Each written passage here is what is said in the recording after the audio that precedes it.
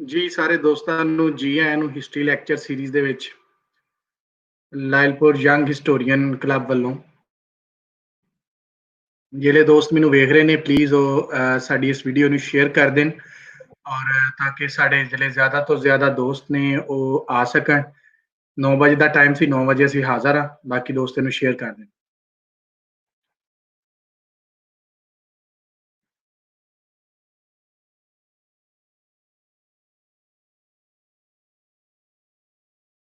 Lyallpur young historian club ਦੇ ਹਵਾਲੇ ਨਾਲ ਅਸੀਂ ਜਿੱਦਾਂ ਪਹਿਲੇ ਵੀ ਗੱਲਬਾਤ ਕਰਦੇ ਰਹਿੰਦੇ ਹਾਂ ਕਿ Lyallpur young historian club Punjab ਦੇ ਉਹਨਾਂ ਹਿੱਸਿਆਂ ਤੇ ਉਹਨਾਂ ਅਣਗੌਲਿਆਂ ਆਸਪੈਕਟ ਤੇ ਗੱਲ ਕਰਦਾ ਹੈ ਜਿਹੜੇ ਅਜੇ ਤੱਕ ਨਹੀਂ ਕੀਤੇ ਗਏ ਗ੍ਰੇ ਏਰੀਆਜ਼ ਨੇ। ਉਹਨਾਂ ਦੇ ਵਿੱਚ ਬਹੁਤ ਸਾਰੇ ਯੂਨੀਕ ਟਾਪਿਕਸ ਨੇ ਜਿਨ੍ਹਾਂ ਦੇ ਉੱਪਰ ਗੱਲ ਨਹੀਂ ਹੋਈ। ਗੱਲ ਤੋਂ ਮੁਰਾਦ ਮੇਰੀ ਇਹ ਹੈ ਕਿ ਐਕਡੈਮਿਕਲੀ ਉਹਨਾਂ ਦੇ ਉੱਪਰ ਕੰਮ ਨਹੀਂ ਹੋਇਆ ਜਾਂ ਉਹ ਸਾਡੇ ਰਿਸਰਚ ਦਾ ਮੌਜੂ ਨਹੀਂ ਬਣੇ ਜਾਂ ਕਿਤੇ ਜਦੋਂ ਬਹੁਤ ਸਾਰੇ ਸਾਡੇ ਪੀਰੀਅਡ ਜਿਹੜੇ ਗੁਜ਼ਰੇ ਉਹਨਾਂ 'ਚ ਜਿਹੜਾ ਕਲੋਨੀਅਲ ਪੀਰੀਅਡ ਸੀ, ਬ੍ਰਿਟਿਸ਼ ਪੀਰੀਅਡ ਸੀ, ਉਹਦੇ ਵਿੱਚ ਇਹਨਾਂ ਤਾਰੀਖ ਦੇ ਹਿੱਸਿਆਂ ਨੂੰ ਤਾਰੀਖ ਵਿੱਚੋਂ ਕੱਢ ਕੇ ਤੇ ਕੁਛ ਆਪਣੀ ਤਾਰੀਖ ਜਿਹੜੀ ਇਹਦੇ ਵਿੱਚ ਪਾ ਲਈ ਗਈ।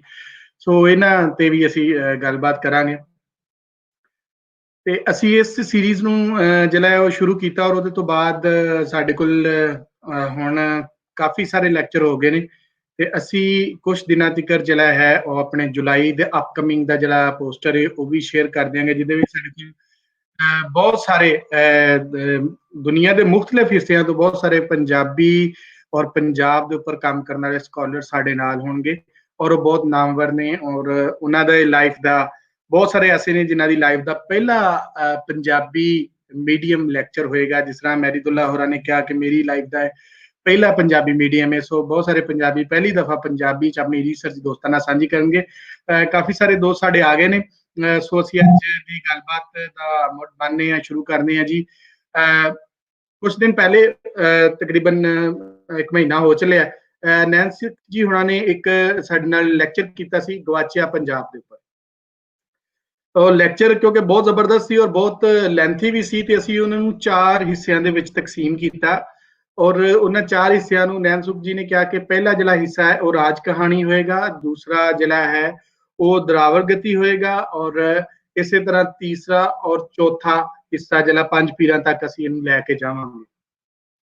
ਸੋ ਅਸੀਂ ਜਿਹੜਾ ਪਹਿਲਾ ਹਿੱਸਾ ਸੀ ਜਿਹਦੇ ਚ ਰਾਜ ਕਹਾਣੀ ਦੀ ਗੱਲਬਾਤ ਹੋਈ ਤੇ ਅੱਜ ਅਸੀਂ ਉਸ ਲੈਕਚਰ ਦੀ ਕੰਟੀਨਿਊਸ਼ਨ ਯਾਨੀ ਉਹਦਾ ਦੂਸਰਾ ਪਾਰਟ ਲੈ ਕੇ ਹਾਜ਼ਰ ਹਾਂ। ਨੈਨਸੁਖ ਜੀ ਸਾਡੇ ਨਾਲ ਅੱਜ ਮੌਜੂਦ ਨੇ। ਜਿਸ ਤਰ੍ਹਾਂ ਅਸੀਂ ਪਹਿਲੇ ਵੀ ਇਹਨਾਂ ਦਾ ਤਾਰਫ ਜਿਸ ਤਰ੍ਹਾਂ ਰੱਖਿਆ ਸੀ ਕਿ ਬੇਸਿਕਲੀ ਤੇ ਸਰਗੋਦਾ ਤੋਂ ਇਹਨਾਂ ਦਾ ਤਲਕ ਕਿ ਬਾਈ ਪ੍ਰੋਫੈਸ਼ਨ ਐਡਵੋਕੇਟ ਨੇ ਔਰ ਇਸ ਤੋਂ ਵੱਖ ਜਿਹੜਾ ਸਾਡੇ ਦੋਸਤਾਂ ਚ ਪੰਜਾਬੀਆਂ ਚ ਇਹਨਾਂ ਦਾ ਬਹੁਤ ਵੱਡਾ ਤਾਰਫ ਹੈ। ਬਹੁਤ ਖੂਬਸੂਰਤ ਰਿਸਰਚ ਔਰਲ ਹਿਸਟਰੀ ਦੇ ਉੱਪਰ ਬਹੁਤ ਕਮਾਂਡ ਤੇ ਨਾਲ ਦੀ ਨਾਲ ਸ਼ਾਇਰ, ਨਾਵਲਿਸਟ, ਸ਼ਾਰਟ ਸਟੋਰੀ ਰਾਈਟਰ ਔਰ ਸਭ ਤੋਂ ਵੱਧ ਕੇ ਪੰਜਾਬ ਦੇ ਨਾਲ ਮੁਹੱਬਤ, ਪੰਜਾਬੀ ਦੇ ਹਵਾਲੇ ਨਾਲ ਮੁਹੱਬਤ ਔਰ ਆਪਣਾ ਕੰਮ ਸਾਰਾ ਪੰਜਾਬੀ ਵਿੱਚ ਕੀਤਾ। ਅੱਜ ਕੱਲ institute of art and culture ਦੇ ਵਿੱਚ ਜਿੱਥੇ ਕਿ ਪੰਜਾਬੀ ਨੂੰ ਉਹਨਾਂ ਨੇ ਕੰਪਲਸਰੀ ਕੀਤਾ ਹੋਇਆ, ਸਾਰੇ ਯੂਨੀਵਰਸਿਟੀ ਦੇ ਬੱਚੇ ਪੜ੍ਹਦੇ ਨੇ ਉੱਥੇ ਐਜ਼ ਏ ਉਸਤਾਦ, ਉੱਥੇ teacher, as a lecturer, as a professor ਉੱਥੇ ਇਹ ਪੜ੍ਹਾ ਰਹੇ ਨੇ ਪੰਜਾਬੀ ਵੀ। ਤੇ ਅਸੀਂ ਉਹਨਾਂ ਨੂੰ ਹੁਣ ਦਾਵਤ ਦਿੰਦੇ ਕਿ ਆ ਕੇ ਅੱਜ ਗਵਾਚੇ ਪੰਜਾਬ ਦਾ ਦੂਜਾ ਹਿੱਸਾ ਦਰਾਵੜ ਨਾਮਾ ਜਿਹੜਾ ਹੈ ਉਹ ਅੱਜ ਸਾਡੇ ਨਾਲ ਸਾਂਝਾ ਕਰਨ। ਜੀ ਸਰ, ਜੀ ਆਇਆਂ ਨੂੰ ਲਾਇਲਪੁਰ ਯੰਗ ਹਿਸਟੋਰੀਅਨ ਕਲੱਬ ਵਿੱਚ। ਅੱਜ ਸਾਡੇ ਨਾਲ ਤੁਸੀਂ ਦੂਸਰਾ ਪਾਰਟ ਸਾਂਝਾ ਕਰਨਾ ਹੈ ਤੇ ਸਰ ਬੜੀ ਮਿਹਰਬਾਨੀ, ਤੁਸੀਂ ਅੱਜ ਟਾਈਮ ਕੱਢਿਆ ਸਾਡੇ ਨਾਲ ਆਏ ਤੇ ਸਾਨੂੰ ਜਿਹੜਾ ਉਹ ਦੂਸਰਾ ਹਿੱਸਾ ਕੰਪਲੀਟ ਕਰਨ ਦਾ ਮੌਕਾ ਮਿਲਿਆ। ਤੇ ਸਰ ਹੁਣ ਸਕਰੀਨ ਤੁਹਾਡੇ ਕੋਲ ਹੈ ਤੇ ਤੁਸੀਂ ਹੁਣ ਗੱਲਬਾਤ ਸਾਂਝੀ ਕਰੋ, ਅਸੀਂ ਫਿਰ ਮਿਲਨੇ ਲੈਕਚਰ ਤੋਂ ਬਾਅਦ।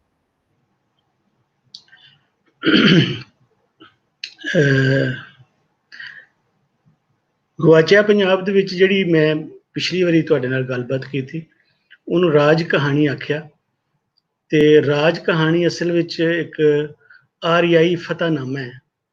ਜੇ ਤੁਸੀਂ ਉਹਨੂੰ ਸਾਰੀ ਮੇਰੀ ਗੱਲਬਾਤ ਨੂੰ ਸੁਣਿਆ ਹੋਵੇ ਤੇ ਉਹ ਸਾਰੇ ਹਾਕਮ ਟਾਬਰੀ ਜਿਹੜੀ ਇੱਥੇ ਹੁਕਮ ਚਲਾਉਂਦੀ ਰਹੀ, ਜਿਹੜੀ ਮਲਮਾਰ ਹੋਈ, ਜਿਨ੍ਹਾਂ ਨੇ ਇੱਥੇ ਕਬਜ਼ੇ ਕੀਤੇ, ਉਹਨਾਂ ਸਾਰਿਆਂ ਨੇ ਆਪਣੇ ਸ਼ਜਰੇ ਜਾਂ ਤੇ ਰਾਜਾ ਕਰਨ ਨਾਲ ਮਿਲਾਏ ਤੇ ਜਾਂ ਫਿਰ ਉਹ ਅਫਗਾਨ ਸਨ, ਇਰਾਨੀ ਸਨ, ਅਰਬ ਸਨ, ਤੁਰਕ ਸਨ, ਇੱਥੋਂ ਦੇ ਧਰਤੀ ਦੇ ਉਹ ਆਪਣੇ ਆਪ ਨੂੰ ਨਹੀਂ ਕਹਿੰਦੇ।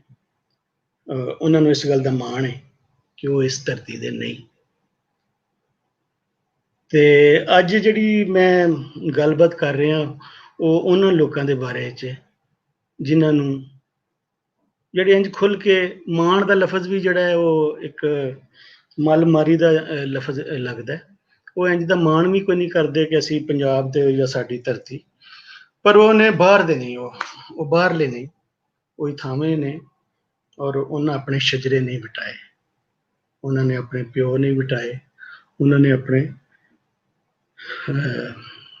ਉਹ ਜੋ ਅਸਲ ਅਸੀਲ ਹੈ ਸਨ, ਭਾਵੇਂ ਦੁੱਖ 'ਚ ਰਹੇ, ਭਾਵੇਂ ਭੁੱਖ ਵਿੱਚ ਰਹੇ, ਪਰ ਉਹਨਾਂ ਆਪਣਾ ਆਪ ਵਿਸਾਰਿਆ ਨਹੀਂ, ਛੱਡਿਆ ਨਹੀਂ। ਤੇ ਮੈਂ ਆਪਣੇ ਇਸ ਦਰਾਵੜ ਨਾਮੇ ਦੀ ਜਿਹੜੀ ਹੈ ਗੱਲਬਾਤ ਉਹ ਇੰਝ ਟੋਰਾਂਗਾ ਕਿ ਮੈਨੂੰ ਸਾਹ ਨਹੀਂ ਆ ਰਿਹਾ। ਇਹ ਮੈਂ ਨਹੀਂ ਕਹਿ ਰਿਹਾ, ਇਹ ਅਮਰੀਕਾ ਦਾ ਇੱਕ ਕਾਲਾ ਜਾਰਜ ਫਲਾਈਟ ਕਹਿ ਰਿਹਾ, ਉਹ ਪੁਕਾਰ ਰਿਹਾ ਹੈ ਕਿ ਮੈਨੂੰ ਸਾਹ ਨਹੀਂ ਆ ਰਿਹਾ। ਉਹਦੇ ਹੱਥ ਵੱਜੇ ਹੋਏ ਨੇ ਔਰ ਉਹ ਪੁੰਜੇ ਡਿੱਗੇ ਹੈ, ਔਰ ਇੱਕ ਗੋਰਾ ਪੁਲਿਸ ਵਾਲਾ ਉਹਦੀ ਧੌਣ ਤੇ ਉਹਨੇ ਗੋਡਾ ਰੱਖਿਆ ਤੇ ਉਹਨੂੰ ਛੱਡ ਨਹੀਂ ਰਿਹਾ। ਉਹ ਪੁਕਾਰਦਾ ਰਿਹਾ ਕਿ ਮੈਨੂੰ ਸਾਹ ਨਹੀਂ ਆ ਰਿਹਾ। 9 ਮਿੰਟ ਤੱਕ ਉਹਦਾ ਸਾਹ ਘੁੱਟਿਆ ਰਿਹਾ ਤੇ ਉਹਨੂੰ ਮਰਨਾ ਪਿਆ। ਦਰਾਵੜ ਨਾਮੇ ਦਾ 7 ਤੱਤ ਤੇ ਅੱਤ ਵੀ ਜਾਰਜ ਫਲਾਈਟ ਦਾ ਇਹ ਹੜ ਹੈ ਕਿ ਮੈਨੂੰ ਸਾਹ ਨਹੀਂ ਆ ਰਿਹਾ। ਪਛੜੇ ਪੰਜਾਬ ਦੀ ਇਹ ਅਣਕਹੀ ਕਥਾ ਉਥਲ ਪੁਥਲ ਤੋਂ ਟੁਰਦੀ ਏ, ਜਦੋਂ ਧਾੜਵੀ, ਲਟੇਰੇ ਤੇ ਪਨਾਹੀ ਹਾਕਮ ਹੋਏ ਤੇ ਧਰਤੀ ਦੇ ਅਸਲ ਵਾਰਸਾਂ ਨਾਲ ਕੀ ਵਾਪਰੀ। ਰੱਸੀਆਂ ਰੱਖ ਕੇ ਵੰਡਦੇ ਉੱਜੜ ਗਿਆ ਦੇ ਥਾਂ।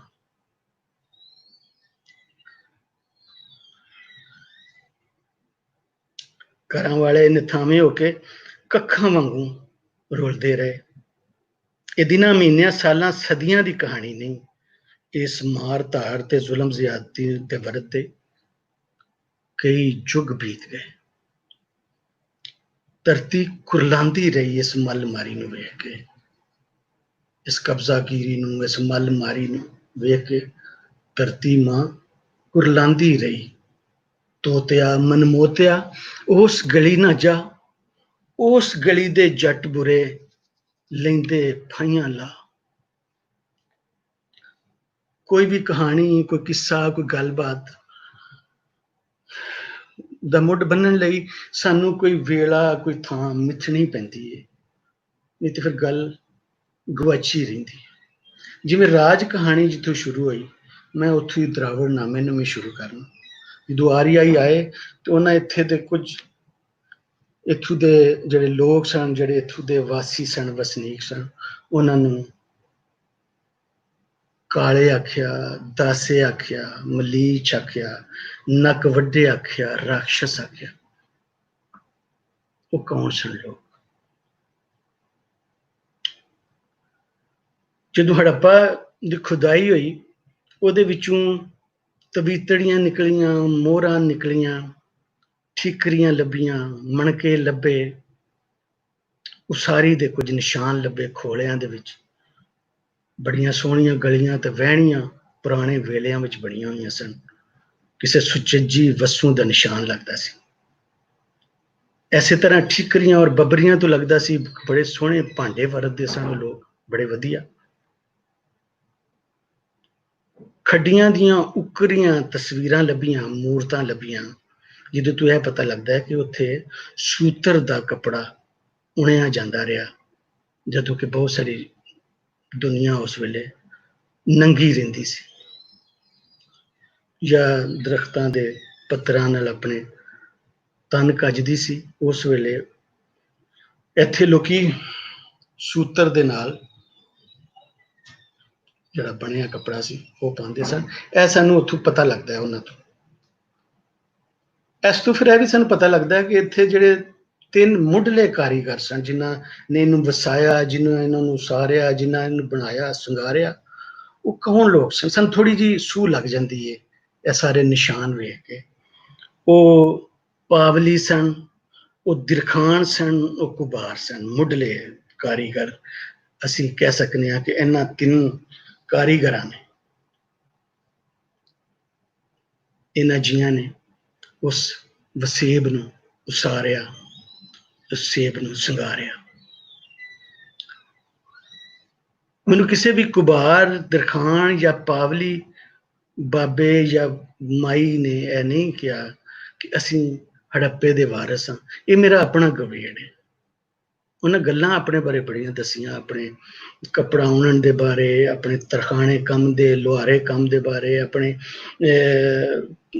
ਭਾਂਡੇ ਬਣਾਉਣ ਦੇ ਬਾਰੇ ਕੁਬਾਰਾਂ ਨੇ ਦੱਸਿਆ। ਪਰ ਇਹ ਗੱਲ ਮੈਨੂੰ ਕਿਸੇ ਵੀ ਨਹੀਂ ਆਖੀ ਕਿ ਅਸੀਂ ਉਹ ਜਿਹੜਾ ਵਸੇਬ ਸੀ ਇੱਕ ਹੜੱਪੇ ਦਾ, ਅਸੀਂ ਉਹਦੇ ਵਾਰਸ ਹਾਂ। ਇਹ ਗੱਲ ਮੇਰਾ ਆਪਣਾ ਗਵੇੜ ਹੈ। ਜਿਹੜੀ ਮੈਂ ਤੁਹਾਨੂੰ ਗੱਲ ਕੀਤੀ ਕਿ ਉੱਥੇ ਜੋ ਕੁਝ ਲੱਭਿਆ, ਠੀਕਰੀਆਂ, ਉਹ ਜਿਹੜੀਆਂ ਉਹ ਮਿਲੀਆਂ, ਮੋਹਰਾਂ ਜਿਹੜੇ ਉਹ ਮਿਲੇ, ਤਵੀਤੜੀਆਂ ਮਿਲੀਆਂ, ਜਾਂ ਜਿਹੜੇ ਖੋਲੇ ਮਿਲੇ, ਉਹਨਾਂ ਤੋਂ ਇਹ ਸਹੀ ਹੁੰਦਾ। ਤੇ ਮੈਂ ਉਸਨੂੰ ਕਹਿ ਰਿਹਾ। ਫਿਰ ਕੁਬਾਰ ਜਿਹੜਾ ਲਫ਼ਜ਼ ਹੈ ਇਹ ਕੁੱਬ ਤੋਂ, ਪਹਿਲਾਂ ਇਹ ਸੀ ਕੁੰਭ ਸੀ। ਕੁੰਭ ਉਹ ਰੋਗਨੀ ਮਟਕੇ ਨੇ ਜਿਹੜੇ ਉੱਥੋਂ ਮਿਲੇ। ਇਹਨਾਂ ਨੂੰ ਬੜੀ ਮੁੱਦਤਾਂ ਤਾਈਂ, ਅੱਜ ਤੋਂ 40-50 ਸਾਲ ਪਹਿਲਾਂ ਵੀ ਉਹਨਾਂ ਰੋਗਨੀ ਮਟਕਿਆਂ ਨੂੰ ਕੁੱਬ ਕਿਹਾ ਜਾਂਦਾ ਸੀ। ਕਹਿੰਦੇ ਨੇ ਉਹ ਕੁੰਭ ਦਾ ਪੁਰਾਣਾ ਨਾਂ ਕੁੰਭ ਸੀ। ਇਹ ਜਿਹੜਾ ਹਿੰਦੂਆਂ ਦਾ ਬੜਾ ਵੱਡਾ ਮੇਲਾ ਲੱਗਦਾ ਕੁੰਭ, ਪਤਾ ਨਹੀਂ ਉਹਦੇ ਵਿੱਚ ਵੀ ਇਹੀ ਲਫ਼ਜ਼ ਕੁੰਭ ਹੋਵੇ। ਤੇ ਕੁੰਭ ਨੂੰ ਕਿਹਾ ਜਾਂਦਾ ਸੀ। ਫਿਰ ਬਾਅਦ ਵਿੱਚ ਕੁੱਬ ਕਹਿਣ ਲੱਗ ਪਏ ਤੇ ਉਹਦੇ ਉੱਤੋਂ ਕੁਬਾਰ ਬਣਿਆ।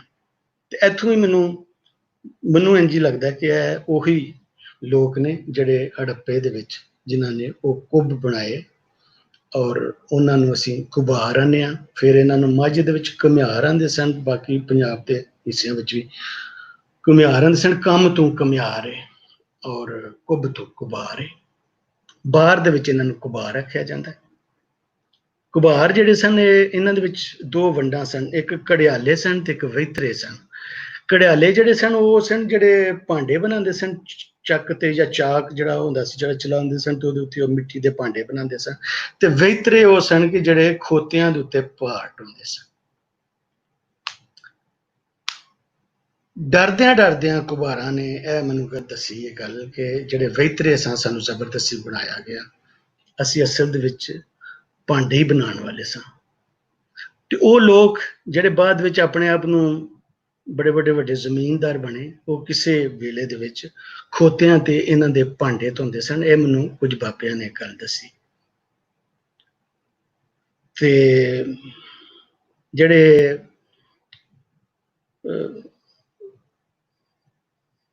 ਇਹਨਾਂ ਦੇ ਵਿੱਚ ਫਿਰ ਅੱਗੋਂ ਕਈ ਜਿਹੜੇ ਪੇਸ਼ੇ ਸਨ, ਜਿਵੇਂ ਚੂੜੀਗਰ ਸਨ। ਚੂੜੀਗਰ ਜਿਹੜੇ ਚੂੜੀਆਂ ਬਣਾਉਣ ਵਾਲੇ ਸਨ ਉਹ ਵੀ ਕੁਬਾਰ ਹੀ ਸਨ। ਫਿਰ ਇੱਕ ਕੁਝ ਸਨ ਜਿਨ੍ਹਾਂ ਨੂੰ ਕਸ਼ਮੀਰੀ ਘੁਮਿਆਰ ਆਖਿਆ ਜਾਂਦਾ, ਉਹ ਕੁੱਜੀ ਠੂਠੀ ਬਣਾਉਂਦੇ ਸਨ, ਔਰ ਕੱਚੀ ਚੀਨੀ ਜਿਹਨੂੰ ਕਿਹਾ ਜਾਂਦਾ ਹੈ ਉਹ ਭਾਂਡੇ ਬਣਾਉਂਦੇ ਸਨ। ਤੇ ਉਹ ਵੀ ਇਹਨਾਂ ਕੁਬਾਰਾਂ ਵਿੱਚੋਂ ਸਨ। ਉਹ ਇਹ ਕੁਬਾਰ ਕਹਿੰਦੇ ਨੇ ਕਿ ਇਹ ਕਸ਼ਮੀਰ ਟੁਰ ਗਏ ਕਿਸੇ ਵੇਲੇ ਦੇ ਵਿੱਚ ਲੋਕ, ਔਰ ਫਿਰ ਕਸ਼ਮੀਰ ਤੋਂ ਵਾਪਸ ਆਏ। ਤੇ ਇਹ ਫਿਰ ਉਹ ਜਿਹੜੇ ਕੱਚੀ ਚੀਨੀ ਦੇ ਜਿਹੜੇ ਭਾਂਡੇ ਬਣਾਉਂਦੇ ਸਨ। ਇਸੇ ਤਰ੍ਹਾਂ ਜਿਹੜੇ ਦਿਰਖਾਨ ਨੇ, ਦਿਰਖਾਨ ਲਫ਼ਜ਼ ਜਿਹੜਾ ਦਿਰਖ ਤੋਂ ਹੈ, ਜੋ ਉਹਨਾਂ ਨੇ ਮੈਨੂੰ ਦੱਸਿਆ ਦਿਰਖ ਤੋਂ। ਦਿਰਖ ਉਹ ਰਸਮ ਹੁੰਦੀ ਸੀ ਜਦੋਂ ਨੀਂਹ ਕੱਢਦੇ ਸਨ, ਜਾਂ ਨੀਂਹ ਕੱਢਦੇ ਸਨ ਜਦੋਂ ਜਿਸ ਦਿਨ ਉਸਾਰੀ ਉਹਨਾਂ ਨੇ ਸ਼ੁਰੂ ਕਰਨੀ ਹੁੰਦੀ ਸੀ, ਉਸ ਵੇਲੇ ਜਿਹੜੀ ਉਹ ਨੀਂਹ ਕੱਢੀ ਜਾਂਦੀ ਸੀ ਜਾਂ ਐਰਾ ਕੱਢਿਆ ਜਾਂਦਾ ਸੀ। ਤੇ ਉਸ ਵੇਲੇ ਕੋਈ ਰਸਮ ਹੁੰਦੀ ਹੋਵੇਗੀ, ਉਸ ਵੇਲੇ ਕੋਈ ਖੁਸ਼ੀ ਮਨਾਈ ਜਾਂਦੀ ਹੋਏਗੀ, ਤਾਂ ਉਹਨੂੰ ਦਿਰਖ ਕਿਹਾ ਜਾਂਦਾ ਸੀ। ਇੱਕ ਬਾਬੇ ਨੇ ਮੈਨੂੰ ਇਹ ਦੱਸਿਆ ਕਿ ਜਿਹੜੀ ਜਿਸ ਵਕਤ ਨੀਂਹ ਦੇ ਵਿੱਚ ਪਹਿਲੀ ਜਿਹੜੀ ਇੱਟ ਪੂਰੀ ਜਾਂਦੀ ਸੀ, ਉਹ ਕਾਲੀ ਖਿੰਗਰ ਇੱਟ ਹੁੰਦੀ ਸੀ, ਔਰ ਉਹਨੂੰ ਧੀ ਆਖਿਆ ਜਾਂਦਾ ਸੀ। ਉਸ ਇੱਟ ਨੂੰ ਉਹਦੇ ਉੱਤੇ ਫਿਰ ਭਾਵੇਂ ਜਿੱਡੀ ਉੱਚੀ ਉਸਾਰੀ ਕਰ ਲਵੋ, ਉਸ ਧੀ ਦੇ ਉੱਤੇ ਉਹਨੂੰ ਧੀ ਆਖਿਆ ਜਾਂਦਾ ਸੀ। ਤੇ ਮੇਰਾ ਇਹ ਗਵੇੜ ਹੈ ਕਿ ਜਿਹੜਾ ਤਿਰਕ ਲਫ਼ਜ਼ ਉਹ ਸ਼ਾਇਦ ਧੀ ਰੱਖ ਨਾ ਹੋਵੇ। ਇਹ ਮੇਰਾ ਗਵੇੜ ਹੈ, ਮੈਨੂੰ ਕਿਸੇ ਉਹਨਾਂ ਵਿੱਚੋਂ ਨਹੀਂ ਕਿਸੇ ਦੱਸਿਆ। ਜਿਹੜੇ ਲੁਹਾਰ ਨੇ ਉਹ ਤਰਖਾਣਾ ਵਿੱਚੋਂ ਹੀ ਨੇ। ਜਿਹੜੇ ਸਾਨੂੰ ਰੱਛ ਮਿਲੇ ਹੜੱਪੇ ਦੇ ਵਿੱਚੋਂ ਉਹ ਲੁਹਾਰੇ ਤਰਖਾਣੇ ਸਨ, ਤੇ ਤਰਖਾਣਾ ਦੇ ਵਿੱਚੋਂ ਹੀ ਲੁਹਾਰ ਬਣੇ। ਉਹ ਲੁਹਾਰ ਤਰਖਾਣ ਇੱਕ ਹੀ ਨੇ। ਔਰ ਤੁਹਾਡਾ ਪੂਰਾ ਵਸੇਬ, ਤੁਹਾਡੀ ਪੂਰੀ ਵਾਹੀ ਬੀਜੀ ਉਹ ਇਹਨਾਂ ਤਰਖਾਣੇ ਔਰ ਲੁਹਾਰੇ ਕੰਮ ਤੋਂ ਬਿਨਾਂ ਤੁਹਾਡਾ ਸਰਦਾ ਹੀ ਨਹੀਂ। ਤੁਹਾਡਾ ਜਿਹੜਾ ਖਰਾਸ ਹੈ, ਤੁਹਾਡਾ ਜਿਹੜਾ ਖੂਹ ਹੈ, ਉਹ ਲੁਹਾਰ ਤਰਖਾਣ ਹੀ ਬਣਾਉਂਦੇ ਨੇ। ਤੁਹਾਡਾ ਹਲ ਪੰਜਾਲੀ, ਤੁਹਾਡੇ ਡੰਗਰਾਂ ਦੀਆਂ ਖੁਰਲੀਆਂ, ਤੁਹਾਡੇ ਡੰਗਰਾਂ ਦੇ ਕਿੱਲੇ, ਤੁਹਾਡੇ ਉਹਨਾਂ ਦੇ ਸੰਗਲ ਜਿਹੜੇ ਜਾਨਵਰਾਂ ਦੇ ਹੁੰਦੇ ਨੇ, ਤੁਹਾਡੇ ਬੂਹੇ ਬਾਰੀਆਂ, ਤੁਹਾਡੀਆਂ ਕੁੰਡੀਆਂ, ਤੁਹਾਡੇ ਜੰਦਰੇ, ਸਾਰਾ ਕੁਝ ਲੁਹਾਰ ਤੇ ਤਰਖਾਣ ਹੀ ਬਣਾਉਂਦੇ ਨੇ। ਜਿਹੜੇ ਲੁਹਾਰਾਂ ਦੇ ਵਿੱਚੋਂ ਹੀ ਖਰਾਸੀਏ ਸਨ, ਲੁਹਾਰਾਂ ਦੇ ਵਿੱਚੋਂ ਹੀ ਖਰਾਦੀਏ ਸਨ, ਲੁਹਾਰਾਂ ਦੇ ਵਿੱਚੋਂ ਕਸੇਰੇ ਸਨ। ਕਸੇਰੇ ਲੋਹੇ, ਤਰਾਮੇ, ਪਿੱਤਲ ਦੇ ਜਿਹੜੇ ਭਾਂਡੇ ਬਣਾਉਂਦੇ ਸਨ ਉਹਨਾਂ ਨੂੰ ਕਸੇਰੇ ਆਖਿਆ ਜਾਂਦਾ ਸੀ। ਕਮਾਨਗਰ ਔਰ ਤੀਰਗਰ ਵੀ ਜਿਹੜੇ ਸਨ ਉਹ ਤਰਖਾਣ ਲੁਹਾਰ ਹੀ ਸਨ। ਜਿਹੜੇ ਤਰਖਾਣ ਸਨ, ਲੁਹਾਰ ਸਨ, ਜਿਹੜੀਆਂ ਸਿੱਖ ਮਿਸਲਾਂ ਬਣੀਆਂ ਉਹਨਾਂ ਦੇ ਵਿੱਚ ਇੱਕ ਮਿਸਲ ਜਿਹੜੀ ਸੀ ਉਹ ਇਹਨਾਂ ਦੀ ਸੀ, ਜਿਹਨੂੰ ਰਾਮਗੜੀਆ ਮਿਸਲ, ਜੱਸਾ ਸਿੰਘ ਠੋਕਾ ਜਿਹਦਾ ਬਾਨੀ ਸੀ। ਤੇ ਇਹ ਜਿਹੜੇ ਸਨ ਰਾਮਗੜੀਏ, ਜਿਹੜਾ ਅੰਗਰੇਜ਼ਾਂ ਦੇ ਜ਼ਮਾਨੇ ਦੇ ਵਿੱਚ ਜਦੋਂ ਲਾਕਵੁੱਡ ਕਿਪਲਿੰਗ ਇੱਥੇ ਆਇਆ ਤੇ ਉਹਨੇ ਨਿਊ ਸਕੂਲ ਆਫ ਆਰਟਸ ਬਣਾਉਣ ਤੋਂ ਪਹਿਲਾਂ ਜਿਸ ਵਕਤ ਇੱਥੇ ਆਇਆ ਤੇ ਉਹਨੇ ਬਹੁਤ ਸਾਰੇ ਤਰਖਾਣਾਂ ਨੂੰ ਔਰ ਵੇਖਿਆ ਤੇ ਉਹਨੂੰ ਨਾ ਬੜੇ ਅਨਪੜ੍ਹ ਜਿਹੇ ਲੱਗੇ। ਉਹਨੇ ਕੁਝ ਇਨਸਲਟਿੰਗ ਜਿਹੇ ਕਮੈਂਟ ਵੀ ਦਿੱਤੇ ਇਹਨਾਂ ਦੇ ਬਾਰੇ ਕਿ ਇੱਥੋਂ ਦੇ ਲੋਕ ਜਿਹੜੇ ਨੇ ਉਹਨਾਂ ਨੂੰ ਜਿਓਮੈਟਰੀ ਨਹੀਂ ਆਉਂਦੀ। ਪਰ ਜਦੋਂ ਉਹਨੇ ਮਸਜਿਦ ਵਜ਼ੀਰ ਖਾਂ ਵੇਖੀ ਔਰ ਉਹਦੇ 'ਚ ਉਹਨੇ ਵੇਖਿਆ ਕਿ ਇਹਨਾਂ ਨੂੰ ਤੇ ਐਂਗਲ ਦਾ ਵੀ ਪਤਾ ਹੈ ਔਰ ਸਾਰੀਆਂ ਡਾਟਾਂ ਕਿਵੇਂ ਬਣਾਉਂਦੇ ਨੇ, ਛੱਜੇ, ਛਤਰੀਆਂ, ਗੁੰਬਦ, ਮਨਾਰੇ ਕਿਵੇਂ, ਉਹ ਕਹਿੰਦੇ ਐਂ ਤੇ ਨਹੀਂ। ਫਿਰ ਉਹਨੇ ਉਹਨਾਂ ਨੂੰ ਪੁੱਛਿਆ ਤੁਸੀਂ ਕਿਵੇਂ ਬਣਾਉਂਦੇ ਹੋ। ਫਿਰ ਜਦੋਂ ਆਪਣਾ ਸਾਲ ਤੇ ਗੁਣੀਆਂ ਲੈ ਕੇ ਆਏ ਤੇ ਉਹ ਜਿਸ ਤਰ੍ਹਾਂ ਉਹਨਾਂ ਨੇ ਦੱਸਿਆ ਕਿ ਅਸੀਂ ਇੰਝ ਬਣਾਉਂਦੇ ਹਾਂ ਤਾਂ ਉਹਨੂੰ ਪਤਾ ਲੱਗਾ ਕਿ ਇਹਨਾਂ ਨੂੰ ਪਤਾ ਤੇ ਸਾਰਾ ਹੈ ਪਰ ਲਿਖ ਪੜ੍ਹ ਨਹੀਂ ਸਕਦੇ। ਫਿਰ ਉਹਨੇ ਸਕੂਲ ਆਫ ਕਾਰਪੈਂਟਰੀ ਬਣਾਇਆ ਔਰ ਲੁਹਾਰਾਂ ਤਰਖਾਣਾਂ ਦੇ ਬਹੁਤ ਸਾਰੇ ਮੁੰਡੇ ਉਹਦੇ ਵਿੱਚ, ਉਹਨਾਂ ਦੇ ਵਿੱਚ ਭਾਈ ਰਾਮ ਸਿੰਘ ਸੀ। ਲਾਹੌਰ ਦੀਆਂ ਬਹੁਤ ਸਾਰੀ ਹਰ ਤੀਜੀ ਵਧੀਆ ਜਿਹੜੀ ਬਿਲਡਿੰਗ ਤੁਹਾਨੂੰ ਅੱਜ ਵੀ ਨਜ਼ਰ ਆਉਂਦੀ ਹੈ ਅੰਗਰੇਜ਼ਾਂ ਦੇ ਵੇਲੇ ਦੀ ਬਣੀ ਹੈ, ਭਾਈ ਰਾਮ ਸਿੰਘ ਦੀ ਬਣਾਈ ਬਿਲਡਿੰਗ। ਫਿਰ ਜਿਹੜੇ ਪਾਵਲੀ ਨੇ, ਪਾਵਲੀ ਜਿਹੜਾ ਹੈ ਪਾਵਲ ਤੋਂ ਹੈ। ਪਾਵਲ ਉਹ ਖੱਡੀ ਹੁੰਦੀ ਜਿਹੜੀ ਪਾਵਿਆਂ ਦੇ ਉੱਤੇ ਹੁੰਦੀ ਸੀ ਔਰ ਉਹਦੇ ਉੱਤੇ ਇੱਕ ਵੇਲੇ ਦੇ ਵਿੱਚ ਕਈ ਕਾਰੀਗਰ ਕੰਮ ਕਰਦੇ ਸਨ ਤੇ ਇਹ ਪਾਵਲ ਤੋਂ ਪਾਵਲੀਏ। ਜੁਲਾਏ ਹੈ ਉਦੋਂ ਬਣੇ, ਕਹਿੰਦੇ ਨੇ ਕਿ ਰਾਜਾ ਦੀਪ ਚੰਦ ਜਿਹੜਾ ਦੀਪਾਲਪੁਰ ਜਿਹਨੇ ਵਸਾਇਆ ਉਹਨੇ ਸਾਨੂੰ ਇਹ ਨਾਂ ਦਿੱਤਾ। ਤੇ ਜੁਲਾਹਾ ਦਾ ਮਤਲਬ ਹੁੰਦਾ ਹੈ ਕਿ ਨੰਗ ਨੂੰ ਕੱਜਣ ਵਾਲਾ। ਲੈਫਟ ਦੇ ਲੋਕ ਹੈ ਜਿਹੜਾ ਨਾਰਾ ਮਾਰਦੇ ਰਹੇ ਪੰਜਾਬੀ ਦੇ ਵਿੱਚ ਕੁੱਲੀ, ਜੁੱਲੀ, ਗੁੱਲੀ, ਉਹਦੇ ਵਿੱਚ ਜਿਹੜਾ ਜੁੱਲੀ ਹੈ ਉਹ ਇਹੀ ਹੈ ਕਿ ਤੁਹਾਨੂੰ ਕੱਜਣ ਵਾਲਾ, ਤੁਹਾਡਾ ਬਿਸਤਰਾ ਜਾਂ ਤੁਹਾਡਾ ਲਿਬਾਸ ਉਹ ਜੁੱਲੀ ਹੈ ਤੇ ਉਹਦੇ ਤੋਂ ਜੁਲਾਹਾ। ਤੇ ਇਹ ਜਿਹੜੇ ਲੋਕ ਸਨ ਇਹ ਜਿਹੜੇ ਕੁਬਾਰ ਸਨ ਜਾਂ ਤਰਖਾਣ ਸਨ ਜਾਂ ਜਿਹੜੇ ਪਾਵਲੀ ਸਨ, ਇਹ ਸਾਰੇ ਲੋਕ ਬੜੇ ਸਾਊ ਲੋਕ ਸਨ। ਪਰ ਜਿਹੜੇ ਪਾਵਲੀ ਸਨ ਖਾਸ ਤੌਰ ਤੇ ਇਹਨਾਂ ਦੇ ਵਿੱਚ ਬੜੇ ਨਿਮਾਣੇ ਜਿਹੇ ਲੋਕ ਸਨ ਇਹਨਾਂ 'ਚ ਔਰ ਉਹਨਾਂ ਦੇ ਉਸ ਨਿਮਾਣੇ ਹੋਣ ਦਾ ਲੋਕਾਂ ਨੇ ਮਾਹੌਲ ਵੀ ਬਣਾਇਆ। ਉਹਨਾਂ ਨੂੰ ਡਰਾਕਲ ਕਹਿੰਦੇ ਸਨ, ਉਹਨਾਂ ਨੂੰ ਥੋੜਾ ਜਿਹਾ ਕਹਿੰਦੇ ਸਨ ਕਿ ਇਹਨਾਂ ਵਿੱਚ ਐਡੇ ਸਿਆਣੇ ਨਹੀਂ ਹੁੰਦੇ। ਪਰ ਇਹ ਉਹਨਾਂ ਕਦੀ ਵੀ ਨਹੀਂ ਸੋਚਿਆ ਕਿ ਉਹ ਜਿਹੜਾ ਖੇਸ ਬਣਾਉਂਦੇ ਨੇ, ਉਹ ਜਿਹੜਾ ਖੱਦਰ ਬਣਾਉਂਦੇ ਨੇ, ਉਹ ਜਿਵੇਂ ਤਾਣੀ ਤਾਣਦੇ ਨੇ, ਉਹ ਬਗੈਰ ਸੋਚ ਸਮਝ ਦੇ ਤੇ ਨਹੀਂ ਹੁੰਦਾ। ਪਰ ਅਸੀਂ ਉਹਨਾਂ ਦਾ ਮਾਹੌਲ ਉਡਾਉਂਦੇ ਰਹੇ, ਉਹਨਾਂ ਨੂੰ ਕਹਿ ਕੇ ਕਿ ਇਹਨਾਂ ਵਿੱਚ ਕੋਈ ਸੋਚ ਸਮਝ ਇੰਨੀ ਨਹੀਂ ਹੁੰਦੀ ਔਰ ਇਹ ਬੜੇ ਡਰਾਕਲ ਹੁੰਦੇ ਨੇ। ਜਿਹੜੇ ਛੀਂਬੇ ਸਨ, ਜਿਹੜਾ ਕੱਪੜਾ ਰੰਗਦੇ ਸਨ, ਜਾਂ ਜਿਹੜੇ ਲਲਾਰ ਛੀਂਬੇ ਉਹ ਸਨ ਜਿਹੜੇ ਠੇਕਾ ਲਾਉਂਦੇ ਸਨ ਕੱਪੜੇ ਦੇ ਉੱਤੇ। ਜਦੋਂ ਰਣਜੀਤ ਸਿੰਘ ਦਾ ਜ਼ਮਾਨਾ ਸੀ ਲਾਹੌਰ ਦੇ ਵਿੱਚ ਕਹਿੰਦੇ ਨੇ 400 ਦੇ ਕਰੀਬ ਕੱਪੜੇ ਦੇ ਜਿਹੜੇ ਸਨ ਉਹ ਕਾਰਖਾਨੇ ਸਨ। ਕਾਰਖਾਨਾ ਅੱਜ ਦੀ ਫੈਕਟਰੀ ਵਾਂਗੂ ਤਾਂ ਨਹੀਂ ਹੋਏਗਾ, ਕੋਈ ਵੱਖਰੀ ਉਹਦੀ ਸ਼ਕਲ ਹੋਏਗੀ।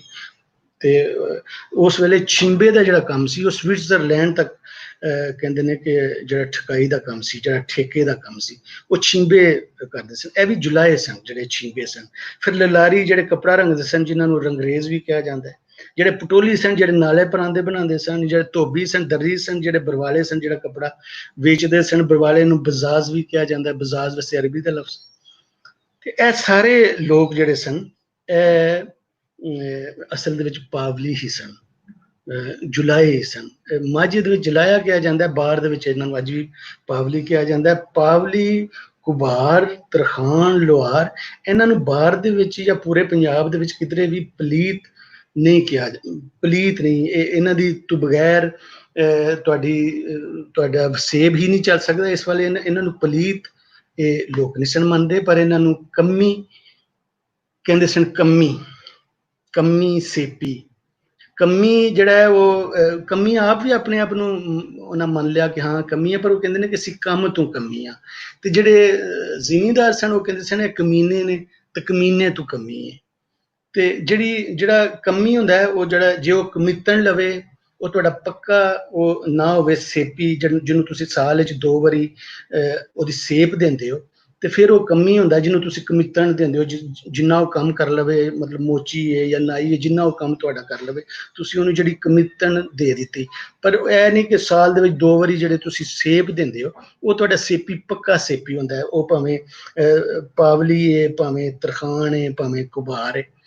ਤੇ ਜੇ ਉਹ ਖੇਸ ਬਣਾ ਕੇ ਤੁਹਾਨੂੰ ਦਿੰਦਾ ਹੈ, ਤੇ ਤੁਹਾਡੇ ਕੋਲ ਉਹਦੀ ਮਜ਼ਦੂਰੀ ਲੈ ਲੈਂਦਾ, ਤੇ ਫਿਰ ਉਸ ਵੇਲੇ ਉਹ ਤੁਹਾਡਾ ਕਮੀ, ਤੁਹਾਡਾ ਸੇਪੀ ਨਹੀਂ। ਪਰ ਜੇ ਤੁਹਾਡਾ ਪੱਕਾ ਹੈ, ਤੇ ਫਿਰ ਤੇ ਇਹ ਕਿੰਨੇ ਕੰਮ ਇਹ ਕਰਦੇ ਸਨ। ਮਤਲਬ ਇਹ ਜ਼ਿਮੀਂਦਾਰ ਦੀ ਮਰਜ਼ੀ ਹੈ ਕਿ ਉਹਨਾਂ ਨੂੰ ਕਿਸੇ ਵੇਲੇ ਵੀ ਉਹ ਬੁਲਾ ਲਵੇ, ਵੰਗਾਰ ਦੇਵੇ ਕਿ ਮੇਰੀ ਆ ਕੇ ਮੇਰੇ ਰੁੱਖ ਵੱਢੋ, ਉਹ ਤਰਖਾਣ ਨੂੰ ਆਉਣਾ ਪਏਗਾ। ਉਹ ਕਵੇ ਆ ਕੇ ਮੇਰਾ ਕੋਠਾ ਲਿੰਬੋ, ਉਹਨਾਂ ਨੂੰ ਮਿੱਟੀ ਢੋਣੀ ਪਏਗੀ ਆ ਕੇ। ਘੁਮਿਆਰਾਂ ਨੂੰ ਉਹ ਕਵੇ ਕਿ ਮੇਰਾ ਕਮਾਦ ਛਿੱਲੋ, ਉਹਨਾਂ ਨੂੰ ਕਮਾਦ ਆ ਕੇ ਛਿੱਲਣਾ ਪਏਗਾ ਆਪਣੇ ਕੰਮ ਛੱਡ ਕੇ। ਉਹ ਕਵੇ ਮੇਰੀ ਕਣਕ ਵੱਢੋ, ਮੇਰੀ ਮੁੰਜੀ ਵੱਢੋ। ਤੇ ਕਈ ਇਹਨਾਂ ਨੂੰ ਕੰਮ ਕਰਨੇ ਪੈਂਦੇ ਸਨ। ਔਰ ਇਹਨਾਂ ਦੀ 3 ਟਾਈਮ ਦੀ ਰੋਟੀ ਬੜੀ ਔਖੀ ਟੁਰਦੀ ਸੀ। ਇਹਨਾਂ ਨੂੰ ਬਾਲਣ ਚੁਗਣਾ ਪੈਂਦਾ ਸੀ, ਆਪਣੀ ਚੁੱਲ੍ਹ ਬਾਲਣ ਵਾਸਤੇ ਇਹਨਾਂ ਨੂੰ ਬਾਲਣ ਚੁਗਣਾ ਪੈਂਦਾ ਸੀ।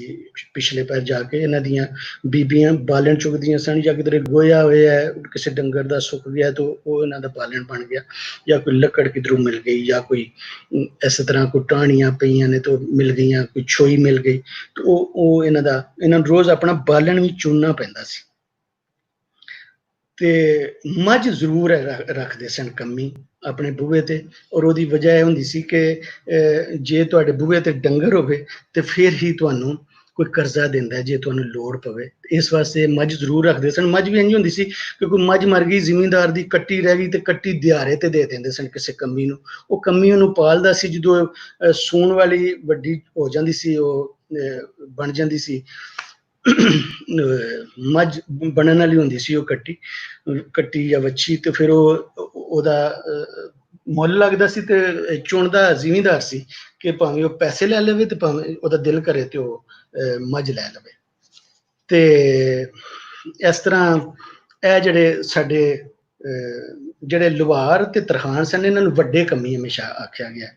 ਪਾਵਲੀ ਜਾਂ ਕੁਬਾਰ ਇਹਨਾਂ ਨੂੰ ਵੱਡੇ ਕੰਮੀ ਉਸ ਤਰ੍ਹਾਂ ਨਹੀਂ ਸੀ ਕਿਹਾ ਗਿਆ, ਪਰ ਇਹ ਜਿਹੜੇ ਲੁਹਾਰ ਔਰ ਤਰਖਾਣ ਸਨ, ਇਹਨਾਂ ਨੂੰ ਵੱਡੇ ਕੰਮੀ ਮੰਨਿਆ ਗਿਆ। ਈਵਨ ਅੰਗਰੇਜ਼ਾਂ ਦੇ ਆਉਣ ਤੱਕ ਵੀ ਜਿਹੜਾ ਉਹਨਾਂ ਦਾ ਬੰਦੋਬਸਤ ਕੀਤਾ ਗਿਆ, ਉਹਦੇ ਵਿੱਚ ਇਹਨਾਂ ਦੇ ਜਿਹੜਾ ਕਮਿੱਤਣ ਜਾਂ ਇਹਨਾਂ ਦੀ ਸੇਪ ਰੱਖੀ ਗਈ, ਉਹ ਦੂਜਿਆਂ ਲੋਕਾਂ ਨੂੰ ਜ਼ਿਆਦਾ ਸੀ। ਇਹਨਾਂ ਨੂੰ ਗੁੜ ਵੀ ਮੰਗ ਕੇ ਲੈਣਾ ਪੈਂਦਾ ਸੀ, ਲੱਸੀ ਵੀ ਮੰਗ ਕੇ ਲੈਣੀ ਪੈਂਦੀ ਸੀ। ਮੰਗਤੇ ਦਾ ਇੱਕ ਸੀ। ਇਹਨਾਂ ਨੂੰ ਮੰਜੀ ਤੇ ਨਹੀਂ ਸਨ ਬਹਿ ਸਕਦੇ, ਜ਼ਿਮੀਂਦਾਰ ਦੇ ਸਾਹਮਣੇ ਇਹਨਾਂ ਨੂੰ ਪੁੰਜੀ ਬਹਿਣਾ ਪੈਂਦਾ ਸੀ। ਇਹਨਾਂ ਦੇ ਪਰਿਆ ਪੁਰਿਆ ਜਿਹੜੀ ਹੁੰਦੀ ਸੀ, ਉਹ ਜਿਹੜੇ ਸਨ ਉਹ ਜ਼ਿਮੀਂਦਾਰੀ ਕਰਦੇ ਸਨ। ਕਦੀ ਕੰਮੀ ਜਿਹੜੇ ਸਨ ਉਹਨਾਂ ਜ਼ਿਮੀਂਦਾਰਾਂ ਦੀ ਪਰਿਆ ਤੇ ਨਹੀਂ ਕੀਤੀ। ਜ਼ਿਮੀਂਦਾਰੀ ਇਹਨਾਂ ਲੋਕਾਂ ਦੇ ਜੋ ਮਰਜ਼ੀ ਉਹ ਫੈਸਲਾ ਕਰਦੇ ਹਨ, ਨਿਆਂ ਕਰਨ ਜਾਂ ਅਨਿਆਂ ਕਰਨ, ਜਿਵੇਂ ਵੀ ਉਹਨਾਂ ਨੂੰ ਸਮਝ ਆਵੇ ਉਹ ਕਰਨ। ਇਹ ਵਿਚਾਰੇ ਬੋਲ ਨਹੀਂ ਸਨ ਸਕਦੇ। ਉਹਨਾਂ ਦੇ ਅੱਗੇ ਜਿਹੜੀ ਦਾਈ ਹੁੰਦੀ ਸੀ ਪਿੰਡ ਦੀ, ਉਹ ਹਮੇਸ਼ਾ ਕਮੀਆਂ ਵਿੱਚ ਹੁੰਦੀ ਸੀ। ਜਿਹੜੀ ਬਾਲ ਜਮਾਂਦੀ ਸੀ, ਉਹ ਹਮੇਸ਼ਾ ਕਮੀਆਂ ਵਿੱਚ ਹੁੰਦੀ ਸੀ। ਕਦੀ ਵੀ ਕੋਈ ਜ਼ਿਮੀਂਦਾਰ ਤੋਂ ਇਹ ਨਾ ਸਮਝੋ ਕਿ ਜਿਹੜੇ ਕਿਸਾਨ ਸਨ, ਉਹ ਵੀ ਕੋਈ ਕਿਸਾਨ ਜਿਹੜਾ ਉਹ ਤੇ ਕਮੀਆਂ ਵਾਂਗ ਹੁੰਦਾ ਸੀ। ਜਿਹੜਾ ਮਜ਼ੇਰਾ ਹੁੰਦਾ ਸੀ, ਜਿਹੜਾ ਬੇਜ਼ਮੀਨ ਮਾਲਕ ਸੀ, ਉਹ ਤੇ ਅਕਸਰ ਸੀਰੀ ਹੁੰਦਾ ਸੀ। ਉਹਨੂੰ 8ਵਾਂ ਹਿੱਸਾ ਲੱਭਦਾ ਸੀ ਕਮੀਆਂ ਵਾਂਗੂ। ਜੇ ਉਹਦੀ ਜ਼ਮੀਨ ਕੋਈ ਨਹੀਂ, ਤੇ ਉਹਨੂੰ ਤੁਸੀਂ ਕਹਿ ਸਕਦੇ ਹੋ ਕਿ ਉਹਦੇ ਕਮੀਆਂ ਦੀ ਹੀ ਕੋਈ ਕਿਸਾਨ ਜਿਹੜਾ ਹਾਲੀ ਸੀ, ਜਿਹੜਾ ਕਈ ਵਾਰੀ ਉਹਨੂੰ ਰਾਖ ਹੀ ਕਰਨੀ ਪੈਂਦੀ ਸੀ। ਰਾਖ ਵਾਕ ਜਿਹੜਾ ਅਸੀਂ ਲਫ਼ਜ਼ ਵੀ ਵਰਤਨੇ ਆ, ਜਾਂ ਕਾਮਾ, ਉਹਨੂੰ ਉਹ ਕਰਨਾ ਪੈ ਜਾਂਦਾ ਸੀ। ਫਿਰ ਇਸ ਤੋਂ ਬਾਅਦ ਅਸੀਂ ਵੇਖਦੇ ਹਾਂ ਪਰਾਈਆਂ। ਫਿਰ ਇੱਕ ਜਿਹੜਾ ਇਸ ਤੋਂ ਬਾਅਦ ਅਸੀਂ ਵੇਖਦੇ ਹਾਂ ਖਾਸ ਤੌਰ ਤੇ ਬਾਹਰ ਦੇ ਵਿੱਚ, ਤੇ ਪਿਰਾਈ, ਮਾਛੀ ਔਰ ਮਸੱਲੀ। ਪਿਰਾਈ, ਮਾਛੀ ਔਰ ਮਸੱਲੀ ਇਹ ਕਹਿੰਦੇ ਨੇ ਕਿ ਅਸੀਂ ਇੱਕ ਹੀ ਦਾਦੇ ਦੀ ਔਲਾਦ ਹਾਂ। ਪਰ ਜਿਹੜੇ ਮਾਛੀ ਔਰ ਪਿਰਾਈ ਨੇ, ਉਹ ਆਪਣੇ ਆਪ ਨੂੰ ਥੋੜਾ ਜਿਹਾ ਇਹਨਾਂ ਤੋਂ ਵਧੀਆ ਜਾਂ ਉੱਚੇ ਦਰਜੇ ਤੇ ਸਮਝਦੇ ਨੇ ਸ਼ਾਇਦ, ਤੇ ਉਹ ਇਹ ਨਹੀਂ ਗੱਲ ਮੰਨਦੇ। ਪਰ ਮਸੱਲੀ ਇਹ ਕਹਿੰਦੇ ਨੇ ਕਿ ਜਿਹੜੇ ਮਾਛੀ ਔਰ ਪਿਰਾਈ ਨੇ, ਅਸੀਂ ਲੜਾਕੇ ਸਾਂ, ਲੜਨ ਵਾਲੇ ਸਾਂ, ਅਸੀਂ ਡਾਂਗ ਮਾਰ ਸਾਂ, ਔਰ ਅਸੀਂ ਰਾਖੇ ਸਾਂ। ਜਿਹੜੇ ਤਰਖਾਣ ਔਰ ਕੁਬਾਰ ਔਰ ਪਾਵਲੀ ਸਨ, ਇਹ ਜਿਹੜੇ ਸਨ ਕਾਰੀਗਰ ਸਨ, ਇਹ ਵਸਾਉਂਦੇ ਸਨ। ਵਸੇਬ ਨੂੰ ਸਾਰਾ ਉਹਦਾ ਜਿਹੜਾ ਕੰਮ ਸੀ ਕਰਦੇ ਸਨ, ਤੇ ਅਸੀਂ ਜਿਹੜੇ ਸਾਂ, ਅਸੀਂ ਇਹਦੀ ਰਾਖੀ ਕਰਦੇ ਸਾਂ ਵਸੇਬ ਦੀ। ਇਹ ਮਸੱਲੀ ਇਸ ਤਰ੍ਹਾਂ ਕਹਿੰਦੇ ਨੇ। ਤੇ ਜਿਹੜੇ ਪਿਰਾਈ ਜਿਹੜੇ ਨੇ, ਲੜਾਕੇ ਲੜਾਈ ਦੇ ਵੇਲੇ ਜਿਹੜਾ ਢੋਲ ਵਜਾਇਆ ਜਾਂਦਾ ਸੀ ਉਹ ਵਜਾਉਂਦੇ ਸਨ। ਪੁਰਾਣੇ ਵੇਲਿਆਂ ਦੇ ਵਿੱਚ ਜਿਹੜਾ ਢੋਲ ਸੀ ਨੂੰ ਪੀਰਾ ਕਿਹਾ ਜਾਂਦਾ ਸੀ, ਉਹਦੇ ਤੋਂ ਪਿਰਾਈ ਹੈ।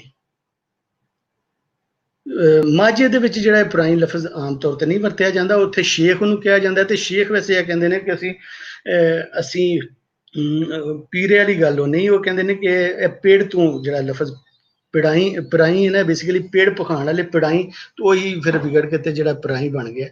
ਤੇ ਮਾਝੇ ਦੇ ਵਿੱਚ ਇਹਨਾਂ ਪਿਰਾਈਆਂ ਨੂੰ ਜਿਹੜਾ ਇਹਨਾਂ ਦੇ ਜਿਹੜਾ ਢੋਲ ਵਜਾਣਾ ਸੀ ਉਹਦੇ 5 ਬਾਜ ਹੁੰਦੇ ਸਨ, ਵਜਾਉਣ ਦੇ ਜਿਹੜੇ ਢੰਗ ਸਨ ਉਹ 5 ਸਨ। ਨੌਬਤ, ਜਿਸ ਵਕਤ ਹਮਲਾ ਕਰਨਾ ਹੁੰਦਾ ਸੀ ਤੇ ਉਹਨੂੰ ਮਾਰੂ ਵੀ ਕਿਹਾ ਜਾਂਦਾ ਸੀ ਉਸ ਬਾਜ ਨੂੰ। ਤੇ ਜਿਸ ਵਕਤ ਆਪਣੇ ਆਪ ਨੂੰ ਬਚਾਉਣ ਵਾਸਤੇ ਵਜਾਇਆ ਜਾਂਦਾ ਸੀ ਕਿ ਹੁਣ ਅਸੀਂ ਆਪਣਾ ਬਚਾਅ ਕਰਨਾ ਹੈ, ਤੇ ਉਹਨੂੰ ਸਗਰੂ ਜਾਂ ਨਗਾਰਾ ਕਹਿੰਦੇ ਸਨ। ਜਦੋਂ ਇਹਨਾਂ ਦਾ ਜਿਹੜਾ ਸੂਰਮਾ ਕੋਈ ਮਰਦਾ ਸੀ ਤੇ ਉਸ ਵੇਲੇ ਜਿਹੜਾ ਬਾਜ ਸੀ ਉਹਨੂੰ ਤਰੁੱਟ ਕਹਿੰਦੇ ਸਨ। ਜਦੋਂ ਇਹਨਾਂ ਰੌਣਕ ਮੇਲਾ ਲਾਣਾ ਹੁੰਦਾ ਸੀ, ਮੇਲੂ ਕੋਈ ਵੰਗਾਰਨਾ ਹੁੰਦਾ ਸੀ, ਸੱਦ, ਧੁੰਮ, ਖੇਡ, ਇਹ 7 ਉਸ ਢੋਲ ਦੇ ਵਜਾਉਣ ਦੇ ਬਾਜ ਸਨ। ਜਿਹੜਾ ਮਾਛੀ ਹੈ, ਮਾਛੀਆਂ ਦਾ ਇਹ ਕਹਿਣਾ ਕਿ ਅਸੀਂ ਪੁਰਾਣੇ ਵੇਲਿਆਂ ਦੇ ਵਿੱਚ ਕੱਛ ਮੱਛ, ਅਸੀਂ ਪਾਣੀਆਂ ਦੇ ਵਿੱਚ ਰਹਿਣ ਵਾਲੇ ਲੋਕ ਸਾਂ, ਅਸੀਂ ਕੱਛ ਮੱਛ ਦੇ ਸਵਾਰ ਸਾਂ, ਉਹ ਇਹ ਕਹਿੰਦੇ ਨੇ। ਔਰ ਇੱਕ ਪਾਸੇ ਉਹ ਪਾਣੀਆਂ ਦੇ ਰਹਿਣ ਵਾਲੇ ਨੇ ਤੇ ਦੂਸਰੇ ਪਾਸੇ ਉਹੀ ਮਾਛੀ ਜਿਹੜੇ ਨੇ ਉਹਨਾਂ ਨੂੰ ਤਨੂਰ ਤਾਣੇ ਪੈ ਰਹੇ ਨੇ, ਉਹਨਾਂ ਨੂੰ ਅੱਗਾਂ ਬਾਲਣੀਆਂ ਪੈ ਰਹੀਆਂ ਨੇ, ਉਹਨਾਂ ਨੂੰ ਪੱਠੀਆਂ ਤਾਣੀਆਂ ਪੈ ਰਹੀਆਂ ਨੇ। ਇਸ ਗੱਲ ਦੀ ਕੋਈ ਨਹੀਂ ਸਮਝ ਆਉਂਦੀ। ਇਹ ਕੋਈ ਸਜ਼ਾ ਸੀ ਉਹਨਾਂ ਵਾਸਤੇ, ਕਿਸੇ ਰਾਜੇ ਨੇ ਉਹਨਾਂ ਨੂੰ ਸਜ਼ਾ ਦਿੱਤੀ, ਲੜਾਕੇ ਸਨ, ਇੰਜ ਵੀ ਲੱਗਦਾ ਕੋਈ ਸਜ਼ਾ ਹੋਏਗੀ ਉਹਨਾਂ ਵਾਸਤੇ, ਪਾਣੀਆਂ ਦੇ ਲੋਕਾਂ ਨੂੰ ਅੱਗ ਅੱਗੇ ਰੱਖ ਦਿੱਤਾ। ਤੇ ਬਹਰਹਾਲ ਉਹ ਫਿਰ ਜਿਹੜੇ ਸਨ ਮਛੇਰੇ, ਮਲਾਹ, ਮਾਸ਼ਕੀ, ਟੋਬੇ, ਬਾਜ਼ੀਗਰ, ਰਿਉੜੀਗਰ, ਇਹ ਸਾਰੇ ਜਿਹੜੇ ਸਨ ਇਹ ਮਾਛੀਆਂ ਦੇ ਵਿੱਚੋਂ ਸਨ। ਰਿਉੜੀਗਰ ਜਿਹੜੇ ਸਨ ਇਹ ਹਲਵਾਈਆਂ ਦੀ ਪੁਰਾਣੀ ਪੰਜਾਬ ਦੀ ਜਿਹੜਾ ਰੂਪ ਹੈ, ਉਹਦੇ ਵਿੱਚ ਉਹ ਮਠਿਆਈਆਂ ਬਣਾਈਆਂ ਜਾਂਦੀਆਂ ਸਨ ਜਿਹੜੀਆਂ ਕਈ ਮਹੀਨੇ ਕਈ ਦਿਨ ਜਿਹੜੇ ਨੇ ਉਹ ਪਈਆਂ ਰਹਿੰਦੀਆਂ ਸਨ ਭਾਂਡਿਆਂ ਦੇ ਵਿੱਚ, ਜਿਹਦੇ ਵਿੱਚ ਪਤਾਸੇ ਸਨ, ਜਿਹਦੇ ਵਿੱਚ ਫੁੱਲੀਆਂ ਸਨ, ਜਿਹਦੇ ਵਿੱਚ ਪਤੀਸਾ ਸੀ, ਜਿਹਦੇ ਵਿੱਚ ਮਖਾਣੇ ਸਨ, ਲਾਚੀ ਦਾਣਾ ਸੀ, ਨੁਗਦੀ ਸੀ, ਰਿਉੜੀ। ਇਸ ਤਰ੍ਹਾਂ ਦੀਆਂ ਮਠਿਆਈਆਂ ਸਨ ਜਿਹੜੀਆਂ ਸੁੱਕੀਆਂ ਮਠਿਆਈਆਂ ਸਨ। ਇਹਨਾਂ ਨੂੰ ਦੇਸੀ ਮਠਿਆਈਆਂ ਵੀ ਆਖਿਆ ਜਾਂਦਾ ਹੈ। ਕਈ ਦਿਨ ਕੱਢਦੀਆਂ ਸਨ। ਹਲਵਾਈ ਜਿਹੜੇ ਨੇ ਬਾਅਦ ਵਿੱਚ ਆਏ, ਔਰ ਹਲਵਾਈ ਅਕਸਰ ਜਿਹੜੇ ਸ਼ੁਰੂ ਦੇ ਵਿੱਚ ਆਏ ਉਹ ਦਿੱਲੀ ਵਾਲੇ ਪਾਸਿਓਂ ਕਹਿੰਦੇ ਨੇ ਆਏ, ਔਰ ਉਹ ਜ਼ਿਆਦਾਤਰ ਹੁੰਦੇ ਵੀ ਹਿੰਦੂ ਸਨ, ਇੰਜ ਦੱਸਿਆ ਜਾਂਦਾ। ਅੱਛਾ, ਉਸ ਤੋਂ ਬਾਅਦ ਜਿਹੜੇ ਮਸੱਲੀ ਨੇ, ਮਸੱਲੀਆਂ ਦੀ ਤੇ ਇੱਕ ਆਪਣੀ ਹੀ ਦੁਨੀਆ ਹੈ, ਆਪਣੀ ਉਹ ਇੱਕ ਵੱਖਰੀ ਜੀ ਹੈ। ਉਹਨਾਂ ਦਾ ਇਹ ਕਹਿਣਾ ਕਿ ਬਾਹਰ ਦੇ ਅਸਲ ਵਿੱਚ ਜਿਹੜੀ ਬਾਹਰ ਹੈ, ਜਿਹੜੀ ਗੰਜੀ ਬਾਹਰ, ਨੀਲੀ ਬਾਹਰ, ਸਾਂਦਲ ਬਾਹਰ, ਕੜਾਣਾ ਬਾਹਰ, ਗੋਂਦਲ ਬਾਹਰ, ਇਹ ਸਾਰੀ ਅਸਲ ਵਿੱਚ ਇੱਕ ਹੀ ਬਾਹਰ ਹੈ। ਔਰ ਇਹਦਾ ਪੁਰਾਣਾ ਨਾਮ ਮਲੋਹਾ ਹੈ। ਮਲੋਹਾ ਦੇ ਰਹਿਣ ਵਾਲੇ ਮਲੋਹੀ ਜਾਂ ਮੱਲੀ, ਇਸ ਤਰ੍ਹਾਂ ਦੇ ਜਿਹੜੇ ਨਾਂ ਦਿੱਤੇ ਜਾਂਦੇ ਨੇ। ਔਰ ਨਾਗੇ ਵੀ ਆਈ ਨੇ, ਸੋਹਤਰੇ ਵੀ ਆਈ ਨੇ। ਔਰ ਉਹ ਆਪਣੀ ਉਹਨਾਂ ਦੀ ਜਿਹੜੀ ਕਹਾਣੀ ਹੈ, ਔਰ ਆਪਣੇ ਆਪ ਨੂੰ ਦਰਾਵੜ ਉਹਨਾਂ ਆਖਿਆ। ਇਹ ਪਾਕਿਸਤਾਨ ਬਣਨ ਤੋਂ 2-3 ਸਾਲ ਬਾਅਦ ਜਾਂ 2-3 ਸਾਲ ਪਹਿਲਾਂ ਦੀ ਗੱਲ ਹੈ, ਜਿਸ ਵਕਤ ਇਹਨਾਂ ਨੇ ਮਸਲੀਆਂ ਨੇ ਆਪਣੇ ਆਪ ਨੂੰ ਆਖਿਆ ਕਿ ਅਸੀਂ ਉਹ ਦਰਾਵੜ ਹਾਂ ਜਿਹੜੇ ਆਰੀਆਈਆਂ ਦੇ ਨਾਲ ਲੜੇ ਸਾਂ। ਔਰ ਇੱਕ ਇਹਨਾਂ ਨੇ ਅਖਬਾਰ ਵੀ ਕੱਢਿਆ। ਦੀਨਦਰ ਮੁਮਤਾਜ਼ ਸੁਲਤਾਨਾ ਪੰਜਾਬ ਦਾ ਚੀਫ ਮਿਨਿਸਟਰ ਸੀ, ਉਹਦੇ ਖਿਲਾਫ ਇਹਨਾਂ ਨੇ ਇਲੈਕਸ਼ਨ ਵੀ ਲੜਿਆ। ਮੁਹੰਮਦ ਖਾਨ ਸਿਓਤਰਾ ਇੱਕ ਸੀ, ਔਰ ਉਹਦੇ ਵਿੱਚ ਪੂਰੇ ਪੰਜਾਬ ਦੇ ਮਰਾਸੀ ਔਰ ਮਸੱਲੀ ਔਰ ਸਾਰੇ ਇਕੱਠੇ ਹੋਏ, ਔਰ ਇਹਨਾਂ ਨੇ ਇੱਕ ਦੂਜੇ ਨੂੰ ਕਹਾਣੀਆਂ ਆਪਣੀਆਂ ਸੁਣਾਈਆਂ ਕਿ ਅਸੀਂ ਕੀ ਸਾਂ, ਪਹਿਲਾਂ ਕੀ ਸਾਂ।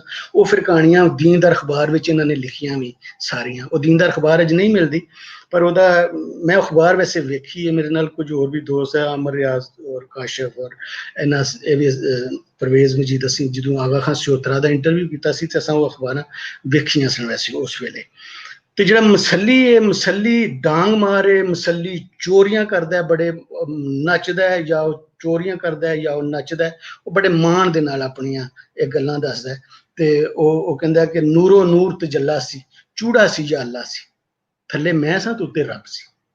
ਇੰਜ ਦਾ ਔਰ ਕਹਿੰਦਾ ਜਿਹੜੇ ਆ ਟਿੱਬੇ ਨੇ ਰੇਤਾਂ ਦੇ, ਇਹ ਨਾਗਿਆਂ ਦੇ ਗੁਸਤਾਨ ਨੇ। ਨਾਗੇ ਜਿਹੜਾ ਵਰਿਤਰਾ ਜਿਹੜਾ ਇੰਦਰ ਦੇ ਨਾਲ ਲੜਿਆ ਸੀ, ਉਹਦਾ ਨਿਸ਼ਾਨ ਸੀ ਨਾਗ। ਉਹ ਆਪਣੇ ਆਪ ਨੂੰ ਨਾਗੇ, ਉਹਦੇ ਤੋਂ ਇਹ ਲੋਕ ਕਹਿੰਦੇ ਨੇ ਕਦੀ ਸੱਪ ਨੂੰ ਨਹੀਂ ਮਾਰਦੇ, ਔਰ ਕਦੀ ਘੋੜੇ ਦੀ ਸਵਾਰੀ ਨਹੀਂ ਕਰਦੇ। ਮਸੱਲੀ ਘੋੜੇ ਨੇ ਚੋਰੀ ਕਰ ਲੈਂਦੇ ਨੇ, ਪਰ ਇਹ ਘੋੜੇ ਦੇ ਸਵਾਰ ਨਹੀਂ ਹੁੰਦੇ, ਔਰ ਇਹ ਸੱਪ ਨੂੰ ਮਾਰਦੇ ਨੇ।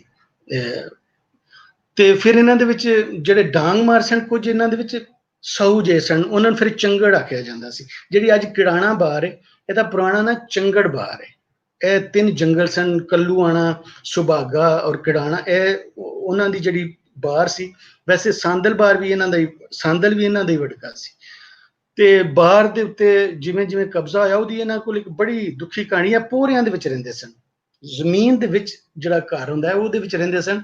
ਪੂਰਨ ਭਗਤ ਦੇ ਕਿਸੇ ਤੁਸੀਂ ਵੇਖਿਆ ਹੋਏਗਾ, ਜਦੋਂ ਪੂਰਨ ਭਗਤ ਨੂੰ ਸਜ਼ਾ ਦਿੰਦੇ ਨੇ ਤਾਂ ਉਹਨੂੰ ਪੋਰੇ ਵਿੱਚ ਸੁੱਟ ਦਿੰਦੇ ਸਨ, ਤੇ ਇਹ ਤੇ ਵਿਚਾਰੇ ਰਹਿੰਦੇ ਹੀ ਪੋਰਿਆਂ ਦੇ ਵਿੱਚ ਸਨ। ਪੂਰਨ ਭਗਤ ਨੂੰ ਸਜ਼ਾ ਤੌਰ ਤੇ ਜਿੱਥੇ ਰੱਖਿਆ ਜਾਂਦਾ ਹੈ, ਇਹਨਾਂ ਦੇ ਤੇ ਰਹਿਣ ਹੀ ਉੱਥੇ ਸੀ, ਕਿਉਂ ਇਹ ਆਂਦੇ ਨੇ ਕਿ ਧਾੜਾਂ ਪੈਂਦੀਆਂ ਸਨ। ਕਬਜ਼ਾ ਜਿਹੜੀ ਸਾਡੀ ਬਾਹਰ ਸੀ, ਇਹਦੇ ਉੱਤੇ ਕਬਜ਼ੇ ਕਰਨ ਵਾਲੇ ਆਉਂਦੇ ਸਨ, ਸਾਨੂੰ ਅਸੀਂ ਲੁਕ ਜਾਂਦੇ ਸਾਂ, ਫਿਰ ਅਸੀਂ ਉਹਨਾਂ ਦੇ ਨਾਲ ਲੜਦੇ ਸਾਂ। ਇਸ ਤਰ੍ਹਾਂ ਦੀਆਂ ਕਹਾਣੀਆਂ ਸੁਣਾਉਂਦੇ ਨੇ। ਔਰ ਨਾਗਿਆਂ ਦੇ ਕਹਿੰਦੇ ਗੁਸਤਾਨਾਂ ਦੇ ਗੁਸਤਾਨ ਸਨ। ਹੁਣ ਵੀ ਵੈਸੇ ਟਿੱਬਿਆਂ ਦੇ ਵਿੱਚੋਂ ਤੁਹਾਨੂੰ ਹੱਡੀਆਂ ਬੜੀਆਂ ਲੱਭਦੀਆਂ ਨੇ, ਰੇਤਾਂ ਦੇ ਟਿੱਬਿਆਂ ਦੇ ਵਿੱਚੋਂ, ਤੇ ਉਹ ਉਹਨਾਂ ਦੀ ਇਹ ਬੜੀ ਇੱਕ ਕਹਾਣੀ ਹੈ ਪੂਰੀ। ਫਿਰ ਇਹਨਾਂ ਵਿੱਚ ਥੋੜੀ ਆਕੜ, ਥੋੜੀ ਤੇ ਨਹੀਂ ਬੜੀ ਬਾਹਲੀ ਆਕੜ ਹੁੰਦੀ ਸੀ। ਔਰ ਫਿਰ ਇਹਨਾਂ ਦੇ ਉੱਤੇ ਅਸੀਂ ਇਸ ਤਰ੍ਹਾਂ ਵੀ ਜਿਹੜੇ ਜ਼ਿਮੀਂਦਾਰ ਸਨ ਕਹਿੰਦੇ ਸਨ ਕਿ ਲੇਸ ਲਸੂੜੇ ਦੀ ਤੇ ਆਕੜ ਚੂੜੇ ਦੀ। ਫਿਰ ਮਤਲਬ ਇਹ ਕਿਸੇ ਨੂੰ ਕੁਝ ਨਹੀਂ ਸਮਝਦੇ। ਉਹ ਜਿਵੇਂ ਮੀਆਂ ਮੁਹੰਮਦ ਨੇ ਆਖਿਆ ਨਾ, ਧੀ ਚੂੜੇ ਦੀ ਸੈਯਦ ਮੰਗੇ ਮੁੜ ਦਿੰਦਾ ਸ਼ਰਮਾਵੇ। ਸੈਯਦ ਇੱਕ ਬੜੀ ਸਾਡੇ ਵਾਸਤੇ ਵੱਡੀ ਇੱਕ ਪਵਿੱਤਰ ਇੱਕ ਜ਼ਾਤ ਹੈ, ਤੇ ਜੇ ਉਹ ਵੀ ਰਿਸ਼ਤਾ ਮੰਗਣ ਤੇ ਜਿਹੜਾ ਚੂੜਾ ਹੈ ਉਹ ਧੀ ਚੂੜੇ ਦੀ ਸੈਯਦ ਮੰਗੇ ਮੁੜ ਦਿੰਦਾ ਸ਼ਰਮਾਵੇ। ਇਹ ਗੋਸ਼ਤ ਖੋਰ ਸਨ, ਗੋਸ਼ਤ ਖਾਂਦੇ ਸਨ, ਸਬਜ਼ੀ ਨਹੀਂ ਸਨ ਖਾਂਦੇ। ਔਰ ਜਦੋਂ ਇਹਨਾਂ ਨੂੰ ਲੋਕ ਕਹਿੰਦੇ ਸਨ ਕਿ ਤੁਸੀਂ ਜੋ ਮਿਲਦਾ ਤੁਸੀਂ ਉਹ ਖਾਂਦੇ ਹੋ, ਤੇ ਮੁਸਲਮਾਨ ਤੇ ਤੁਸੀਂ ਇਹ ਸਭ ਕੁਝ ਖਾ ਜਾ ਰਹੇ ਹੋ, ਤੇ ਫਿਰ ਉਸ ਵੇਲੇ ਕਹਿੰਦੇ ਸਨ ਕਿ ਇਮਾਮਨ ਸ਼ਾਫੀ ਸਭੇ ਕੁਝ ਮਾਫੀ। ਇਮਾਮ ਸ਼ਾਫੀ ਦੇ ਵਿੱਚ ਪਾਣੀਆਂ ਦੇ ਸਾਰੇ ਜਾਨਵਰ ਤਕਰੀਬਨ ਹਲਾਲ ਨੇ, ਤੇ ਕਹਿੰਦੇ ਸਨ ਅਸੀਂ ਇਮਾਮ ਸ਼ਾਫੀ ਨੂੰ ਮੰਨਦੇ ਹਾਂ, ਇਮਾਮਨ ਸ਼ਾਫੀ ਸਭੇ ਕੁਝ ਮਾਫੀ। ਤੇ ਇਹ ਇਸ ਤਰ੍ਹਾਂ ਜਿਹੜਾ ਹੈ ਨਾ, ਇਹ ਮਸਲੀਆਂ ਦੀ ਜਿਹੜੀ ਮਸਲੀਆਂ ਦੀਆਂ ਬਹੁਤ ਗੱਲਾਂ ਮਤਲਬ ਕੀਤੀਆਂ ਜਾ ਸਕਦੀਆਂ ਨੇ। ਮਸਲੀਆਂ ਜੋ ਮਸਲੀ ਆਪਣੇ ਬਾਰੇ ਦੱਸਦੇ ਨੇ, ਮਸਲੀਆ ਕਹਿੰਦੇ ਨੇ ਕਿ ਜਿਹੜੇ ਮੱਲੀਆਂ ਨੇ, ਮਸਲੀ ਲਫ਼ਜ਼ ਕਿਵੇਂ ਬਣਿਆ ਕਿ ਜਿਹੜੇ ਮੱਲੀ ਨੇ ਤੇ ਜਿਸ ਵਕਤ ਇਹਨਾਂ ਨੇ ਮਸੱਲਾ ਫੜ ਲਿਆ, ਪੀਰਾਂ ਦੇ ਪਿੱਛੇ ਪਿੱਛੇ ਚੱਲਦੇ ਸਨ, ਤੇ ਮਸੱਲੇ ਤੋਂ ਮਸੱਲੀ ਹੈ ਲਫ਼ਜ਼। ਔਰ ਇਹਨਾਂ ਨੂੰ ਇੱਕ ਇਹ ਵੀ ਇਹਨਾਂ ਦੇ ਵਿੱਚ ਮਾਣ ਵਾਲੀ ਗੱਲ ਹੈ ਕਿ ਜਿਹੜਾ ਇਸ ਜੂਹ ਦੇ ਵਿੱਚ ਪਹਿਲਾ ਮੁਸਲਮਾਨ ਹੋਇਆ ਇੱਕ ਸਹੋਤਰਾ ਸੀ, ਉਹਦਾ ਨਾਂ ਚਾਵਲੀ ਸੀ, ਉਹ ਮਹਿਪਾਲ ਦਾ ਪੁੱਤਰ ਸੀ। ਔਰ ਜਦੋਂ ਅਰਬਾਂ ਨੇ ਮੁਲਤਾਨ ਦੇ ਉੱਤੇ ਹਮਲਾ ਕੀਤਾ, ਤੇ ਇਹ ਜੰਗੀ ਕੈਦੀ ਬਣ ਕੇ ਜਾਂ ਗੁਲਾਮ ਬਣ ਕੇ ਗਿਆ। ਇਹ ਮਦੀਨੇ ਦੇ ਵਿੱਚ 6ਵੇਂ ਇਮਾਮ ਜਾਫਰ ਦੇ ਨਾਲ ਮਿਲਿਆ, ਤੇ ਮਸਲੀਆ ਕਹਿੰਦੇ ਨੇ ਕਿ ਇੱਕ ਮਜ਼ਲੂਮ ਦੂਜੇ ਮਜ਼ਲੂਮ ਨੂੰ ਮਿਲਿਆ, ਤੇ ਇਹਨੇ ਉੱਥੇ ਮੁਸਲਮਾਨ ਹੋਇਆ। ਇਹਨੇ ਵੇਖਿਆ ਕਿ ਜਿਵੇਂ ਹਿੰਦੂਆਂ ਦੇ ਵਿੱਚ ਹੁੰਦਾ ਕਿ ਮੰਦਿਰ ਦੇ ਵਿੱਚ ਸਾਰੇ ਨਹੀਂ ਜਾ ਸਕਦੇ, ਸ਼ੂਦਰ ਔਰ ਬ੍ਰਾਹਮਣ ਹੀ ਹੁੰਦਾ ਹੈ ਜਾਂ ਖੱਤਰੀ ਹੁੰਦਾ ਹੈ, ਤੇ ਉੱਥੇ ਉਹਨਾਂ ਮਸੀਤਾਂ ਵਿੱਚ ਵੇਖਿਆ ਕਿ ਸਾਰੇ ਇਕੱਠੇ ਰਲ ਕੇ ਇੱਕੋ ਥਾਂ ਦੇ ਉੱਤੇ ਨਮਾਜ਼ ਪੜ੍ਹਦੇ ਨੇ। ਪਤਾ ਨਹੀਂ ਇਹਨਾਂ ਨੂੰ ਇਹ ਗੱਲ ਇੰਨੀ ਚੰਗੀ ਲੱਗੀ ਕਿ ਇਹ ਮੁਸਲਮਾਨ ਹੋਏ। ਫਿਰ ਉਹ ਜਿਹੜਾ ਮੁਸਲਮਾਨ ਹੋਇਆ ਚਾਵਲੀ, ਉਹ ਫਿਰ ਬਾਅਦ ਵਿੱਚ ਚਾਵਲੀ ਮਸ਼ਾਇਖ, ਦੀਵਾਨ ਚਾਵਲੀ ਮਸ਼ਾਇਖ ਬਣਿਆ।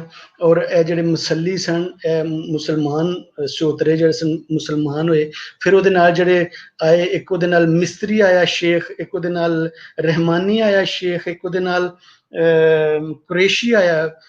ਜਿਹੜੇ ਡੂਮ ਸਨ ਉਹ ਮੁਸਲਮਾਨ ਹੋਏ, ਉਹ ਕੁਰੇਸ਼ੀ ਉਹਨਾਂ ਦਾ ਪੀਰ ਸੀ। ਜਿਹੜੇ ਮਿਸਤਰੀ, ਜਿਹੜੇ ਤਰਖਾਨ ਸਨ, ਲੁਹਾਰ ਸਨ, ਇਹਨਾਂ ਨੂੰ ਜਿਹਨੇ ਮੁਸਲਮਾਨ ਕੀਤਾ ਤੇ ਉਹਦੇ ਨਾਂ ਦੇ ਨਾਲ ਮਿਸਤਰੀ ਲੱਗਦਾ ਸੀ। ਔਰ ਇਸੇ ਤਰ੍ਹਾਂ ਜਿਹੜੇ ਸਨ ਕਮਿਆਰ, ਉਹਨਾਂ ਨੂੰ ਜਿਹਨੇ ਮੁਸਲਮਾਨ ਕੀਤਾ ਉਹਦੇ ਨਾਂ ਦੇ ਨਾਲ ਰਹਿਮਾਨੀ ਸੀ। ਔਰ ਜਿਹੜੇ ਪਾਵਲੀ ਨੂੰ ਜਿਹਨੇ ਪੀਰ ਨੇ ਮੁਸਲਮਾਨ ਕੀਤਾ ਤੇ ਉਹਦੇ ਨਾਂ ਦੇ ਨਾਲ ਅੰਸਾਰੀ ਲੱਗਦਾ ਸੀ। ਅੱਜ ਬਹੁਤ ਸਾਰੇ ਲੋਕੀ ਉਹਨਾਂ ਨੂੰ ਮਜ਼ਾਕ ਕਰਦੇ ਨੇ, ਜਦੋਂ ਆਪਣੇ ਆਪ ਨੂੰ ਅੰਸਾਰੀ ਕੋਈ ਕਹਿੰਦਾ ਜਾਂ ਤਰਖਾਨ ਆਪਣੇ ਆਪ ਨੂੰ ਰਹਿਮਾਨੀ ਕਹਿੰਦਾ, ਤੇ ਉਹ ਆਪਣੇ ਉਹਨਾਂ ਦੇ ਪੀਰਾਂ ਦੀ ਵਜ੍ਹਾ ਤੋਂ ਉਹ ਆਪਣੇ ਆਪ ਨੂੰ ਕਹਿੰਦੇ ਨੇ, ਜਾਂ ਜਮਰਾਸੀ ਆਪਣੇ ਆਪ ਨੂੰ ਕੁਰੈਸ਼ੀ ਕਹਿੰਦਾ, ਤੇ ਉਹ ਆਪਣੇ ਉਸ ਪੀਰ ਦੀ ਵਜ੍ਹਾ ਤੋਂ। ਵੈਸੇ ਹੋ ਸਕਦਾ ਜ਼ਾਤ ਵੀ ਬਦਲ ਹੋ ਕੀ ਨਹੀਂ ਸਕਦਾ, ਜ਼ਾਤ ਤੇ ਬਦਲ ਹੀ ਰਹੇ ਨੇ ਬਹੁਤ ਸਾਰੇ ਲੋਕ। ਤੇ ਇਸ ਤਰ੍ਹਾਂ ਇਹ ਜਿਹੜੇ ਲੋਕ ਨੇ ਮੁਸਲਮਾਨ ਹੋਏ। ਔਰ ਜਿਹੜੀ ਬੜੀ ਸੋਚਣ ਵਾਲੀ ਗੱਲ ਹੈ ਕਿ ਜਿਹੜੇ ਸਾਡੇ ਬੜੇ ਸੂਫੀ ਬਜ਼ੁਰਗ, ਬੜੇ ਵੱਡੇ ਬਹਾਉਦੀਨ ਜ਼ਿਕਰੀਆ ਮੁਲਤਾਨੀ ਜਾਂ ਬਾਬਾ ਫਰੀਦ ਗੰਜ ਸ਼ਕਰ ਜਾਂ ਦਾਤਾ ਗੰਜ ਬਖਸ਼ ਲਾਹੌਰ ਵਾਲੇ, ਜਿਹੜੇ ਕਮੀ ਛੋਟੀਆਂ ਜ਼ਾਤਾਂ ਦੇ ਲੋਕ ਨੇ, ਇਹਨਾਂ ਸਾਰਿਆਂ ਨੇ ਇਹਨਾਂ ਦੇ ਹੱਥਾਂ ਤੇ ਇਸਲਾਮ ਨਹੀਂ ਕਬੂਲ ਕੀਤਾ। ਇਹਨਾਂ ਨੇ ਉਹਨਾਂ ਪੀਰਾਂ ਦੇ ਹੱਥ ਇਸਲਾਮ ਕਬੂਲ ਕੀਤਾ ਜਿਹੜੇ ਉਸ ਸਿਹੋਤਰੇ ਨੂੰ ਆਪਣਾ ਸ਼ੇਖ ਮੰਨਦੇ ਸਨ, ਜਿਹੜਾ ਉਹਨੂੰ ਆਪਣਾ ਦੀਵਾਨ ਮੰਨਦੇ ਸਨ। ਤੇ ਜਿਹੜੇ ਉਹਦੇ ਨਾਲ ਆਏ ਫਕੀਰ ਜਿਹੜੇ ਸਨ, ਉਹ ਸਾਰੇ ਫਕੀਰ ਸਨ, ਉਹਨਾਂ ਨੂੰ ਫਕੀਰ ਹੀ ਤੁਸੀਂ ਸਮਝੋ, ਤੇ ਜੋਗੀਆਂ ਵਰਗੇ ਹੋਣਗੇ। ਤੇ ਉਹਨਾਂ ਨੇ ਇਹਨਾਂ ਨੂੰ ਮੁਸਲਮਾਨ ਕੀਤਾ। ਤੇ ਜਿਹੜੇ ਸਨ ਜ਼ਿਮੀਂਦਾਰ ਸਾਰੇ, ਉਹ ਉਹਨਾਂ ਦਾ ਇਹ ਮਾਣ ਹੈ ਜ਼ਿਮੀਂਦਾਰਾਂ ਦੇ ਵਿੱਚ ਕਿ ਸਾਨੂੰ ਕੋਈ ਕਹਿੰਦਾ ਬਹਾਉਦੀਨ ਜ਼ਿਕਰੀਆ ਨੇ, ਕੋਈ ਕਹਿੰਦਾ ਉਹ ਸ਼ਰੀਫ ਦੇ ਜਾਨੀਆਂ ਜਹਾਂ ਗਸ਼ਤ ਨੇ ਸਾਨੂੰ ਕੀਤਾ, ਕਹਿੰਦੇ ਬਾਬਾ ਫਰੀਦ ਨੇ, ਤੇ ਬਹੁਤ ਸਾਰਿਆਂ ਨੂੰ ਜਿਹਨੂੰ ਕੱਕੂ ਲੱਖ ਕੀਤਾ, ਜ਼ਮੀਨਦਾਰਾਂ ਬਣੇ, ਰਾਜਸਥਾਨ ਤੋਂ ਆ ਕੇ ਰਜਵਾੜਿਆਂ ਦੇ ਮਾਲਕ ਬਣੇ, ਉਹ ਤੇ ਸਾਰੇ ਹੀ ਕਹਿੰਦੇ ਨੇ ਅਸੀਂ ਬਾਬਾ ਫਰੀਦ ਨੇ। ਇਸੇ ਤਰ੍ਹਾਂ ਦਾਤਾ ਸਾਹਿਬ ਤੇ, ਪਰ ਜਿਹੜੇ ਕੰਮੀ ਸੇਪੀ ਸਨ ਇਹਨਾਂ ਦੇ ਪੀਰ ਵੀ ਫਕੀਰਾਂ ਵਰਗੇ ਸਨ।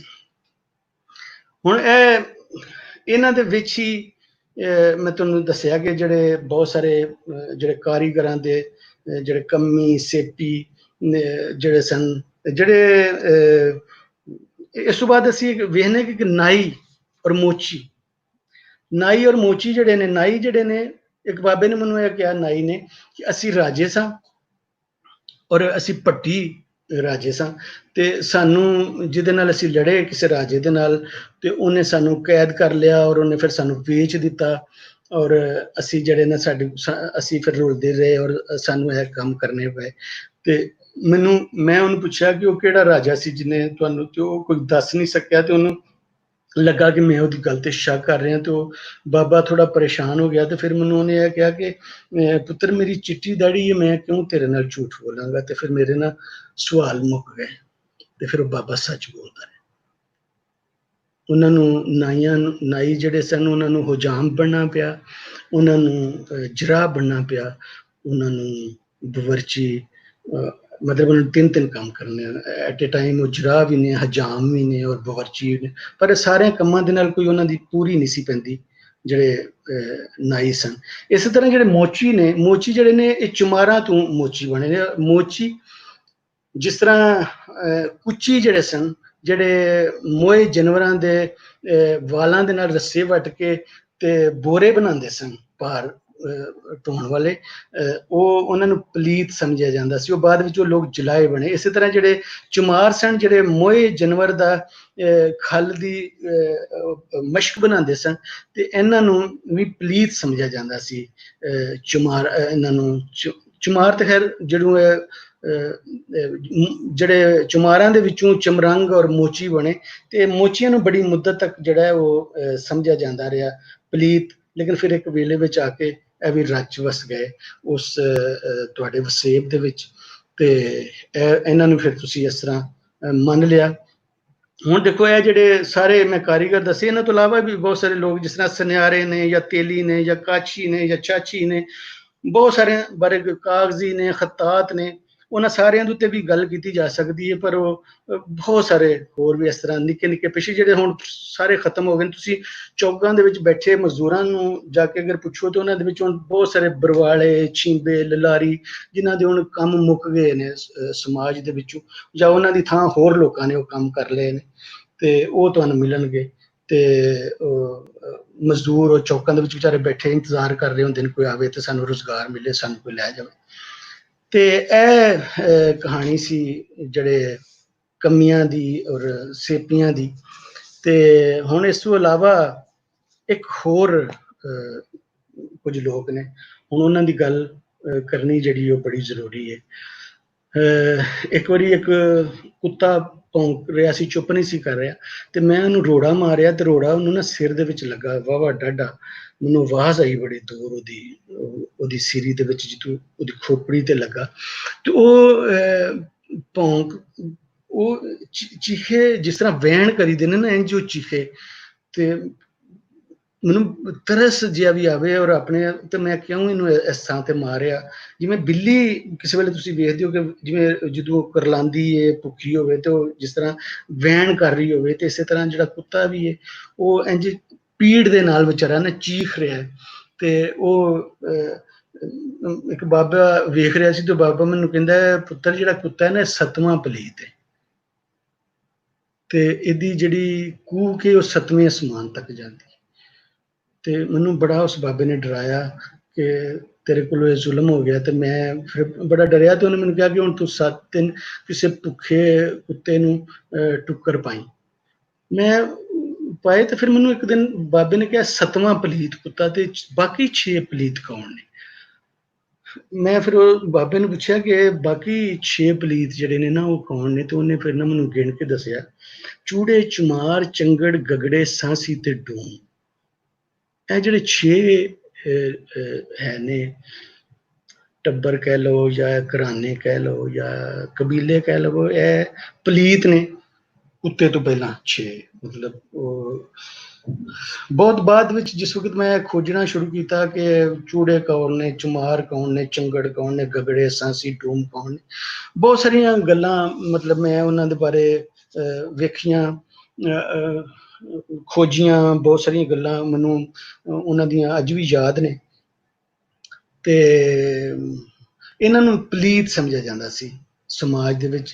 ਔਰ ਇਹਨਾਂ ਜਿਹੜੀ ਅੰਗਰੇਜ਼ਾਂ ਨੇ ਜਾਂ ਉਸ ਤੋਂ ਪਹਿਲਾਂ ਜਿੰਨੇ ਬੰਦੋਬਸਤ ਸਨ, ਭਾਵੇਂ ਅਕਬਰ ਬਾਦਸ਼ਾਹ ਦਾ ਸੀ, ਭਾਵੇਂ ਉਹ ਮਹਾਰਾਜਾ ਰਣਜੀਤ ਸਿੰਘ ਦਾ ਵੇਲਾ ਹੋਵੇ ਜਾਂ ਅੰਗਰੇਜ਼ਾਂ ਦਾ ਜ਼ਮਾਨਾ ਹੋਵੇ, ਜਿਹੜੇ ਬੰਦੋਬਸਤ ਸਨ ਵਸੇਬ ਦੇ, ਉਹਨਾਂ ਦੇ ਵਿੱਚ ਇਹਨਾਂ ਦਾ ਕੋਈ ਹਿੱਸਾ ਹੀ ਨਹੀਂ ਸੀ। ਸਿਰਫ ਅੰਗਰੇਜ਼ਾਂ ਦੇ ਜ਼ਮਾਨੇ ਦੇ ਵਿੱਚ ਚੁਮਾਰ ਦਾ ਬਸ ਇੰਨਾ ਕੁ ਜ਼ਿਕਰ ਹੈ ਕਿ ਜਿਹੜਾ ਮੁਰਦਾਰ ਹੈ ਉਹ ਉਹਨੂੰ ਦੇ ਦਿਓ ਚੁਮਾਰ ਨੂੰ, ਕਿਉਂਕਿ ਉਹਦੀ ਉਹ ਮਸ਼ਕ ਬਣਾਏਗਾ, ਤੁਹਾਨੂੰ ਮਸ਼ਕ ਦੀ ਲੋੜ।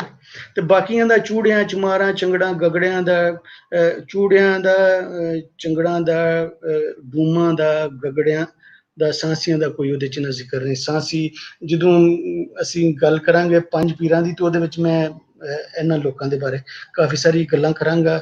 ਜਦੋਂ ਜੋਗ ਔਰ ਫਕੀਰੀ ਦੀ ਗੱਲ ਕਰਾਂਗੇ ਤੇ ਫਿਰ ਉਹਦੇ ਵਿੱਚ ਵੀ ਮੈਂ ਇਹਨਾਂ ਦੀ ਗੱਲ ਕਰਾਂਗਾ, ਕਿਉਂਕਿ ਸਾਰੇ ਜੋਗੀ ਔਰ ਫਕੀਰ ਇਹਨਾਂ ਪਲੀਤਾਂ ਦੇ ਵਿੱਚੋਂ ਸਨ, ਔਰ ਇਹ ਪਲੀਤ ਉਹਨਾਂ ਜੋਗੀਆਂ ਦੇ ਵਿੱਚੋਂ ਸਨ। ਇਹਨਾਂ ਦੇ ਅੰਦਰ ਇੱਕ ਜੋਗ ਸੀ, ਔਰ ਤੁਹਾਨੂੰ ਹੋ ਸਕਦਾ ਹੈ ਉਹ ਸਾਰੇ ਲੋਕ ਮੁਰਦਾਰ ਖਾਂਦੇ ਸਨ, ਔਰ ਖੋਲਿਆਂ ਦੇ ਵਿੱਚ, ਚੂਰਾਂ ਦੇ ਵਿੱਚ, ਕੁੜਾਂ ਦੇ ਵਿੱਚ ਰਹਿੰਦੇ ਸਨ, ਛੰਨਾਂ ਦੇ ਵਿੱਚ ਰਹਿੰਦੇ ਸਨ, ਔਰ ਇਹਨਾਂ ਦੇ ਕੋਈ ਘਰ ਨਹੀਂ ਸਨ। ਠੱਠੀਆਂ ਦੇ ਵਿੱਚ, ਕਿਧਰੇ ਇਹਨਾਂ ਨੂੰ ਚੁਮਾਰਲੀ ਦੇ ਵਿੱਚ ਰਹਿੰਦੇ ਸਨ, ਚੁਮਾਰ ਜਿਹੜੇ ਸਨ ਕਿਧਰੇ ਠੱਠੀਆਂ ਦੇ ਵਿੱਚ ਰਹਿੰਦੇ ਸਨ। ਇਹਨਾਂ ਦੇ ਕੋਈ ਪੱਕੇ ਠਿਕਾਣੇ ਨਹੀਂ ਸਨ। ਪੱਕੇ ਤੋਂ ਮਤਲਬ ਇਹ ਨਹੀਂ ਕਿ ਕਈ ਇੱਕ ਥਾਂ ਤੇ ਕਈ ਨਸਲਾਂ ਹੀ ਰਹਿੰਦੇ ਸਨ, ਪਰ ਇਹ ਕੋਈ ਇਹਨਾਂ ਦੇ ਪੱਕੇ ਘਰ ਨਹੀਂ ਸਨ ਹੁੰਦੇ, ਕੱਚੇ ਘਰ ਹੁੰਦੇ ਸਨ, ਪਾਣੀਆਂ ਦੇ ਵਿੱਚ ਰੁੜ ਜਾਂਦੇ ਸਨ, ਹੜ੍ਹ ਆਉਂਦੇ ਸਨ, ਘਰ ਇਹਨਾਂ ਦੇ ਰੁੜ ਜਾਂਦੇ ਸਨ। ਤੇ ਬੜਾ ਦੁੱਖ ਦਾ ਔਰ ਇਹਨਾਂ ਉਹ ਸਾਰਾ ਨਾ ਜਿਹੜਾ ਵੇਲਾ ਵੇਖਿਆ। ਪਰ ਤੁਸੀਂ ਹੁਣ ਸਮਝਦੇ ਹੋਵੋਗੇ ਕਿ ਇਹ ਬੜੇ ਦੁਖੀ ਲੋਕ ਨੇ, ਪਰ ਨਹੀਂ, ਇਹਨਾਂ ਨੂੰ ਰਹਿਣਾ ਆਉਂਦਾ ਸੀ। ਇਹ ਗਾਉਂਦੇ ਰਹਿੰਦੇ ਸਨ। ਇਹ ਤੁਸੀਂ ਵੇਖ ਕੇ ਨਹੀਂ ਕਦੀ ਸੋਚ ਸਕਦੇ ਕਿ ਇਹ ਲੋਕਾਂ, ਇਹ ਰੰਗਾਂ ਦੇ ਲੋਕ ਸਨ, ਇਹ ਸੁਰਾਂ ਦੇ ਲੋਕ ਸਨ। ਇਹਨਾਂ ਦੇ ਵਿੱਚ ਸੁਰ ਸੀ ਇਹਨਾਂ ਦੇ ਅੰਦਰ, ਔਰ ਇਹ ਰੰਗ ਜਿਹੜੇ ਸਨ ਇਹਨਾਂ ਦੀ ਜ਼ਿੰਦਗੀ ਸੀ। ਮਤਲਬ ਜਿਹੜੇ ਤੁਸੀਂ ਇਹਨਾਂ ਦੇ ਬਹੁਤ ਸਾਰੇ ਇਹਨਾਂ ਦੇ ਗੀਤ, ਇਹਨਾਂ ਦੇ ਬਾਲਾਂ ਦੇ, ਇਹਨਾਂ ਦੇ ਬਾਰੇ ਵਿੱਚ ਗੀਤ, ਔਰ ਇਹਨਾਂ ਦੇ ਆਪਣੇ ਗੀਤ ਅਗਰ ਤੁਸੀਂ ਵੇਖੋ, ਮਤਲਬ ਚੂੜੇ ਰੂੜੇ ਰੰਗੂ ਗੂੜੇ, ਚੂੜਿਆਂ ਦੇ ਬਾਰੇ ਇੱਕ ਗੀਤ ਹੈ, ਚੂੜੇ ਰੂੜੇ ਰੰਗੂ ਗੂੜੇ, ਵਸੂ ਕਸੂ ਠੱਠੀ ਠੇਰੀ ਨਿਤ ਹਨੇਰੀ। ਵਿਚਾਰਿਆਂ ਦੇ ਕੋਈ ਪੱਕਾ ਥਾਂ ਹੀ ਨਹੀਂ, ਹਨੇਰੀ ਆਈ ਫਿਰ ਉਹਨਾਂ ਦੀ ਵਸੂ ਕਸੂ, ਰੋਈ ਰੋਈ ਰੋਈ ਜਿਹਦੀ ਹੋਰ ਨਾ ਕਿਧਰੇ ਟੋਈ। ਇਹ ਰੋਈਆਂ ਵਿੱਚ ਰਹਿੰਦੇ ਸਨ, ਨੀਵੀਆਂ ਥਾਵਾਂ ਤੇ, ਜਿੱਥੇ ਨਾਲੀਆਂ ਦਾ ਗੰਦਾ ਪਾਣੀ ਜਿਹੜਾ ਜਾਂਦਾ, ਉਹਨਾਂ ਥਾਵਾਂ ਦੇ ਉੱਤੇ ਇਹਨਾਂ ਨੂੰ ਰਹਿਣ ਵਾਸਤੇ ਥਾਂ ਮਿਲਦੀ ਸੀ। ਜਿਹੜਾ ਸਖੀ ਸਰਵਰ ਹੈ, ਸਖੀ ਸਰਵਰ ਜਿਹੜਾ ਹੈ ਉਹ ਇਹਨਾਂ ਦਾ ਅਕਸਰ ਇਹਨਾਂ ਵਿੱਚੋਂ ਅਕਸਰਾਂ ਦਾ ਪੀਰ ਹੈ, ਔਰ ਉਹਨੂੰ ਰੋਈਆਂ ਵਾਲਾ ਪੀਰ ਵੀ ਆਖਿਆ ਜਾਂਦਾ ਹੈ। ਮੈਨੂੰ ਜਿਸ ਵਕਤ ਮੁਸਲਮਾਨ ਹੋਏ ਬਹੁਤ ਸਾਰੇ ਲੋਕ, ਤੇ ਉਹਨਾਂ ਦੇ ਵਿੱਚ ਮੈਨੂੰ ਯਾਦ ਨਹੀਂ ਰਿਹਾ, ਜਿਹੜੇ ਪ੍ਰਾਈ ਸਨ ਇਹਨਾਂ ਨੂੰ ਸਖੀ ਸਰਵਰ ਨੇ ਮੁਸਲਮਾਨ ਕੀਤਾ। ਔਰ ਜਿਹੜਾ ਖਾਜ ਖਿਜ਼ਰ ਹੈ, ਜਿਹੜਾ ਪਾਣੀਆਂ ਦਾ ਦੇਵਤਾ ਕਹਿ ਲਓ ਜਾਂ ਪਾਣੀਆਂ ਦਾ ਫਰਿਸ਼ਤਾ ਕਹਿ ਲਵੋ, ਉਹਨੇ ਜਦੋਂ ਦਰਿਆਵਾਂ ਦੇ ਵਿੱਚ ਲੋਕ ਰਾਹ ਭੁੱਲ ਜਾਂਦੇ ਸਨ ਤੇ ਉਹਨਾਂ ਨੂੰ ਇੱਕ ਸਬਜ਼ ਪੀਰ ਨਜ਼ਰ ਆਉਂਦਾ ਸੀ, ਸਬਜ਼ ਉਹਨੇ ਲਿਬਾਸ ਪਾਇਆ ਹੁੰਦਾ ਸੀ, ਔਰ ਉਹ ਮੱਛੀ ਦਾ ਸਵਾਰ ਹੁੰਦਾ ਸੀ, ਤੇ ਮਾਛੀਆਂ ਨੂੰ ਉਹਨੇ ਮੁਸਲਮਾਨ ਕੀਤਾ ਸੀ। ਉਹ ਮੈਂ ਭੁੱਲ ਗਿਆ ਗੱਲ ਕਰਦੇ ਆ। ਤੇ ਰੋਈਆਂ ਦੇ ਵਿੱਚ ਰਹਿੰਦੇ ਸਨ ਵਿਚਾਰੇ ਚੂੜੇ ਚੁਮਾਰ ਜਿਹੜੇ ਸਨ, ਤੇ ਜਿਹੜੇ ਸੌਖੇ ਘਰਾਂ ਦੇ ਬਾਲ ਸਨ ਉਹ ਗੀਤ ਗਾਉਂਦੇ ਸਨ, ਅਸੀਂ ਉੱਚੇ ਚੁਬਾਰੇ ਤੁਸੀਂ ਕੀੜਿਆਂ ਦੇ ਦਾਰੇ, ਅਸੀਂ ਉੱਚੇ ਚੁਬਾਰੇ ਤੁਸੀਂ ਕੀੜਿਆਂ ਦੇ ਦਾਰੇ। ਪਰ ਨੇੜੇ ਜਾ ਕੇ ਵੇਖੋ, ਉਹਨਾਂ ਦੇ ਅੰਦਰ ਉਹੀ ਖੁਸ਼ੀਆਂ ਨੇ। ਉਹ ਭੁੱਖ ਦੇ ਵਿੱਚ, ਦੁੱਖ ਦੇ ਵਿੱਚ ਤੁਹਾਨੂੰ ਨਹੀਂ ਲੱਗਦਾ ਕਿ ਉਹ ਰੋ ਰਹੇ ਨੇ, ਪਿੱਟ ਰਹੇ ਨੇ, ਬਈ ਅਸੀਂ ਤੇ ਬੜੇ ਸਾਡੇ ਕੋਲ ਤੇ ਅਸੀਂ ਤੇ ਭੁੱਖੇ ਹਾਂ, ਤੇ ਅਸੀਂ ਤੱਸੇ ਹਾਂ, ਤੇ ਸਾਡੇ ਕੋਲ ਦੁੱਖ ਹੈ। ਨਹੀਂ, ਉਹ ਤਾਂ ਗਾਣੇ ਗਾ ਰਹੇ ਨੇ, ਮਾਂ ਮੇਰੀ ਰਾਣੀ, ਪਿਓ ਮੇਰਾ ਰਾਜਾ, ਚਾਂਦੀ ਦੀਆਂ ਪੌੜੀਆਂ, ਸੋਨੇ ਦਾ ਦਰਵਾਜ਼ਾ। ਇਹ ਸਾਡੀ ਧਰਤੀ ਦੇ ਗੀਤ ਨੇ। ਮਾਂ ਮੇਰੀ ਰਾਣੀ, ਪਿਓ ਮੇਰਾ ਰਾਜਾ, ਚਾਂਦੀ ਦੀਆਂ ਪੌੜੀਆਂ, ਸੋਨੇ ਦਾ, ਜਿਹਦਾ ਆਪਣਾ ਘਰ ਕੋਈ ਨਹੀਂ, ਉਹ ਇਹ ਗੀਤ ਗਾ ਰਿਹਾ। ਕੁੜੀਆਂ ਜਿਹੜੀਆਂ ਨੇ ਪੈਰ ਮਿੱਟੀ ਤੇ ਰੇਤ ਦੇ ਵਿੱਚ ਪਾ ਕੇ, ਤੇ ਉਹਦੇ ਉੱਤੇ ਮਿੱਟੀ ਰੇਤ ਪਾ ਕੇ ਤੇ ਘਰ ਬਣਾਉਂਦੀਆਂ ਸਨ, ਪੈਰ ਵਿੱਚ ਪਾ ਕੇ ਨਾ, ਤੇ ਉਹਨੂੰ ਕਹਿੰਦੀਆਂ ਸਨ ਘਰ ਕੋਠਾ। ਤੇ ਉਹ ਘਰ ਬਣਾ ਰਹੀਆਂ ਤੇ ਗਾਣਾ ਗਾ ਰਹੀ ਨੇ, ਚਾਂਦੀ ਦੀਆਂ ਪੌੜੀਆਂ, ਸੋਨੇ ਦਾ ਦਰਵਾਜ਼ਾ, ਮਾਂ ਮੇਰੀ ਰਾਣੀ, ਪਿਓ ਮੇਰਾ ਰਾਜ। ਜਾਂ ਇੱਕ ਗੀਤ ਗਾਉਂਦੀਆਂ ਸਨ, ਜਿਹੜੀ ਜਿੱਤ ਜਾਂਦੀ ਸੀ, ਜਿਹੜੀ ਉਹ ਘਰ ਬਣਾ ਲੈਂਦੀ ਸੀ ਪਹਿਲਾਂ, ਉਹ ਕਹਿੰਦੀ ਸੀ ਸਾਬਾ ਸੁਰਤ ਸਹਾਈ ਕਰਨੇ ਪੰਜ ਲਿਆਈ, ਇੱਕ ਢੋਂ ਦਾ, ਇੱਕ ਲਾਉਂ ਦਾ, ਇੱਕ ਛੱਟ ਦਾ, ਇੱਕ ਫੂਕ ਦਾ, ਇੱਕ ਭੜੋਲੇ ਪਾਈ, ਸਈਓ ਨਹੀਂ ਮੈਂ ਪੁੱਗ ਗਈ ਜੇ ਮੈਨੂੰ ਦਿਓ ਵਧਾਈ। ਮਤਲਬ ਉਹ ਇਸ ਤਰ੍ਹਾਂ ਦੇ ਗੀਤ ਉਹ ਕੁੜੀਆਂ ਗਾ ਰਹੀਆਂ ਨੇ, ਬਾਲੜੀਆਂ ਜਿਹੜੀਆਂ ਗਾ ਰਹੀਆਂ ਨੇ, ਤੁਹਾਨੂੰ ਨਹੀਂ, ਉਹ ਕਿਸਾਨਾਂ ਦੀਆਂ ਧੀਆਂ ਵੀ ਉਹ ਗੀਤ ਗਾਉਂਦੀਆਂ ਸਨ, ਜਿਹੜੇ ਇਹਨਾਂ ਚੂੜਿਆਂ ਦੀਆਂ ਜਾਂ ਕਮੀਆਂ ਦੀਆਂ ਧੀਆਂ ਵੀ ਇਹ ਗੀਤ ਗਾਉਂਦੀਆਂ ਸਨ। ਕੀ ਕਿਲੀ ਕਲਾਰੇ ਤੂੰ ਗੰਗਾ ਜਾ, ਗੰਗਾ ਪਾਣੀ ਮਿੱਠਾ ਤੂੰ ਪੀਂਦੀ ਜਾ, ਪਿਓ ਦਿੱਤਾ ਘੋੜਾ ਦੌੜਾਉਂਦੀ ਜਾ, ਮਾਂ ਦਿੱਤੀ ਡੱਬੀ ਖੜਕਾਉਂਦੀ ਜਾ, ਅਸਮਾਨੀ ਮੇਰਾ ਘੱਗਰਾ ਮੈਂ ਕਿਸ ਕਿੱਲੀ ਟੰਗਾ, ਮੈਂ ਉਸ ਕਿੱਲੀ ਟੰਗਾ ਨਹੀਂ ਮੈਂ ਇਸ ਕਿੱਲੀ ਟੰਗਾ। ਅਸਮਾਨੀ ਮੇਰਾ ਘੱਗਰਾ ਅਸਮਾਨ ਤੱਕ ਹੈ ਔਰ ਮੈਂ ਉਹਨੂੰ ਕਿੱਥੇ ਟੰਗਾ। ਮਤਲਬ ਉਹ ਪਤਾ ਨਹੀਂ ਕੱਪੜੇ ਵੀ ਪਾਏ ਨੇ ਕਿ ਨਹੀਂ ਉਸ ਬਾਲੜੀ ਨੇ, ਤੇ ਉਹ ਗੀਤ ਕੀ ਗਾ ਰਹੀ। ਇਹ ਲੋਕ ਮੁਸਲਮਾਨ ਹੋਏ, ਹਿੰਦੂ ਹੋਏ, ਸਿੱਖ ਹੋਏ। ਜਦੋਂ ਮੁਸਲਮਾਨ ਹੋਏ ਤਾਂ ਉਹਨਾਂ ਨੂੰ ਸੰਦੀਂਦਾ ਰੱਖਿਆ, ਜਿਸ ਵਕਤ ਉਹ ਹਿੰਦੂ ਹੋਏ ਤਾਂ ਮੇਘ ਉਹਨਾਂ ਨੂੰ ਆਖਿਆ, ਜਿਸ ਵਕਤ ਉਹ ਸਿੱਖ ਹੋਏ ਤਾਂ ਮਜਬੀ ਸਿੱਖ ਹੋਏ, ਜਿਸ ਵਕਤ ਈਸਾਈ ਹੋਏ ਤਾਂ ਉਹਨਾਂ ਨੂੰ ਕ੍ਰਿਸਚਨ ਹੋਏ ਤਾਂ ਅਸੀਂ ਉਹਨਾਂ ਨੂੰ ਕਿਰਨੇ ਕਿਹਾ, ਬਾਅਦ ਵਿੱਚੋਂ ਕਿਰਨੇ ਈਸਾਈ ਖਵਾਏ। ਤੇ ਆਪਣੇ ਆਪਣੇ ਜਿਸ ਵੀ ਧਰਮ ਵਿੱਚ ਗਏ ਉਹਨਾਂ ਦੇ ਗੀਤਾਂ ਦੇ ਵਿੱਚ ਉਹਦੀਆਂ ਤੁਹਾਨੂੰ ਸ਼ਕਲਾਂ ਨਜ਼ਰ ਆਉਂਦੀਆਂ ਨੇ। ਇੱਕ ਗੀਤ ਹੈ ਲੱਲੀ ਫਕੀਰ, ਇਹਨਾਂ ਦੇ ਵਿੱਚ ਹੁੰਦੇ ਨੇ ਬੜੇ ਹੀ ਨਮਾਣੇ ਲੱਲੀ ਫਕੀਰ। ਇਹਨਾਂ ਚੂੜਿਆਂ ਦੇ ਵਿੱਚੋਂ ਇੱਕ ਹੁੰਦੇ ਟੱਬਰ ਹੁੰਦਾ ਹੈ, ਉਹਨਾਂ ਨੂੰ ਲੱਲੀ ਫਕੀਰ ਕਿਹਾ ਜਾਂਦਾ, ਜਿਹੜੇ ਬਹੁਤ ਹੀ, ਮੈਂ ਕੋਈ ਲੱਲੀ ਹਾਂ, ਲੋਕ ਕਹਿੰਦੇ ਨੇ ਕਿ ਮੈਨੂੰ ਤੁਸੀਂ ਇੰਝ ਮੇਰੇ ਤੋਂ ਜ਼ੁਲਮ ਕਰ ਰਹੇ ਹੋ ਕਿ ਮੈਨੂੰ ਤੁਸੀਂ ਕੋਈ ਲੱਲੀ ਸਮਝ ਰਹੇ ਹੋ। ਮਤਲਬ ਇਹ ਬਕਾਇਦਾ ਲੋਕ ਗੱਲ ਕਰਦੇ ਨੇ। ਤੇ ਉਹਨਾਂ ਦਾ ਇੱਕ ਗੀਤ ਹੈ, ਉਹਨਾਂ ਦੇ ਬਾਲਾਂ ਨੂੰ ਮੈਂ ਗੀਤ ਗਾਉਂਦਿਆਂ ਸੁਣਿਆ। ਕੋਠੇ ਤੇ ਤੰਦੂਰ ਵਿੱਚ ਲਾਈਆਂ ਰੋਟੀਆਂ ਖਾ ਗਿਆ ਬਾਬਾ ਨੂਰ, ਅੰਦਰ ਬੀਬੀ ਫਾਤਮਾ ਤੇ ਬਾਹਰ ਪਾਕਰ ਸੂਰ। ਹੁਣ ਵੇਖੋ ਇਹਨਾਂ ਗੀਤਾਂ ਦੇ ਵਿੱਚ ਕੁਝ ਰਮਜ਼ਾਂ ਨੇ, ਤੁਸੀਂ ਸਮਝੋ, ਮੈਂ ਨਹੀਂ ਉਹਦੇ ਤੇ ਖੁੱਲ ਕੇ ਗੱਲ ਕਰਦਾ। ਉਹਨਾਂ ਨੇ ਮਜ਼ਹਬ ਤੇ ਕਬੂਲ ਕਰ ਲਿਆ, ਪਰ ਗੱਲਾਂ ਉਹਨਾਂ ਨੇ ਵਿੱਚੋਂ ਜਿਹੜੀਆਂ ਕੀਤੀਆਂ ਉਹ ਸਮਝਣ ਵਾਲੀਆਂ ਨੇ। ਇੱਕ ਲੱਲੀ ਫਕੀਰਾਂ ਦਾ ਇੱਕ ਗੀਤ ਹੈ ਕਿ ਬਾਲਾਂ ਦਾ ਆਕਾ ਬਾਕਾ ਮਿੱਟੀ ਚੋਂ ਮਿੱਟੀ ਲੱਲੀਆਂ ਘਰ ਹੋਇਆ ਕਾਕਾ, ਕਾਕੇ ਮਾਰੀ ਚੀਕ ਕਾਕਾ ਟੱਪ ਗਿਆ ਮਸੀਤ, ਕਾਕੇ ਮਾਰੀ ਚੀਕ ਕਾਕਾ ਟੱਪ ਗਿਆ ਮਸੀਤ। ਜਦੋਂ ਇਹਨਾਂ ਦੇ ਨਿੱਕੇ ਬਾਲ ਮਰ ਜਾਂਦੇ ਸਨ ਤੇ ਉਹਦੀਆਂ ਜਿਹੜੀਆਂ ਭੈਣਾਂ ਸਨ ਬਾਲਦੀਆਂ, ਇਹਨਾਂ ਵਿੱਚ ਇੱਕ ਰਸਮ ਹੁੰਦੀ ਸੀ ਸੋਗ ਸਿਆਹੀ। ਸੋਗ ਦੇ ਵਿੱਚ ਉਹਨੂੰ, ਸੋਗ ਨੂੰ ਕਿਵੇਂ ਮਨਾਉਣਾ, ਇੱਕ ਉਹਨਾਂ ਦੀ ਇੱਕ ਰਸਮ ਹੁੰਦੀ ਸੀ, ਉਹਨੂੰ ਸੋਗ ਸਿਆਹੀ ਕਹਿੰਦੇ ਸਨ ਲੱਲੀ ਫਕੀਰਾਂ ਦੀ। ਇੱਕ ਰਸਮ ਸੀ। ਤੇ ਹੁਣ ਭਰਾ ਮਰ ਗਿਆ ਨਿੱਕਾ ਜਿਹਾ, ਤੇ ਉਹ ਜਿਹੜੀ ਭੈਣ ਜਿਹੜੀ ਉਹਨੂੰ ਚੁੱਕ ਕੇ ਖਿਡਾਉਂਦੀ ਸੀ, ਹੁਣ ਉਹਦਾ ਇੱਕ ਗੀਤ ਗਾ ਰਹੀ। ਹੁਣ ਜਰਾ ਸੁਣਨਾ, ਕਿਸੇ ਸਖੀ ਦੀ, ਕਿਸੇ ਬੜੇ ਰਾਠ ਦੀ, ਕਿਸੇ ਜ਼ਿਮੀਂਦਾਰ ਦੀ ਧੀ ਇਹ ਗੀਤ ਗਾ ਸਕਦੀ ਹੈ ਜਿਹਦੇ ਕੋਲ ਕੁਝ ਵੀ ਨਹੀਂ।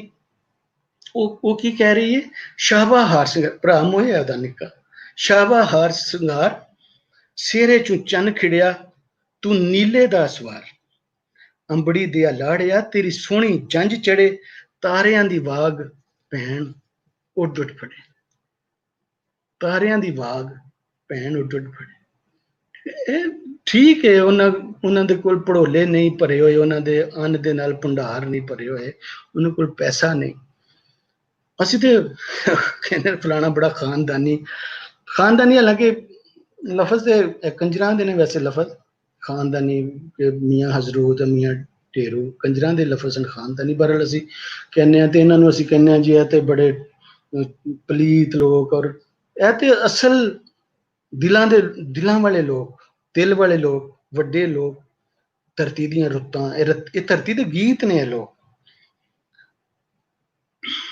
ਜਿਹੜੇ ਡੂਮ ਸਨ ਉਹ ਪਲੀਤ ਸਨ। ਫਿਰ ਵੇਲੇ ਦੇ ਨਾਲ ਕਹਿੰਦੇ ਨੇ ਕਿ ਅਕਬਰ ਬਾਦਸ਼ਾਹ ਜ਼ਮਾਨੇ ਦੇ ਵਿੱਚ ਉਹ ਮੀਰ ਆਲਮ ਹੋ ਗਏ ਔਰ ਮਿਰਾਸੀ ਹੋ ਗਏ, ਜਿਹੜੇ ਸ਼ਜਰਾ ਮੁਨਸ਼ੀ ਬਣੇ ਬਾਅਦ ਦੇ ਵਿੱਚ, ਲੋਕਾਂ ਦਾ ਸ਼ਜਰਾ ਪੜ੍ਹਦੇ ਸਨ। ਮੈਂ ਇੱਕ ਬਾਬੇ ਨੂੰ ਪੁੱਛਿਆ ਮਿਰਾਸੀ ਨੂੰ ਕਿ ਤੁਸੀਂ ਇਹ ਕਿਵੇਂ, ਤਾਂ ਉਹ ਮੈਨੂੰ ਕਹਿੰਦਾ ਪੁੱਤਰ ਜਿਹੜੀ 7 ਪੀੜ੍ਹੀਆਂ ਨੇ ਨਾ, 7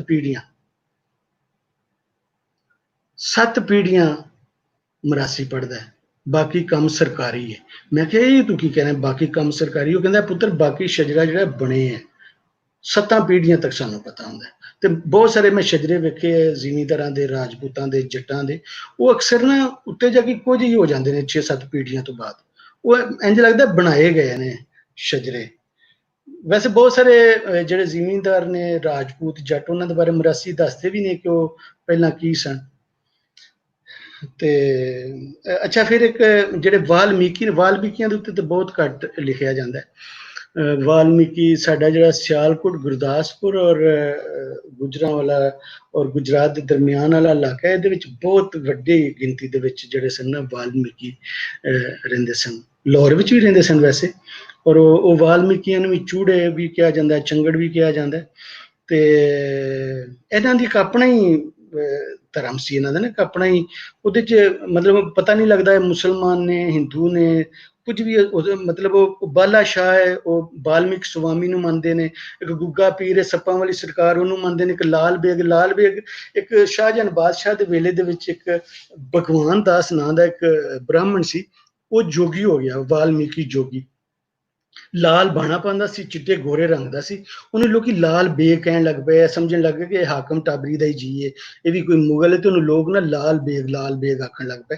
ਉਹ ਜਿਹੜਾ ਸੀ ਦਾਰਾ ਸ਼ਿਕੋ ਇਹਦਾ ਦੋਸਤ, ਇਹਦਾ ਬੜਾ ਬੇਲੀ ਸੀ, ਸੰਗਤੀ ਸੀ।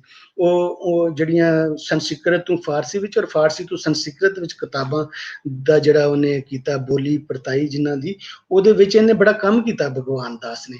ਤੇ ਇਹਨੂੰ ਇੱਕ ਦਫਾ ਕਿਸੇ ਮਹਿਲ ਦੇ ਵਿੱਚ ਬੈਠਿਆਂ ਕਿਸੇ ਨੇ ਸ਼ਹਿਜ਼ਾਦਾ ਕਹਿ ਦਿੱਤਾ, ਤੇ ਜਿਸ ਵਕਤ ਉਹਨੇ ਸ਼ਹਿਜ਼ਾਦਾ ਕਹਿ ਦਿੱਤਾ ਤੇ ਉਹ ਕਹਿੰਦੇ ਨੇ ਕਿ ਇਹਨੂੰ ਨਾ ਆਪਣੇ ਨੱਕ ਦੇ ਵਿੱਚੋਂ ਬਦਬੂ ਆਉਣ ਲੱਗ ਪਈ ਦੁਨੀਆਦਾਰੀ ਦੀ। ਇਹਨੇ ਫਿਰ ਮਹਿਲ ਮਾੜੀਆਂ ਛੱਡ ਦਿੱਤੇ ਔਰ ਸਾਰੇ ਮਰਨ ਤੱਕ ਆਪਣੇ ਆਪ ਨੂੰ ਸਜ਼ਾ ਦਿੱਤੀ ਔਰ ਸਾਰੀ ਹਯਾਤੀ ਫਿਰ ਗੰਦਗੀ ਹੁੰਜੀ। ਇਹ ਲਾਲ ਬੇਗ ਸੀ। ਤੇ ਇਹ ਬਾਲਾ ਸ਼ਾਹ, ਗੁੱਗਾ ਪੀਰ ਜਿਹੜਾ ਸੱਪਾਂ ਵਾਲੀ ਸਰਕਾਰ ਹੈ, ਔਰ ਲਾਲ ਬੇਗ, ਇਹ ਜਿਹੜੇ ਜਦੋਂ ਕਿ ਇਹਨਾਂ ਦਾ ਬੰਦਾ ਮਰਦਾ ਸੀ ਉਹਨੂੰ ਕਫਨ ਮੁਸਲਮਾਨਾਂ ਵਾਂਗੂ ਪਾਉਂਦੇ ਸਨ, ਪਰ ਉਹਦਾ ਜਨਾਜ਼ਾ ਨਹੀਂ ਸਨ ਕਰਦੇ। ਉਹ ਇੱਕ ਬ੍ਰਾਹਮਣ ਪੰਡਤ ਆਂਦਾ ਸੀ ਤੇ ਉਹ ਆ ਕੇ ਰਮਾਇਣ ਪੜ੍ਹਦਾ ਸੀ, ਜਿਹੜੀ ਹੁੰਦੀ ਹੈ ਅੰਮ੍ਰਿਤ ਜਿਹੜਾ ਹੁੰਦਾ ਹੈ ਛਕਣਾ, ਉਹ ਇਹਨਾਂ ਦੇ ਵਿੱਚ ਵੀ ਸੀ। ਜਦੋਂ ਗੁਰੂ ਬਣਾਉਂਦੇ ਸਨ ਆਪਣਾ ਕੋਈ, ਤੇ ਉਹਨੂੰ ਅੰਮ੍ਰਿਤ ਛਕਣਾ, ਜਿਵੇਂ ਸਿੱਖਾਂ ਦੇ ਵਿੱਚ ਅੰਮ੍ਰਿਤ ਛਕਣਾ, ਇਹਨਾਂ ਦੇ ਵਿੱਚ ਇੰਝ ਸੀ। ਤੇ ਹੁਣ ਇਹਨਾਂ ਦੇ ਵਿੱਚ ਨਾ ਸਾਰਿਆਂ ਧਰਮਾਂ ਦੀਆਂ ਤੁਹਾਨੂੰ ਨਜ਼ਰ ਆਉਂਦੀਆਂ ਨੇ। ਜਿਹੜਾ ਦਿਨ ਰਾਤ ਸੀ ਉਹਨੂੰ ਕਹਿੰਦੇ ਸਨ ਕਿ ਇਹ ਹਨੇਰੇ ਤੇ ਚਾਨਣ ਦਾ ਯੁੱਧ ਹੈ, ਔਰ ਉਹਨੂੰ ਇੱਕ ਵਾਰ ਕਹਿੰਦੇ ਸਨ, ਵਾਰ। ਔਰ ਉਹ ਵਾਰ ਜਿਹੜੇ ਸੱਤ ਜਿਵੇਂ ਦਿਹਾੜੇ ਨੇ, ਪਰ ਇਹਨਾਂ ਦੇ ਦਿਹਾੜਿਆਂ ਦੇ ਵੱਖਰੇ ਨਾਂ ਸਨ। ਬੋਣੀ, ਡੰਨ, ਮਾਂਗੀ, ਚੌਥਾ, ਚਿਰਾਗੀ, ਛੰਨ ਤੇ ਸੱਤਾ, ਇਹ ਇਹਨਾਂ ਦੇ 7 ਦਿਹਾੜਿਆਂ ਦਾ। ਜਿਹੜਾ ਬੋਣੀ, ਜਿਹੜਾ ਪਹਿਲਾ ਦਿਨ ਸੀ, ਉਹਨੂੰ ਇਹ ਪੀਰਵਾਰ ਵੀ ਕਹਿੰਦੇ ਸਨ, ਕਿਉਂਕਿ ਬਾਲਮੀਕ ਸਵਾਮੀ ਜਿਹੜਾ ਬਾਲਾ ਸ਼ਾਹ ਹੈ ਉਹਦਾ ਉਹ ਜੰਮਣ ਦਿਹਾੜ ਹੈ। ਤੇ ਉਦਣ ਇਹਨਾਂ ਦੀ ਜਿਹੜੀ ਪੂਜਾ ਪਾਠ ਹੁੰਦੀ ਸੀ, ਜਿਹਨੂੰ ਇਹ 7 ਸੰਗ ਕਹਿੰਦੇ ਨੇ, ਜਿਹਦੀਆਂ 2 ਚੌਂਕੀਆਂ ਹੁੰਦੀਆਂ ਸਨ, ਇੱਕ ਸੰਗਤ ਔਰ ਇੱਕ ਮੰਗਤ।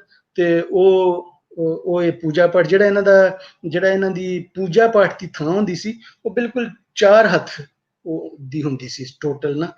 ਉਹਦੇ ਵਿੱਚ ਇੱਕ ਕੰਦੋਲੀ ਹੁੰਦੀ ਸੀ ਔਰ ਇੱਕ ਚੌਕੀ ਹੁੰਦੀ ਸੀ, ਤੇ 4 ਉਹਦੇ ਵਿੱਚ ਆਲੇ ਹੁੰਦੇ ਸਨ। ਉਤਲਾ ਜਿਹੜਾ ਆਲਾ ਹੁੰਦਾ ਸੀ ਉਹਦੇ ਵਿੱਚ ਚੋਗ ਰੱਖਦੇ ਸਨ ਪੰਛੀਆਂ ਵਾਸਤੇ, ਤੇ ਵਿੱਚ 2 ਜਿਹੜੇ ਆਲੇ ਸਨ ਉੱਥੇ ਜੁਮੇਰਾਤ ਨੂੰ ਦੀਵੇ ਬਾਲਦੇ ਸਨ, ਇੱਕ ਬਾਲਾ ਸ਼ਾਹ ਦੇ ਨਾਂ ਦਾ ਤੇ ਇੱਕ ਲਾਲ ਬੇਗ ਦੇ ਨਾਂ ਦਾ।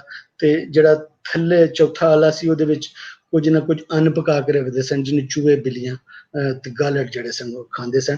ਤੇ ਉਹਦੇ ਨਾਲ ਕਿਸੇ ਰਾਹ ਦੇ ਉੱਤੇ ਇਹ ਬਣਾਉਂਦੇ ਸਨ ਆਪਣੀ, ਉਹਨੂੰ ਪੱਕੀ ਥਾਂ ਕਹਿੰਦੇ ਸਨ, ਜਿਹੜੀ ਇਹਨਾਂ ਦੀ ਪੂਜਾ ਪਾਠ ਦੀ ਥਾਂ ਹੁੰਦੀ ਸੀ। ਤੇ ਉਹ ਕਿਸੇ ਰਸਤੇ ਦੇ ਨਾਲ ਬਣਾਉਂਦੇ ਸਨ, ਤੇ ਉੱਥੇ ਕਿਸੇ ਰੁੱਖ ਦੀ ਛਾਵੇਂ ਹੁੰਦਾ ਸੀ, ਔਰ ਨਾਲ ਇਹਨਾਂ ਨੇ ਇੱਕ ਘੜਾ ਰੱਖਿਆ ਹੁੰਦਾ ਸੀ ਕਿ ਜਿਹੜਾ ਰਾਹੀ ਜੇ ਉਹਨੂੰ ਲੱਗੇ ਤਰੇ ਤੋਂ ਪਾਣੀ ਪੀ ਲਵੇ, ਪਰ ਇਹਨਾਂ ਨੂੰ ਚੂੜਿਆਂ ਸਮਝ ਕੇ, ਇਹਨਾਂ ਨੂੰ ਪਲੀਤ ਸਮਝ ਕੇ ਇਹਨਾਂ ਦਾ ਪਾਣੀ ਪੀਂਦਾ ਤਾਂ ਕੋਈ ਨਹੀਂ ਸੀ। ਤੇ ਹਰ ਵੇਲੇ ਕੋਈ ਭੰਡਾਰਾ ਇਹਨਾਂ ਦਾ ਚੱਲ ਰਿਹਾ, ਮੰਗਤੇ ਸਨ ਔਰ ਝੰਡਾ ਆਪਣੇ ਪੀਰ ਦਾ। ਫਿਰ ਇਹਨਾਂ ਦਾ ਜਿਹੜਾ ਵਡਕਾ ਹੁੰਦਾ ਸੀ ਉਹਨੂੰ ਨਿਸ਼ਾਨਦਾਰ ਕਹਿੰਦੇ ਸਨ, ਜਿਹਨੂੰ ਚੁਣਿਆ ਇੰਝ ਜਾਂਦਾ ਸੀ ਕਿ ਉਹਨੂੰ ਸੱਪ ਲੜਾਉਂਦੇ ਸਨ, ਜੋ ਜਿਉਂਦਾ ਰਵੇ ਤੇ ਉਹ ਇਹਨਾਂ ਦਾ ਵਡਕਾ ਬਣਦਾ ਸੀ, ਉਹਨੂੰ ਨਿਸ਼ਾਨਦਾਰ ਆਖਿਆ ਜਾਂਦਾ ਸੀ।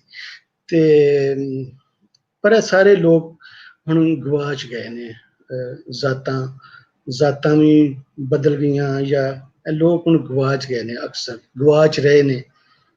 ਤੇ ਇਹ ਜਿਹੜੇ ਧਰਤੀ ਦੀਆਂ ਰੁੱਤਾਂ ਸਨ, ਇਹ ਜਿਹੜੇ ਧਰਤੀ ਦੇ ਗੀਤ ਸਨ, ਤੇ ਹੁਣ ਜਦੋਂ ਜੇ ਲੱਭੋ ਤੇ ਉਹ ਕੀ ਕਹਿੰਦੇ ਨੇ ਕਿ ਨਹੀਂ ਲੱਭਣੇ ਲਾਲ ਗਵਾਚੇ ਤੇ ਮਿੱਟੀ ਨਾ ਫਰੋਲ ਜੋਗਿਆ। ਤੇ ਇਹਨਾਂ ਦੇ ਬਾਰੇ ਲਿਖਿਆ ਤੇ ਬਹੁਤ ਘੱਟ, ਪਰ ਬੁੱਲੇ ਸ਼ਾਹ ਔਰ ਸ਼ਾਹ ਹੁਸੈਨ ਵਰਗੇ ਲੋਕਾਂ ਨੇ ਆਪਣੇ ਆਪ ਨੂੰ ਇਹ ਬਣ ਕੇ ਸ਼ਾਇਰੀ ਕੀਤੀ ਕਿ ਕੀ ਚੂੜੀ, ਕੀ ਜ਼ਾਤ ਚੂੜੀ ਦੀ, ਹਰ ਕੋਈ ਸਾਥੋਂ ਨੱਸੇ, ਕਰ ਬੇਗਾਰ ਅਰਥਿਆ ਹੋਣਾ, ਜਾਂ ਪਰ ਸਾਈਂ ਵਸੇ। ਕਿਆ ਪੜਤੀ ਕਿਆ ਲਾਗ ਚੂੜੀ ਦਾ, ਕੁੰਡੀ ਔਰ ਸਰਾਣਾ, ਜੋ ਦਿੱਤਾ ਆਪੇ ਸਾਈਂ ਨੇ ਉਹ ਕਰ ਲੈ ਜਾਣਾ। ਫਟਾ ਪੁਰਾਣਾ ਭਾਗ ਸਾਡਾ, ਭੁੱਖ ਟੁੱਕਰ ਸਜਬੇ, ਫਾਕਾ ਕੜਾਕਾ ਮੰਗਣ ਪਿੰਨਣ ਚਾਲ ਸਾਡੀ ਏ। ਰਛ ਰਛੋੜ ਤੇ ਤੇਲੇ ਕਾਣੇ, ਇਹ ਸਾਡੀ ਕਾਰੂ, ਮੈਂ ਚੂੜੀਆਂ सच्चे साहिब दे दरबार।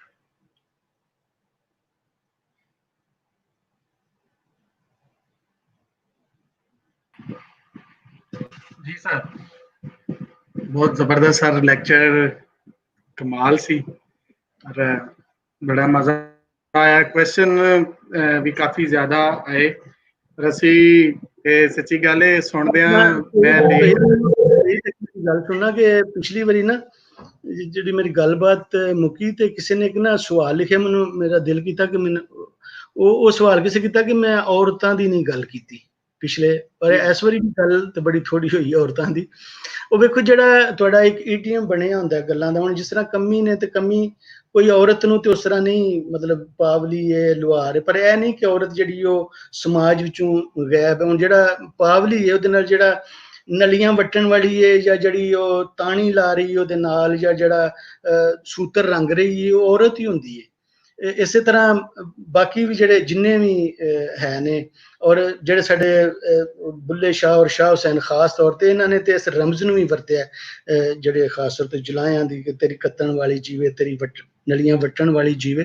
ਫਿਰ ਇੱਕ ਹੋਰ ਮੈਂ ਤੁਹਾਨੂੰ ਗੱਲ ਦੱਸਾਂ ਕਿ ਜੋਗੀਆਂ ਦੇ ਵਿੱਚ ਵੀ ਔਰ ਇਹਨਾਂ ਪਲੀਤਾਂ ਦੇ ਵਿੱਚ ਵੀ ਜਿਹੜੇ ਇਹਨਾਂ ਦੇ ਫੈਸਲੇ ਕਰਨ, ਇਹਨਾਂ ਦੇ ਫੈਸਲੇ ਜਿਹੜੇ ਹੁੰਦੇ ਸਨ, ਜਿਹੜੀ ਇਹਨਾਂ ਦੀ ਸੱਥ ਹੁੰਦੀ ਸੀ, ਜਿਹੜੀ ਪੰਚਾਇਤ ਹੁੰਦੀ ਸੀ ਉਹਦੇ ਵਿੱਚ ਇੱਕ ਹੇਠਲੀ ਪੰਚਾਇਤ ਹੁੰਦੀ ਸੀ, ਇੱਕ ਉਤਲੀ ਪੰਚਾਇਤ ਹੁੰਦੀ ਸੀ, ਔਰ ਇੱਕ ਇਹਨਾਂ ਦੀ ਉਹਨੂੰ ਕਹਿੰਦੇ ਸਨ ਛੁੱਟ ਮੁੱਖ।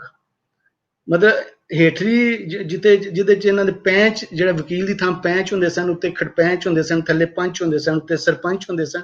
ਤੇ ਜਿਸ ਵਕਤ ਨਾ ਹੇਠਲੀ ਉਹਦੇ ਵਿੱਚ ਮੁੱਕਿਆ ਫੈਸਲਾ, ਨਾ ਉੱਤੇ ਜਾ ਕੇ ਮੁੱਕਿਆ ਫੈਸਲਾ, ਤੇ ਫਿਰ ਛੁੱਟ ਮੁੱਕ ਹੁੰਦੀ ਸੀ। ਛੁੱਟ ਮੁੱਕ ਜਿਹੜੀ ਹੁੰਦੀ ਸੀ, ਜਿਹੜੀ ਸਭ ਤੋਂ ਸੁਪਰੀਮ ਜਿਹੜਾ ਇਹਨਾਂ ਦਾ ਸੀ, ਤੇ ਉਹ ਇੱਕ ਸਾਬਾ ਹੁੰਦੀ ਸੀ। ਸਾਬਾ ਸਭ ਦੀ ਮਾਂ। ਉਹ ਫਿਰ ਵੇਖੋ ਜਿਹੜਾ ਨਿਆਂ ਹੈ ਨਾ, ਜਿਹੜਾ ਇਨਸਾਫ, ਉਹ ਮਾਂ ਹੀ ਕਰ ਸਕਦੀ ਹੈ। ਉਹ ਕੋਈ ਵਕੀਲ ਨਹੀਂ ਕਰ ਸਕਦਾ, ਉਹ ਕੋਈ ਜੱਜ ਨਹੀਂ ਕਰ ਸਕਦਾ, ਉਹ ਕੋਈ ਕਾਨੂੰਨ ਨਹੀਂ ਕਰ ਸਕਦਾ। ਇਹ ਤੇ ਸਾਰਾ ਪੈਸੇ ਦਾ ਕਾਰ ਵਿਹਾਰ ਹੈ, ਕਾਰੋਬਾਰ ਹੈ, ਜਿਹੜਾ ਸਾਡਾ ਪੂਰਾ ਜੁਡੀਸ਼ੀਅਲ ਸਿਸਟਮ ਹੈ, ਜਿਹੜਾ ਸਟੇਟ ਵੀ ਉਹਦੇ ਵਿੱਚ, ਜਿਹੜੀ ਮੈਂ ਧਰਤੀ ਦੀ ਗੱਲ ਨਹੀਂ ਕਰਦਾ, ਸਟੇਟ ਜਿਹੜੀ ਉਹ ਬਕਾਇਦਾ ਲੈਣੀ ਤੇ ਨਾ ਰਹਿਣੀ ਲੱਗਦੀ ਉਹਦੇ ਵਿੱਚ। ਕੀ ਦਿੰਦੀ ਹੈ ਬੰਦੇ ਨੂੰ? ਜਿਹੜਾ ਮਜ਼ਲੂਮ ਉਹਨੂੰ ਕੁਝ ਨਹੀਂ ਦਿੰਦੀ। ਤੇ ਇਨਸਾਫ ਤੇ ਮਾਂ ਹੀ ਕਰ ਸਕਦੀ ਹੈ। ਤੇ ਉਹ ਜਿਹੜੀ ਸਾਬਾਂ ਸੀ, ਜਿਹੜੀ ਹੈ ਮਿਰਜ਼ਾ ਸਾਹਿਬਾਂ ਦੇ ਵਿੱਚ ਵੀ ਸਾਹਿਬਾਂ ਬਾਅਦ ਚ ਬਣਾ ਲਿਆ ਸੀ, ਜਿਵੇਂ ਮਿਰਜ਼ਾ ਨੂੰ ਮਿਰਜ਼ਾ ਬਣਾ ਲਿਆ, ਤੇ ਉਹ ਵੀ ਸਾਬਾਂ ਹੈ। ਜਦੋਂ ਮੇਜਰ ਇਸਾਕ ਨੇ ਮੁਸੱਲੀ ਡਰਾਮਾ ਲਿਖਿਆ ਤੇ ਉਹਦੇ ਵਿੱਚ ਉਹਨਾਂ ਨੇ ਬਕਾਇਦਾ ਮੁਸੱਲੀਆਂ ਨੇ ਕਿਹਾ ਕਿ ਤੂੰ ਇਹ ਸਾਹਿਬਾਂ ਨਹੀਂ ਸਾਬਾਂ ਹੈ। ਫਿਰ ਉਹਨੇ ਸਾਬਾਂ ਲਿਖਿਆ ਮੇਜਰ ਇਸਾਕ ਨੇ। ਇੱਕ ਤੇ ਇਹ ਸਵਾਲ ਸੀ, ਤੇ ਇੱਕ ਦੂਸਰਾ ਪ੍ਰੋਫੈਸਰ ਪ੍ਰੀਤਮ ਸਿੰਘ ਹੋਰਾਂ ਇੱਕ ਸਵਾਲ ਕੀਤਾ ਸੀ, ਤੇ ਮੈਨੂੰ ਹੁਣ ਚੇਤੇ ਨਹੀਂ ਆ ਰਿਹਾ ਉਹ ਸਵਾਲ ਉਹਨਾਂ ਨੇ ਕੁਝ ਕੀਤਾ ਸੀ, ਤੇ ਮੇਰਾ ਦਿਲ ਕੀਤਾ ਕਿ ਮੈਂ ਜਵਾਬ ਦਿਆਂ, ਪਰ ਮੈਨੂੰ ਉਹਨੂੰ ਭੁੱਲ ਗਿਆ ਉਹਨਾਂ ਦਾ ਸਵਾਲ। ਤੇ ਹੁਣ ਵੀ ਜੇ ਕੋਈ ਸਵਾਲ ਹੈ ਤੇ ਤੁਸੀਂ ਮੈਨੂੰ ਦੱਸੋ। ਮੈਂ ਇੱਕ ਸਵਾਲ ਇਹ ਵੀ ਕੀਤਾ ਗਿਆ ਸੀ ਕਿ ਜਦੋਂ ਰਾਜ ਕਹਾਣੀ ਤੁਸੀਂ ਕਹੀ ਤੇ ਉਹਦੇ ਵਿੱਚ ਮਹਾਰਾਜਾ ਰਣਜੀਤ ਸਿੰਘ ਦੀ ਗੱਲ ਘੱਟ ਹੋਈ।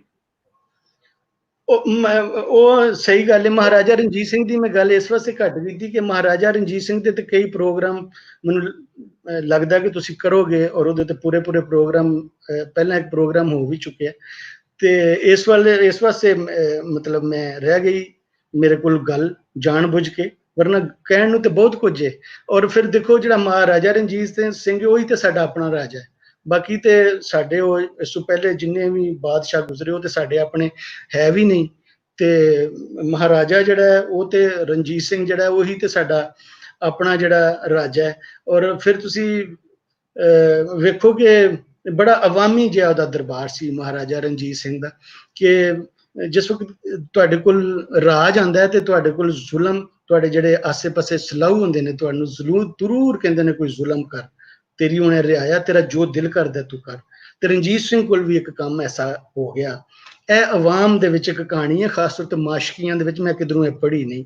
ਤੇ ਮਾਸ਼ਕੀ ਇਹ ਕਹਾਣੀ ਜਿਹੜੀ ਸੁਣਾਉਂਦੇ ਨੇ ਕਿ ਉਹ ਜਿਹੜੀ ਸੁਨਹਿਰੀ ਮਸਜਿਦ ਹੈ ਲਾਹੌਰ ਦੀ, ਉਹਦੇ ਵਿੱਚ ਉਹਨਾਂ ਨੇ ਗ੍ਰੰਥ ਸਾਹਿਬ ਨੂੰ ਰੱਖ ਦਿੱਤਾ। ਤੇ ਰਣਜੀਤ ਸਿੰਘ ਦਾ ਸੀ ਕਿ ਉਹ ਉੱਥੇ ਹੀ ਜਾ ਕੇ ਗ੍ਰੰਥ ਦਾ ਜੋ ਪਾਠ ਸੁਣਦਾ ਸੀ, ਜਿੱਥੇ ਤਰੌਂਕਾ ਜਿਹੜਾ ਉਹ ਗੁੱਲੂ ਮਾਸ਼ਕੀ ਕਰੇ। ਗੁੱਲੂ ਮਾਸ਼ਕੀ ਉਹਦਾ ਕੋਈ ਪੁਰਾਣਾ ਬੇਲੀ ਸੀ, ਗੁਜਰਾਂ ਵਾਲੀ, ਉਹ ਨਾਲ ਲੈ ਕੇ ਆਇਆ ਸੀ। ਤੇ ਜਿਹੜਾ ਗੁੱਲੂ ਮਾਸ਼ਕੀ ਹੈ, ਜਿਸ ਵਕਤ ਉਹਨੇ ਸੁਨਹਿਰੀ ਮਸਜਿਦ ਦੇ ਵਿੱਚ, ਗੁੱਲੂ ਮਾਸ਼ਕੀ ਪਤਾ ਨਹੀਂ ਮੁਸਲਮਾਨ ਹੋਵੇ ਜਾਂ ਨਹੀਂ ਮੈਨੂੰ ਪਤਾ, ਤੇ ਗੁੱਲੂ ਮਾਸ਼ਕੀ ਜਿਹੜਾ ਉਹ ਜਿਸ ਵਕਤ ਉਹਨੂੰ ਕਿਹਾ ਗਿਆ ਕਿ ਰਣਜੀਤ ਸਿੰਘ ਨੇ ਆਣਾ ਉੱਥੇ, ਅੱਜ ਪਾਠ ਹੋਣਾ ਹੈ ਗ੍ਰੰਥ ਸਾਹਿਬ ਦਾ, ਗੁਰੂ ਗ੍ਰੰਥ ਸਾਹਿਬ ਦਾ, ਤੇ ਤੂੰ ਉੱਥੇ ਆ ਕੇ ਨਾ ਤਰੌਂਕਾ ਕਰ ਪਹਿਲਾਂ। ਤੇ ਉਹਨੇ ਕਿਹਾ ਨਹੀਂ ਮੈਂ ਤੇ ਧਰੋਂਕਾ ਨਹੀਂ ਕਰਨਾ। ਤੇ ਉਹਨਾਂ ਕਿਹਾ ਕਿਉਂ? ਉਹਨੇ ਕਿਹਾ ਕਿ ਜਿਹੜਾ ਗ੍ਰੰਥ ਸਾਹਿਬ ਨੇ ਗੁਰਦੁਆਰੇ ਵਿੱਚ ਤੇ ਮਸਜਿਦ ਵਿੱਚ ਕੁਰਾਨ ਹੁੰਦਾ।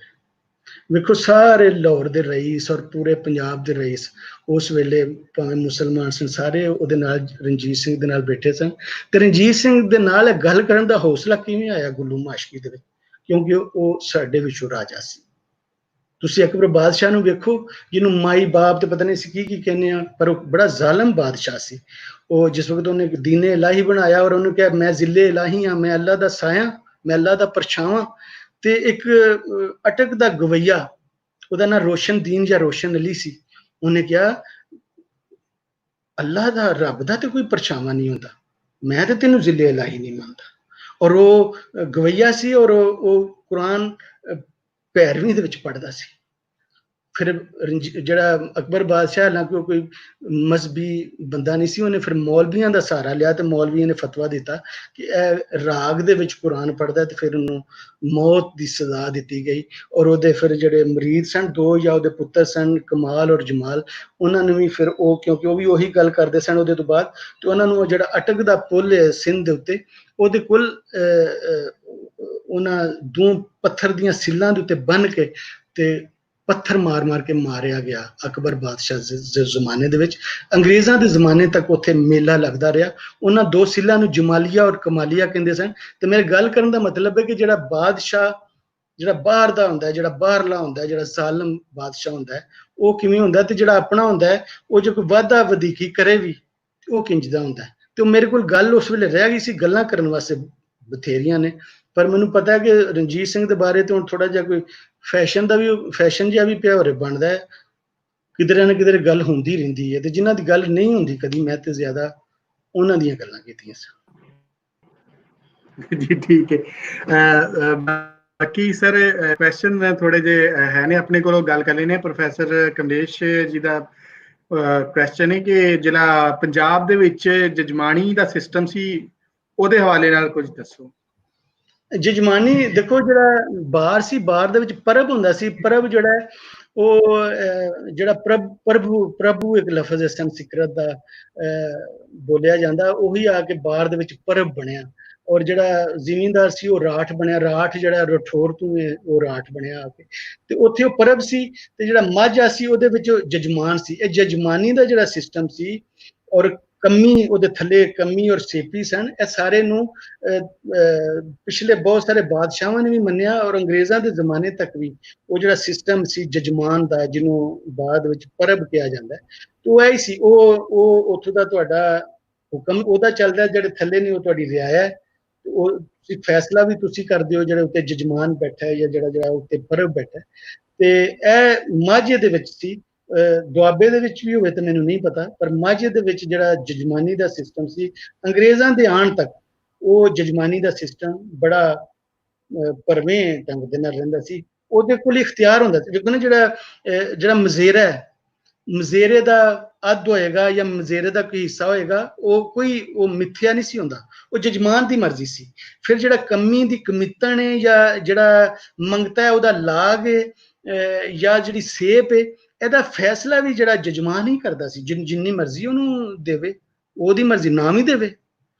ਤੇ ਇਹ ਜਿਹੜਾ ਇੱਕ ਜ਼ਾਲਮਾਨਾ ਇੱਕ ਸੀ ਰਾਠਾਚਾਰੀ ਜਾਂ ਜ਼ਮੀਨਦਾਰੀ ਦੇ ਵਿੱਚ ਜਜਮਾਨ ਦਾ। ਇਸ ਤੋਂ ਇਲਾਵਾ ਦੁਆਬੇ ਵਾਲੇ ਪਾਸੇ ਜਜਮਾਨ ਜਿਹੜਾ ਉਹ ਕੁਝ ਹੋਰ ਤਰ੍ਹਾਂ ਹੋਵੇ ਤੇ ਮੈਨੂੰ ਉਹਦਾ ਨਹੀਂ ਪਤਾ। ਬਾਹਰ ਦੀ ਔਰ ਜਿਹੜੀ ਮਾਝੇ ਦੀ ਗੱਲ ਹੈ ਮੈਂ ਤੁਹਾਡੇ ਨਾਲ ਉਹ ਕਰ ਰਿਹਾ। ਜਜਮਾਨ ਜਾਂ ਪਰਬ ਦੀ ਪ੍ਰਭੈਤ ਹੁੰਦੀ ਸੀ, ਜਜਮਾਨ ਦੀ ਰਿਆਇਆ ਹੁੰਦੀ ਸੀ, ਜਾਂ ਉਹਦੇ ਜਿਹੜੇ ਕੰਮੀ ਸਿੱਪੀ ਹੁੰਦੇ ਸੀ। ਜੀ ਠੀਕ ਹੋ ਗਿਆ। ਹਰਦੀਪ ਕੌਰ ਉਹਨਾਂ ਦੇ ਕੁਐਸਚਨ, ਉਹਨਾਂ ਨੇ ਵੈਸੇ 2-3 ਕੁਐਸਚਨ ਕੀਤੇ ਸਨ, ਲੇਕਿਨ ਉਹ ਮਿਲਦੇ ਜੁਲਦੇ ਇੱਕ ਦੇ ਨਾਲ ਹੀ ਸਨ। ਇੱਕ ਤਾਂ ਉਹਨਾਂ ਨੇ ਪੁੱਛਿਆ ਕਿ ਜਿਹੜੇ ਮਸੱਲੀ ਨੇ ਇਹਨਾਂ ਦਾ ਜਿਹੜਾ ਵੰਜਾਰੇ ਆ ਉਹਨਾਂ ਨਾਲ ਕੀ ਤਅੱਲੁਕ ਹੈ। ਦੂਜਾ ਉਹਨਾਂ ਨੇ ਇਹ ਵੀ ਕੁਐਸਚਨ ਕੀਤਾ ਕਿ ਇਹਨਾਂ ਦਾ ਕੀ ਮਜ਼ਹਬ ਸੀ, ਜਾਂ ਇਹਨਾਂ ਦਾ ਅਗਰ ਕੋਈ ਮਜ਼ਹਬ ਸੀ ਤੇ ਕਿਹੜੀਆਂ ਇਹਨਾਂ ਦੀਆਂ ਰਿਚੁਅਲਸ ਸਨ, ਜਾਂ ਕਿਸ ਤਰ੍ਹਾਂ ਆਪਣੇ ਮਜ਼ਹਬ ਨੂੰ ਪਰਫਾਰਮ ਕਰਦੇ ਸਨ। ਜਿਹੜੇ ਮਸੱਲੀ ਸਨ ਨਾ, ਤੁਸੀਂ ਵੰਜਾਰੇ ਦੀ ਗੱਲ, ਵੰਜਾਰੇ ਦੇ ਨਾਲ ਤੇ ਇਹਨਾਂ ਦਾ ਬਿਲਕੁਲ ਵੀ ਕੋਈ ਤਅੱਲੁਕ ਨਹੀਂ। ਵੰਜਾਰੇ ਤੇ ਖਾਨਾ ਬਦੋਸ਼ ਸਨ, ਪੱਖੀਵਾਸ ਸਨ। ਤੇ ਜਿਹੜੇ ਮਸੱਲੀ ਸਨ ਇਹ ਕੋਈ ਇਸ ਤਰ੍ਹਾਂ ਪੱਖੀਵਾਸ, ਇਹਨਾਂ ਦੀਆਂ ਜ਼ਮੀਨਾਂ ਤੇ ਖੁੱਸ ਗਈਆਂ ਵੈਸੇ, ਪਰ ਇਹ ਜਿਹੜੇ ਨੇ ਉਹ ਵੰਜਾਰੇ ਖਾਨੇ ਬਦੋਸ਼ ਸਨ। ਵੰਜਾਰੇ ਜਿਹੜੇ ਸਨ ਵੈਸੇ ਉਹ ਵਸੇਬ ਦੇ ਵਿੱਚ ਰਲ ਗਏ ਆ ਕੇ ਲੋਕ। ਵੰਜਾਰੇ ਜਿਹੜੇ ਸਨ ਉਹ ਖਿਡੌਣੇ ਬਣਾਉਂਦੇ ਸਨ। ਇਹਨਾਂ ਨੂੰ ਕਿੰਗਰੇ ਵੀ ਕਿਹਾ ਜਾਂਦਾ ਸੀ, ਬਰੇਲੇ ਵੀ ਕਿਹਾ ਜਾਂਦਾ ਸੀ।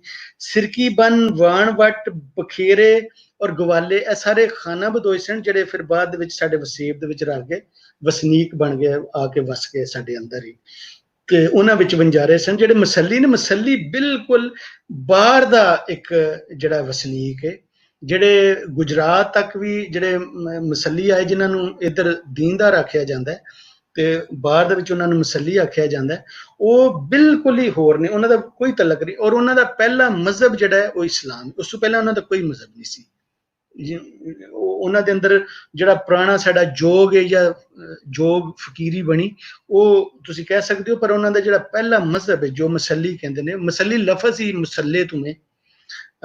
ਔਰ ਵੈਸੇ ਗੁਜਰਾਤ ਵਾਲੇ ਪਾਸੇ ਮਸੱਲੀ ਜਿਹੜਾ ਉਹ ਕਹਿੰਦੇ ਨੇ ਕਿ ਸ਼ਾਇਦ ਮੁਸਲਮਾਨ ਲੱਲੀ ਹੈ ਮੁਸੱਲੀ, ਪਰ ਜਿਹੜਾ ਬਾਹਰ ਦਾ ਮੁਸੱਲੀ ਹੈ, ਜਿਹੜਾ ਮੁਸੱਲੇ ਤੂੰ ਕਹਿੰਦਾ, ਉਹਨਾਂ ਦਾ ਤੇ ਪਹਿਲਾ ਜਿਹੜਾ ਮਜ਼ਹਬ ਹੈ ਉਹ ਹੈ ਹੀ ਇਸਲਾਮ। ਉਸ ਤੋਂ ਪਹਿਲਾਂ ਉਹਨਾਂ ਦਾ ਕੋਈ ਮਜ਼ਹਬ ਨਹੀਂ ਸੀ। ਵੰਜਾਰਿਆਂ ਨਾਲ ਉਹਨਾਂ ਦਾ ਕੋਈ ਉਹ ਨਹੀਂ। ਵੰਜਾਰੇ ਜਿਹੜੇ ਸਨ ਉਹ ਬਿਲਕੁਲ ਡਿਫਰੈਂਟ ਨੇ। ਹਾਂਜੀ, ਦੂਸਰਾ ਹਰਮਿੰਦਰ ਕੌਰ ਹੋਰਾਂ ਵੱਲੋਂ ਸਵਾਲ ਹੈ ਕਿ ਜ਼ਿਲ੍ਹੇ ਇੱਥੇ ਲਫ਼ਜ਼ ਨਾਲ ਕਿਹਾ ਚੂੜਾ ਜ਼ਿਲ੍ਹਾ ਹੈ, ਉਹ ਇੰਡੀਜਨਸ ਇੰਡੀਅਨ ਹੈ, ਕਿਉਂਕਿ ਉਹਨਾਂ ਦੀ ਸਕਿਨ ਜਿਹੜੀ ਹੈ ਉਹ ਡਾਰਕ ਹੈ, ਜਿਹੜੀ ਸਾਊਥ ਇੰਡੀਅਨਸ ਦੇ ਨਾਲ ਮਿਲਦੀ ਜੁਲਦੀ ਹੈ। ਹਾਂਜੀ, ਜਿਹੜਾ ਤੇ ਕੀ ਹਾਂਜੀ ਹਾਂਜੀ ਜਿਹੜਾ ਦੇਖੋ, ਜਿਹੜਾ ਚੂੜਾ ਤੁਹਾਨੂੰ ਮੈਂ ਸੁਣਾਇਆ ਵੀ ਹੈ ਕਿ ਰੂੜੇ ਚੂੜੇ ਰੰਗੂ ਗੂੜੇ, ਕਾਲਾ ਹੀ ਰੰਗ ਹੁੰਦਾ ਉਹਨਾਂ ਦਾ, ਔਰ ਬਹੁਤ ਹੀ ਕਾਲਾ ਹੁੰਦਾ ਹੈ। ਔਰ ਖਾਸ ਤੌਰ ਤੇ ਜਦੋਂ ਧੁੱਪ ਬਹੁਤ ਜ਼ਿਆਦਾ ਨਿਕਲੀ ਹੋਵੇ ਤੇ ਇਹਨਾਂ ਦਾ ਰੰਗ ਨੇ ਚਮਕਦਾ, ਉਸ ਵੇਲੇ ਕਹਿੰਦੇ ਨੇ ਮਸੱਲੀ ਤੇਲੇ ਤੇ ਆ ਗਿਆ।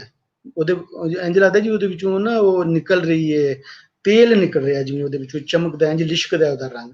ਤੇ ਜਿਹੜੇ ਤੁਸੀਂ ਸਾਊਥ ਪੰਜਾਬ ਦੀ ਗੱਲ ਕੀਤੀ, ਉਹ ਜਿਹੜੇ ਉਹਨਾਂ ਵਿੱਚ ਚੋਲੇ ਸਨ, ਉਹ ਤੇ ਗਈ ਇੱਥੋਂ ਨੇ, ਚੋਲਸਤਾਨ ਦੇ ਵਿੱਚੋਂ। ਜਿਹੜਾ ਚੋਲਸਤਾਨ ਹੈ ਬੇਸਿਕਲੀ ਚੋਲਿਆਂ ਦਾ ਸਥਾਨ ਹੈ। ਇੱਥੋਂ ਚੋਲੇ ਤੇ ਗਏ ਹੀ ਇੱਥੋਂ ਸਨ, ਜਿਹੜੇ ਸਾਊਥ ਪੰਜਾਬ ਦੇ। ਇਸ ਵਾਸਤੇ ਇਹ ਇੱਕ ਹੀ ਨੇ, ਕਾਲੇ ਨੇ।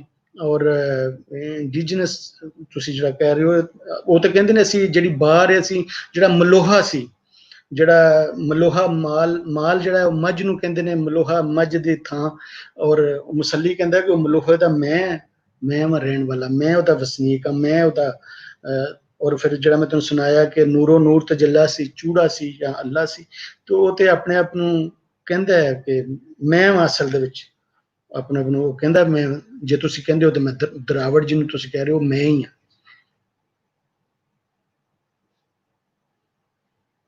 ਅੱਛਾ, ਹਾਂਜੀ। ਇੱਕ ਕੁਐਸਚਨ ਹੈ ਡਾਕਟਰ ਕਸ਼ਮੀਰ ਸਿੰਘ ਹੋਰਾਂ ਵੱਲੋਂ ਇਹ ਕਿ ਜਿਹੜਾ ਸਾਂਦਲ ਚੂੜਾ ਜਿਹੜਾ ਲਫ਼ਜ਼ ਇਸਤੇਮਾਲ ਕੀਤਾ ਜਾਂਦਾ, ਉਹਦਾ ਸਾਂਦਲਬਾਰ ਦੇ ਨਾਲ ਕੋਈ ਲੈਣਾ ਦੇਣਾ, ਕੋਈ ਰਿਲੇਸ਼ਨ?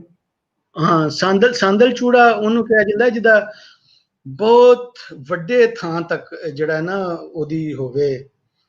ਉਹ ਵੈਸੇ ਉਹਨੂੰ ਚੁੜੈਤ ਕਹਿੰਦੇ ਨੇ, ਕਿ ਮੇਰੀ ਚੁੜੈਤ ਜਿਹੜੀ ਹੈ ਉਹ ਜਿਵੇਂ ਪਰਬ ਦੀ ਪ੍ਰਭੈਤ ਹੁੰਦੀ, ਇਸ ਤਰ੍ਹਾਂ ਚੂੜੇ ਦੀ ਚੁੜੈਤ ਜਿਹਦੀ ਬਹੁਤ ਖਿਲਾਰਵੀਂ ਔਰ ਪਸਾਰਵੀਂ ਹੋਵੇ, ਤੇ ਉਹਨੂੰ ਸਾਂਦਲ ਚੂੜਾ ਕਿਹਾ ਜਾਂਦਾ। ਚੂੜਾ ਜਿਹੜਾ ਲਫ਼ਜ਼ ਹੈ ਨਾ, ਚੂੜਾ ਲਫ਼ਜ਼ ਦੇ ਨਾ ਦੋ ਤਰ੍ਹਾਂ ਦੱਸਦੇ ਨੇ। ਇੱਕ ਤਾਂ ਉਹ ਕਹਿੰਦੇ ਨੇ ਕਿ ਚੂੜਾ ਚੌੜੇ ਤੁਮੇ ਜਿਹੜਾ ਵਿਗੜਿਆ, ਔਰ ਜਾਂ ਇਹ ਚੂੜੇ ਤੁਮੇ ਚੂੜਾ ਚੁੜ ਕੇ ਜਿਉਣਾ ਬਹੁਤ ਔਖੀ ਜਿਹੜੀ ਹਯਾਤੀ ਹੈ, ਚੁੜਨਾ ਬਹੁਤ ਔਖਾ ਹਯਾਤੀ ਨੂੰ ਗੁਜ਼ਾਰਨਾ, ਉਹਦੇ ਤੁਮੇ ਚੂੜਾ। ਤੇ ਚੂੜੇ ਦੇ ਦੋ ਇਸ ਤਰ੍ਹਾਂ ਮਤਲਬ ਨੇ। ਸਾਂਦਲ ਚੂੜਾ ਉਹਨੂੰ ਕਿਹਾ ਜਾਂਦਾ ਨੇ ਜਿਹਦੀ ਬਹੁਤ ਲੰਮੀ ਖਿਲਾਰਵੀਂ ਔਰ ਪਸਾਰਵੀਂ ਚੁੜੈਤ ਹੋਵੇ ਜੀ। ਕਿਉਂਕਿ ਜਿਹੜੀ ਸਾਂਦਲ ਬਾਰ ਹੈ ਉਹ ਸਭ ਤੋਂ ਵੱਡੀ ਬਾਰ ਹੈ, ਔਰ ਉਹਦਾ ਜਿਹੜਾ ਵਡਕਾ ਸੀ ਸਾਂਦਲ ਬਾਰ ਜਿਹਨੇ ਵਸਾਈ, ਇਹਨਾਂ ਦਾ ਜਿਹੜਾ ਮਸੱਲੀਆਂ ਦਾ ਵਡਕਾ ਸੀ, ਤੇ ਉਹਦੇ ਨਾਂ ਤੇ ਹੀ ਇਹ ਸਾਂਦਲ ਬਾਰ। ਜੀ, ਠੀਕ। ਦੂਸਰਾ ਸਰ, ਉਹਨਾਂ ਦੇ ਕੁਐਸਚਨ ਦਾ ਹੀ ਦੂਸਰਾ ਜਿਹੜਾ ਹਿੱਸਾ ਸੀ ਹਰਮਿੰਦਰ ਕੌਰ ਹੋਰਾਂ ਦੇ, ਕਿ ਵੀ ਇਹ ਆਰੀਅਨਸ ਇਹਨਾਂ ਨੂੰ ਲੈ ਕੇ ਆਏ ਸੀ ਇਹਨਾਂ ਪਿੰਡਾਂ ਦੇ ਵਿੱਚ, ਜਿਹੜੇ ਪਿੰਡ ਵਸੇ, ਫਿਰ ਉੱਥੇ ਜਿਹੜੇ ਇਹ ਛੋਟੀ ਜਿਹੜੇ ਮਾੜੇ ਕੰਮ ਸਨ, ਛੋਟੇ ਕੰਮ ਸਨ, ਉਹ ਇਹਨਾਂ ਕੋਲ ਕਰਵਾਏ ਗਏ। ਇਹ ਆਰੀਅਨ ਦੇ ਦੌਰੇ 'ਚ ਹੀ ਹੋ ਗਿਆ? ਨਹੀਂ, ਆਰੀਅਨ ਦੇ ਵੀ ਦੋ ਤਰ੍ਹਾਂ ਦਾ ਅਸੀਂ ਵੇਖਦੇ ਹਾਂ। ਕਿ ਇੱਕ ਵੇਲਾ ਉਹ ਆਇਆ ਕਿ ਜਿਹੜੀ ਆਰੀਆਈ ਸਨ, ਉਹ ਜਦੋਂ ਉਹਨਾਂ ਦੇ ਇੱਥੇ ਨਹੀਂ ਸੀ, ਪੈਰ ਨਹੀਂ ਸਨ ਲੱਗ ਰਹੇ, ਤੇ ਉਹਨਾਂ ਵਿੱਚ ਇੱਕ ਇਹ ਵੀ ਰਸਮ ਆਈ ਕਿ ਜਿਹੜਾ ਉਹਨਾਂ ਦਾ ਜਿਹੜਾ ਰਾਜਾ ਸੀ, ਉਹ ਜਿਹੜਾ ਦਰਾਵੜ ਸੀ ਉਹਦੇ ਸੱਜੇ ਅੰਗੂਠੇ ਨੂੰ ਪਛ ਲਾ ਕੇ ਉਹਦੇ ਵਿੱਚ ਰੱਤ ਲੈ ਕੇ ਤੇ ਆਪਣਾ ਤਿਲਕ ਲਾਉਂਦਾ ਸੀ। ਜਦੋਂ ਉਹਨਾਂ ਦਾ ਦਰਾਵੜ ਦੀ ਰੱਤ ਜਿਹੜੀ ਉਹਦੇ ਪੈਰ ਦੇ ਸੱਜੇ ਪੈਰ ਦੇ ਅੰਗੂਠੇ ਨੂੰ ਪਛ ਕੇ ਉਹ ਲਾਉਂਦੇ ਸਨ। ਇਸੇ ਤਰ੍ਹਾਂ ਬਹੁਤ ਸਾਰੇ ਜਿਹੜੇ ਮੱਲੇ ਸਨ ਉਹਨਾਂ ਨੂੰ ਉਹ ਵਿਕੇ ਔਰ ਉਹਨਾਂ ਨੂੰ ਰਾਜਿਆਂ ਆਪਣੇ ਘਰਾਂ ਦੇ ਵਿੱਚ ਰੱਖਿਆ ਤਾਂ ਜੇ ਜਿਹੜੀ ਸਾਡੀ ਅਗਲੀ ਨਸਲ ਹੈ ਉਹ ਬੜੀ ਜੀਦਾਰ ਹੋਵੇ। ਤੇ ਉਹ ਦੋ ਤਿੰਨ ਤਰ੍ਹਾਂ ਦੀ ਹੈ ਗੱਲ। ਤੇ ਜਿਹੜਾ ਇਹਨਾਂ ਨੂੰ ਜਿਸ ਵੇਲੇ ਇਹਨਾਂ ਨੂੰ ਹਾਕਮ ਇੱਥੇ ਆ ਕੇ ਜਦੋਂ ਆਈ ਆ ਕੇ ਫਿਰ ਜਦੋਂ ਵਸਦੇ ਗਏ ਤੇ ਉਹਨਾਂ ਨੇ ਇੱਥੋਂ ਦੇ ਜਿਹੜੇ ਥਾਵੇਂ ਜਿਹੜੇ ਲੋਕ ਸਨ, ਜਿਹੜੇ ਮਸੱਲੀ ਸਨ, ਇਹਨਾਂ ਦੇ ਨਾਲ ਜ਼ੁਲਮ ਤਾਂ ਕਰਨਾ ਸੀ। ਲੇਕਿਨ ਜਿਹੜਾ ਸ਼ੂਦਰਾਂ ਜਿਹੜਾ ਆਰੀਆਵਾਂ ਦੇ ਵਿੱਚ ਜਿਹੜਾ ਸ਼ੂਦਰ ਸੀ, ਜਿਹੜਾ ਪਲੀਤ ਸੀ, ਉਹ ਸ਼ੂਦਰ ਵੀ ਉਹਨਾਂ ਦਾ ਆਪਣਾ ਹੀ ਸੀ। ਪਲੀਤ ਜਿਹੜਾ ਜਿਹਨੂੰ ਉਹ ਸਮਝਦੇ ਸਨ, ਨੀਚੀ ਜਾਤੀ ਦਾ ਸਮਝਦੇ ਸਨ, ਉਹ ਉਹਨਾਂ ਦਾ ਆਪਣਾ ਹੀ ਸੀ। ਪਰ ਇੱਥੋਂ ਦੇ ਜਿਹੜੇ ਥਾਵੇਂ ਲੋਕ ਸਨ, ਜਿਹੜੇ ਇੱਥੋਂ ਦੇ ਅਸਲ ਵਾਸੀ ਸਨ, ਉਹਨਾਂ ਨੇ ਜੋ ਕੁਝ ਰਿਗਵੇਦ ਦੇ ਵਿੱਚ ਆਖਿਆ ਉਹ ਤੁਸੀਂ ਪੜ੍ਹ ਸਕਦੇ ਹੋ। ਔਰ ਉਹਨਾਂ ਦੇ ਨਾਲ ਫਿਰ ਉਹਨਾਂ ਦਾ ਵਰਤਾਰਾ ਵੀ ਇੰਜਦਾ ਹੀ ਰਿਹਾ। ਉਹਨਾਂ ਨੇ ਘਟੀਆ ਸਮਝਿਆ ਔਰ ਉਹਨਾਂ ਨੂੰ ਕੰਮੀ ਸੇਪੀ ਔਰ ਆਪਣਾ ਪਲੀਤ ਬਣਾ ਦਿੱਤਾ ਔਰ ਉਹਨਾਂ ਨੂੰ ਪਲੀਤ ਸਮਝਿਆ। ਜੀ ਸਰ, ਅਸੀਂ ਜਦੋਂ ਇੱਥੇ ਹਿਸਟਰੀ ਦੀ ਗੱਲ ਕਰਨੀ, ਬਹੁਤ ਸਾਰੇ ਸਵਾਲਾਂ ਦੇ ਵਿੱਚੋਂ ਇੱਕ ਸਵਾਲ ਇਹ ਬਣਦਾ ਪਿਆ ਕਿ ਇਹ ਜਿਹੜੀ ਤਾਰੀਖ ਹੈ, ਜਿਹੜੀ ਕੰਮੀ ਦਾ ਔਰ ਇਹ ਜਿਹੜਾ ਸਿਸਟਮ ਸਾਰਾ ਸ਼ੁਰੂ ਕੀਤਾ ਗਿਆ ਕਲੋਨੀਅਲ ਪੀਰੀਅਡ ਤੋਂ ਪਹਿਲੇ ਜਿਹੜਾ ਹੈ ਵੀ ਉਹ ਤੇ ਫਿਰ ਬਾਅਦ ਚ ਜੋ ਬ੍ਰਿਟਿਸ਼ ਪੀਰੀਅਡ ਇੱਥੇ ਸ਼ੁਰੂ ਹੋਇਆ ਉਹਦੇ ਵਿੱਚ ਕੀ ਡਿਫਰੈਂਸ ਹੈ? ਦੇਖੋ, ਪਹਿਲਾਂ ਜਿਹੜਾ ਅੰਗਰੇਜ਼ਾਂ ਤੋਂ ਪਹਿਲਾਂ ਨਾ ਉਹਦੇ ਵਿੱਚ ਸਾਨੂੰ ਇੱਕ ਇਹ ਵੀ ਨਜ਼ਰ ਆਉਂਦਾ ਹੈ ਕਿ ਪਿੰਡਾਂ ਦੇ ਕਈਆਂ ਦੇ ਨਾਂ ਨੇ, ਘੁਬਾਰਾਂ ਵਾਲੀ, ਮਾਛੀਵਾਲ, ਸਾਨੂੰ ਇਸੇ ਤਰ੍ਹਾਂ ਪਾਵਲੀਆਂ ਦੇ ਪਿੰਡ ਲੱਭਦੇ ਨੇ। ਮੁਖਤਲਿਫ ਜਿਹੜੇ ਕਾਰੀਗਰ ਸਨ ਉਹਨਾਂ ਦੇ ਨਾਵਾਂ ਦੇ ਉੱਤੇ ਤਰਖਾਣ ਵਾਲੀ, ਲੁਹਾਰੀ, ਕੋਟਲੀ ਲੁਹਾਰਾਂ, ਸਾਨੂੰ ਕਈ ਪਿੰਡਾਂ ਦੇ ਨਾਂ ਲੱਭਦੇ ਨੇ। ਤੇ ਉਹ ਤੋਂ ਇੰਝ ਲੱਗਦਾ ਕਿ ਭਾਵੇਂ ਇਹ ਕੰਮੀ ਸੇਪੀ ਬਣੇ ਸਨ ਪਰ ਇਹ ਆਪਣੇ ਕਾਰੀਗਰੀ ਦੀ ਸਿਰ ਦੇ ਉੱਤੇ ਕਿਧਰੇ ਇਹਨਾਂ ਨੇ ਬੜਾ ਆਪਣਾ ਸਿੱਖਣਾ ਤਾਈਂ ਵੀ ਇਹਨਾਂ ਨੇ ਜਿਹੜਾ ਆਪਣੇ ਆਪ ਨੂੰ ਨਾ ਅਪਣਾਇਆ ਹੋਏਗਾ ਪੁਰਾਣੇ ਵੇਲਿਆਂ ਦੇ ਵਿੱਚ। ਪਰ ਜਦੋਂ ਅਸੀਂ ਅੰਗਰੇਜ਼ਾਂ ਦਾ ਵੇਲਾ ਆ ਕੇ ਵੇਖਦੇ ਹਾਂ ਤਾਂ ਉਹਦੇ ਵਿੱਚ ਉਹਨਾਂ ਨੇ ਬਕਾਇਦਾ ਖਾਤਿਆਂ ਦੇ ਵਿੱਚ ਇਹਨਾਂ ਨੂੰ ਕਰ ਦਿੱਤਾ ਕਿ ਨਹੀਂ, ਹੁਣ ਤੂੰ ਐਵੇਂ ਤੇ ਤੂੰ ਹੁਣ ਇਹ ਤੇਰੇ ਜਜਮਾਨ ਨੇ, ਇਹ ਤੇਰੇ ਪਰਬ ਨੇ, ਤੂੰ ਹੁਣ ਇਹਨਾਂ ਦੇ ਥੱਲੇ ਵੇਂ, ਤੂੰ ਹੁਣ ਇਹਨਾਂ ਦੀ ਮੰਨ ਕੇ। ਫਿਰ ਜਿਸ ਵਕਤ ਉਹਨਾਂ ਨੇ ਬਾਰ ਦੇ ਵਿੱਚ ਜਦੋਂ ਚੱਕ ਵਸਾਏ ਤੇ ਉਹਦੇ ਵਿੱਚ ਜਿਹੜੇ ਹਾਤੇ ਰੱਖੇ ਉਹਨਾਂ ਦੀਆਂ ਦੋ, ਇੱਕ ਜ਼ਮੀਨ ਹਾਤੇ ਸਨ ਤੇ ਇੱਕ ਕਮੀਨ ਹਾਤੇ ਸਨ। ਜ਼ਮੀਨਦਾਰਾਂ ਦੇ ਹਾਤੇ ਸਾਰੇ ਚੱਕ ਦੇ ਵਿੱਚ ਹੁੰਦੇ ਸਨ, ਸਿਰਫ ਦੋ ਹਾਤੇ ਜਿਹੜੇ ਸਨ ਉਹਨਾਂ ਨੂੰ ਕਮੀਨ ਹਾਤੇ ਕਿਹਾ ਜਾਂਦਾ ਸੀ। ਇੱਕ ਤਰਖਾਣ ਨੂੰ ਦਿੱਤਾ ਜਾਂਦਾ ਸੀ ਤੇ ਇੱਕ ਲੁਹਾਰ ਨੂੰ ਦਿੱਤਾ ਜਾਂਦਾ ਸੀ। ਤੇ ਲੁਹਾਰ ਤਰਖਾਣ ਜਿੰਨੀ ਦੇਰ ਤੱਕ ਉਸ ਚੱਕ ਦੇ ਜ਼ਿਮੀਂਦਾਰਾਂ ਦਾ ਕੰਮ ਕਰੇ ਉਸ ਹਾਤੇ ਵਿੱਚ ਰਹਿ ਸਕਦਾ ਸੀ। ਜਦੋਂ ਉਹ ਕੰਮ ਨਾ ਕਰੇ ਉਹਨੂੰ ਹਾਤਾ ਛੱਡਣਾ ਪੈਂਦਾ ਸੀ। ਤੇ ਜਿਹੜਾ ਅੰਗਰੇਜ਼ਾਂ ਦੇ ਵੇਲੇ ਦੇ ਵਿੱਚ ਜਿਹੜਾ ਕੰਮੀ ਦੇ ਨਾਲ ਜੋ ਕੁਝ ਹੋਇਆ ਜਾਂ ਸੇਪੀ, ਉਹ ਤੇ ਫਿਰ ਖਾਤੇ ਚੜ ਗਿਆ ਨਾ।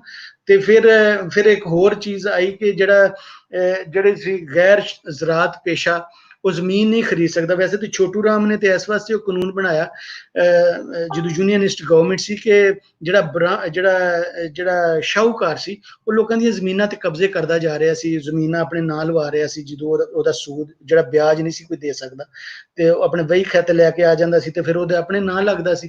ਤੇ ਉਹ ਛੋਟੂ ਰਾਮ ਨੇ ਉਹਨੂੰ ਸਾਰੇ ਨੂੰ ਨਾ ਖਤਮ ਕਰਨ ਵਾਸਤੇ ਜਿਹੜਾ ਐਲੀਏਨੇਸ਼ਨ ਐਕਟ ਵਗੈਰਾ ਬਣੇ ਤੇ ਉਹਨੇ ਕਿਹਾ ਕਿ ਜਿਹੜਾ ਗੈਰ ਜ਼ਰਾਤ ਪੇਸ਼ਾ ਹੈ ਉਹਨੂੰ ਰੋਕਣ ਵਾਸਤੇ ਸ਼ਾਹੂਕਾਰ ਨੂੰ।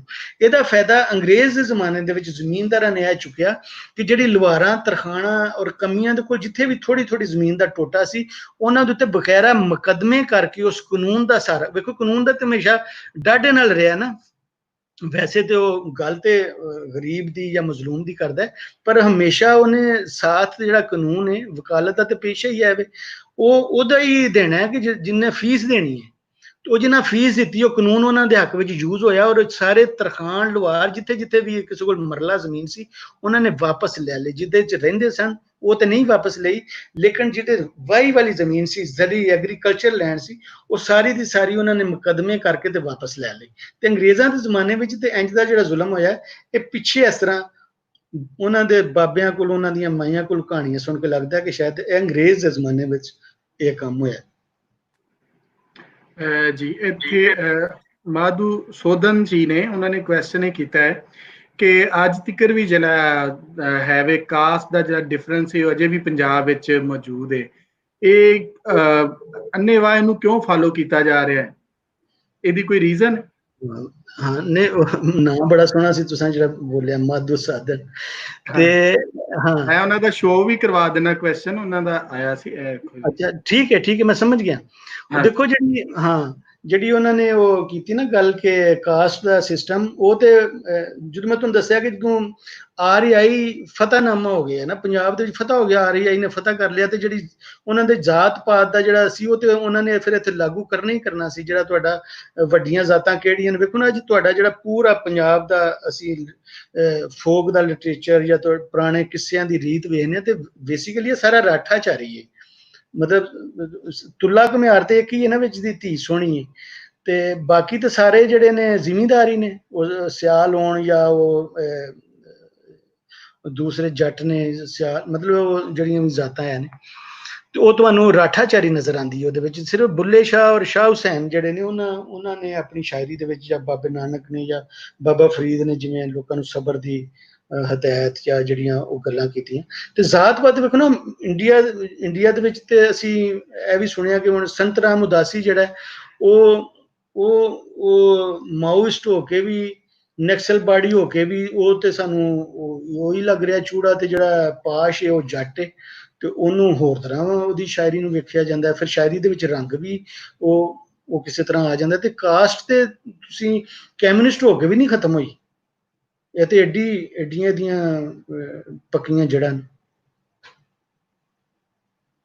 मोइनुद्दीन चिश्ती ने उन्होंने का क्वेश्चन है कि आपने चावली मुशाइख का जिक्र किया कि इन्होंने निचली जात के हिंदुओं में दीन इस्लाम की तबलीग की थी इनका मज़ार तो मौजूद है रहमानी कुमारों या दूसरे कौन से मुसलमान बुजुर्ग हैं जिन्होंने निचली जात के इन लोगों को मुसलमान किया मैं तो दसिया ना कि वैसे तो बाबा नानक या बाबा फरीद है इन्होंने भी आके चूल्हे कटे उत्थे आके ਉਹਦੀ ਕਬਰ ਦੇ ਉੱਤੇ ਆ ਕੇ ਤੇ ਵੈਸੇ ਉਹਦੇ ਉੱਤੇ ਥੋੜੀ ਜਿਹੀ ਇੱਕ ਕਨਫਿਊਜ਼ਨ ਹੈ ਕਿ ਕਿਆ ਜਿਹਦੀ ਮੈਂ ਗੱਲ ਕਰ ਰਿਹਾ ਚਾਵਲੀ ਮੁਸ਼ਾਇਖ ਉਹ ਜਿਹਦਾ ਬੋਰੋਵਾਲ ਦੇ ਕੋਲ ਮਜ਼ਾਰ ਹੈ ਜਾਂ ਉਹ ਹੋਰ ਉਹਦਾ ਸਹਿਕਾ ਉਹ ਜੂ ਸੀ ਜਿੱਥੇ ਦਾ ਰਹਿਣ ਵਾਲਾ ਸੀ ਜਿਹਦੀ ਮੈਂ ਗੱਲ ਕਰਨਾ ਤੇ ਮੁਸੱਲੀ ਤੇ ਕਹਿੰਦੇ ਨੇ ਇਹ ਹੀ ਜਿਹਦਾ ਉੱਥੇ ਦੇ ਮਜ਼ਾਰ ਜਿਹੜੇ ਮੈਂ ਦੱਸਿਆ ਕਿ ਉਹਦੇ ਜਿਹੜੇ ਚਾਵਲੀ ਮੁਸ਼ਾਇਖ ਜਿਹੜੇ ਦੇ ਨਾਲ 5 ਜਾਂ 6 ਅਰਬ ਤੋਂ ਆਏ ਫਕੀਰ ਉਹਨਾਂ ਦੇ ਵਿੱਚ ਇੱਕ ਦੇ ਨਾਂ ਦੇ ਨਾਲ ਮੈਂ ਨਾਮ ਹੀ ਕਿਧਰ ਲਿਖੇ ਨੇ ਪੂਰੇ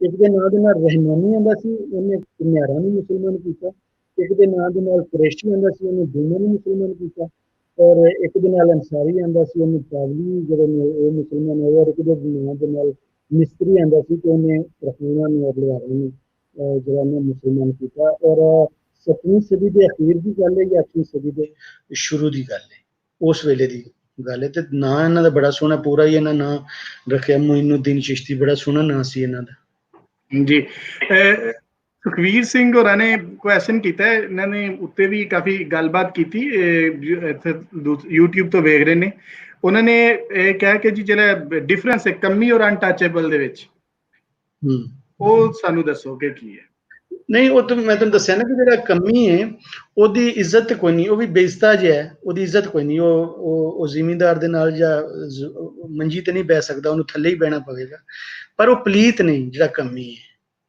ਮੋਚੀ ਔਰ ਜਲਾਇਆ ਉਹ ਕੁਝ ਵੇਲੇ ਤੱਕ ਜਾਂ ਮਾਛੀ ਕਿਸੇ ਕੁਝ ਇਲਾਕਿਆਂ ਦੇ ਵਿੱਚ ਮਾਛੀ ਜਿਹੜਾ ਉਹਨੂੰ ਝੀਰ ਕਿਹਾ ਜਾਂਦਾ ਉਹਨੂੰ ਵੀ ਉੱਥੇ ਪਲੀਤ ਸਮਝਿਆ ਜਾਂਦਾ ਰਿਹਾ ਇਹ ਜਿਹੜੇ ਮਾਛੀ ਸਨ ਇਹ ਖੂਹ ਵੀ ਖੱਟਦੇ ਸਨ ਇਹ ਟੋਬੇ ਇਹਨਾਂ ਨੂੰ ਕਿਹਾ ਜਾਂਦਾ ਸੀ ਤੇ ਜਿਹੜਾ ਖੂਹ ਖੱਟਣਾ ਹੁੰਦਾ ਸੀ ਜਾਂ ਕਬਰ ਵੀ ਜਿਹੜੀ ਖੱਟਣੀ ਹੁੰਦੀ ਸੀ ਉਹ ਵੀ ਇਹੀ ਖੱਟਦੇ ਸਨ ਤੇ ਇਹਨਾਂ ਨੂੰ ਕੁਝ ਦੇਰ ਤੱਕ ਸਮਝਿਆ ਗਿਆ ਪਲੀਤ ਜਿਹੜੇ ਚੂੜੇ ਚਮਾਰ ਚੰਗੜ ਗਗੜੇ ਸਾਂਸੀ ਇਹਨਾਂ ਨੂੰ ਤੇ ਅਖੀਰ ਤੱਕ ਇਹਨਾਂ ਨੂੰ ਪਲੀਤ ਹੀ ਸਮਝਿਆ ਗਿਆ ਔਰ ਜਿਹੜੇ ਕੰਮੀ ਮੈਂ ਤੁਹਾਨੂੰ ਦੱਸਿਆ ਨਾ ਕੰਮੀ ਉਸ ਤਰ੍ਹਾਂ ਪਲੀਤ ਨਹੀਂ ਸੀ ਕਿਉਂਕਿ ਕੰਮੀ ਤੋਂ ਬਗੈਰ ਸਾਡਾ ਵਸੇਬ ਚੱਲਦਾ ਨਹੀਂ ਸੀ ਸਾਡਾ ਉਹਨਾਂ ਤੋਂ ਬਗੈਰ ਸਰਦਾ ਹੀ ਨਹੀਂ ਸੀ ਤੇ ਅਸੀਂ ਉਹਨਾਂ ਨੂੰ ਤੇ ਪਲੀਤ ਕਹਿ ਹੀ ਨਹੀਂ ਸਕਦੇ ਫਿਰ ਇਸ ਵਾਸਤੇ ਉਹਨਾਂ ਨੂੰ ਤੇ ਅਸੀਂ ਮੰਨ ਲਿਆ ਕਿ ਉਹ ਨਹੀਂ ਪਲੀਤ ਪਰ ਇਹਨਾਂ ਤੋਂ ਬਗੈਰ ਸਾਡਾ ਸਰਦਾ ਸੀ ਕਿਉਂਕਿ ਇਹ ਤੇ ਮੰਗਤੇ ਸਨ ਇਹਨਾਂ ਨੂੰ ਸਮਝਿਆ ਸਾਂ ਕਿ ਇਹਦੀ ਸਾਨੂੰ ਕੋਈ ਲੋੜ ਨਹੀਂ ਤੇ ਇਸ ਵਾਸਤੇ ਉਹ ਪਲੀਤ ਹੀ ਰਹੇ ਅਖੀਰ ਤੱਕ ਜੀ ਡਾਕਟਰ ਤਰਾਬੁਲ ਹਸਨ ਸਰਗਾਨਾ ਹੋਰਾਂ ਨੇ ਕਿਹਾ ਕਿ ਜਿਹੜਾ ਸਾਂਦਲ ਦੇ ਹਵਾਲੇ ਨਾਲ ਕਿਹਾ ਜਾਂਦਾ ਕਿ ਸਾਂਦਲ ਮੁਸੱਲੀ ਸੀ ਪਰ ਉਹਨਾਂ ਇਹ ਕਿਹਾ ਕਿ ਜਿਹੜੇ ਸਾਂਦਲ ਸੀ ਉਹ ਤੇ ਦੁੱਲੇ ਭੱਟੀ ਹੋਰਾਂ ਦਾ ਦਾਦਾ ਸੀ ਉਹਨਾਂ ਦਾ ਵਡਕਾ ਸੀ ਹਾਂ ਉਹਦੇ ਵਿੱਚ ਸਾਡੇ ਇੱਕ ਆਗਾ ਖਾਂ ਸਿਓਤਰਾ ਸਨ ਫੌਤ ਹੋ ਗਏ ਉਹ ਤੇ ਮੁਸੱਲੀ ਨਹੀਂ ਆਗਾ ਖਾਂ ਸਿਓਤਰਾ ਜਿਹੜਾ ਸੀ ਨਾ ਜੀ ਉਹ ਮੁਸੱਲੀ ਸਨ ਤੇ ਉਹ ਦਰਾਵੜ ਆਪਣੇ ਆਪ ਨੂੰ ਕਹਿੰਦੇ ਹੁੰਦੇ ਸਨ। ਉਹ ਜਿਹੜੀ ਇੱਕ ਮੁਮਤਾਜ਼ ਸੁਲਤਾਨੇ ਦੇ ਖਿਲਾਫ ਜਿਹੜੀ ਕੰਪੇਨ ਚੱਲੀ, ਉਹਦੇ ਵਿੱਚ ਵੀ ਉਹਨਾਂ ਹਿੱਸਾ ਲਿਆ। ਅੰਜਮਨ ਦੀਦਾਰਾ ਵੀ ਉਹਨਾਂ ਨੇ ਬਣਾਈ। ਫਿਰ ਆਖੀਰ ਤੇ ਇੱਕ ਦਰਾਵੜ ਪਾਕਿਸਤਾਨ ਕੋਈ ਤਨਜ਼ੀਮ ਹੀ ਉਹਨਾਂ ਨੇ ਬਣਾਈ ਚਨਿਓੜ ਦੇ ਆਸੇ ਪਾਸੇ ਕਿਧਰੇ। ਤੇ ਉਹਨਾਂ ਦਾ ਇਹ ਕਹਿਣਾ ਸੀ ਕਿ ਜਿਹੜਾ ਦਰਾਵੜ ਸੀ ਉਹ ਜਿਹੜਾ ਸਾਂਦਲ ਸੀ ਉਹ ਸਾਡਾ ਵਡਕਾ ਸੀ। ਜਿਹੜਾ ਦੁੱਲਾ ਭੱਟੀ ਦਾ ਵਡਕਾ ਕਿਹਾ ਜਾਂਦਾ ਹੈ, ਇਹ ਰਾਜਪੂਤਾਂ ਨੇ ਜਿਹੜੀ ਨਾ ਗੱਲ ਐਵੇਂ ਬਣਾਈ ਹੈ, ਕਿਉਂਕਿ ਜਿਹੜਾ ਦੁੱਲੇ ਦੇ ਪਿਓ ਦਾ ਨਾਂ ਜਿਹੜਾ ਸੀ ਫਰੀਦ ਸੀ, ਔਰ ਫਰੀਦ ਦੇ ਪਿਓ ਦਾ ਨਾਂ ਸੀ ਸ਼ਮੀਰ, ਔਰ ਸ਼ਮੀਰ ਦੇ ਪਿਓ ਦਾ ਨਾਂ ਫਿਰ ਅਬਦੁੱਲਾ ਸੀ। ਜੋ 4 5 6 7 ਨਸਲਾਂ ਤੱਕ ਜਿਹੜਾ ਮੈਂ ਉਹਦਾ ਸ਼ਜਰਾ ਪੜਿਆ, ਉਹਦੇ ਵਿੱਚ ਕੋਈ ਵੀ ਸਾਂਦਲ ਨਹੀਂ ਆਉਂਦਾ। ਤੇ ਇਹ ਮੇਰਾ ਖਿਆਲ ਹੈ ਸਾਨੂੰ ਜਿਵੇਂ ਮੱਲ ਮਾਰਨ ਦੀ ਆਦਤ ਹੈ, ਜਿਵੇਂ ਅਸੀਂ ਅੱਜ ਕੱਲ੍ਹ ਹੁਣ ਸਾਬਤ ਕਰ ਰਹੇ ਹਾਂ ਕਿ ਜਿਹੜਾ ਸ਼ਾਹ ਹੁਸੈਨ ਹੈ, ਸ਼ਾਹ ਹੁਸੈਨ ਵੀ ਅਸੀਂ ਹੁਣ ਵੇਖੋ ਨਾ ਬਣਾ ਰਹੇ ਹਾਂ ਕਿ ਉਹ ਵੀ ਰਾਜਪੂਤ ਹੀ ਹੈ। ਉਹ ਕਹਿੰਦਾ ਪਿੱਟ ਕੇ ਕਹਿ ਰਿਹਾ ਵੀ ਮੈਂ ਜਲਾਇਆ ਵਾਂ, ਜਾਂ ਬੁੱਲੇ ਸ਼ਾਹ ਕਹਿ ਰਿਹਾ ਵੀ ਮੈਂ ਤੇ ਕੰਜਰੀ ਬਣਿਆ, ਮੇਰੀ ਇੱਜ਼ਤ ਨਹੀਂ ਘਟਦੀ, ਨੱਕ ਵਿੱਚ ਸੋਹਣੀ ਨਥਲੀ ਪਾਈ ਤੇ ਕੰਨ ਵਿੱਚ ਪਾਈਆਂ ਡੰਡੀਆਂ। ਬੁੱਲੇ ਸ਼ਾਹ ਸੰਯਾਰ ਦੀ ਖਾਤਰ ਸਾਰੇ ਜੱਗ ਦੀਆਂ ਝੱਲੀਆਂ ਪੰਡੀਆਂ, ਪਰ ਅਸੀਂ ਕਹਿੰਦੇ ਨਹੀਂ ਫਲਾਣਾ ਸੈਯਦ ਕਾਦਰੀ ਸਿਲਸਿਲਾ ਅਸੀਂ ਉਹ ਕਹੀ ਜਾ ਰਹੇ ਹਾਂ, ਕਿਉਂਕਿ ਸਾਨੂੰ ਵਾਰਾ ਨਹੀਂ ਖਾਂਦਾ ਨਾ ਵੀ ਅਸੀਂ ਕਿਸੇ ਐਸੇ ਬੰਦੇ ਦੀ ਇੱਜ਼ਤ ਕਰੀਏ ਜਿਹੜਾ ਆਪਣੇ ਆਪ ਨੂੰ ਕੰਜਰੀ ਕਹਿ ਰਿਹਾ ਜਾਂ ਜਿਹੜਾ ਆਪਣੇ ਆਪ ਨੂੰ ਜਲਾਇਆ ਕਹਿ ਰਿਹਾ। ਤੇ ਇਸੇ ਵਾਸਤੇ ਅਸਾਂ ਫਿਰ ਇਹ ਬੁਲਾਇਆ ਐਡੀ ਵੱਡੀ ਬਾਰ ਸਾਂਦਲ, ਤੇ ਸਾਂਦਲ ਜਿਹੜਾ ਉਹ ਮੁਸਲੀਆਂ ਦਾ ਵਡਕਾ ਹੋਵੇ। ਇਹ ਗੱਲ ਆਗਾ ਖਾਸੀ ਉਤਰਾ ਕਹਿੰਦਾ ਸੀ ਜਿਹੜੀ ਮੈਂ ਤੁਹਾਨੂੰ ਸੁਣਾਈ।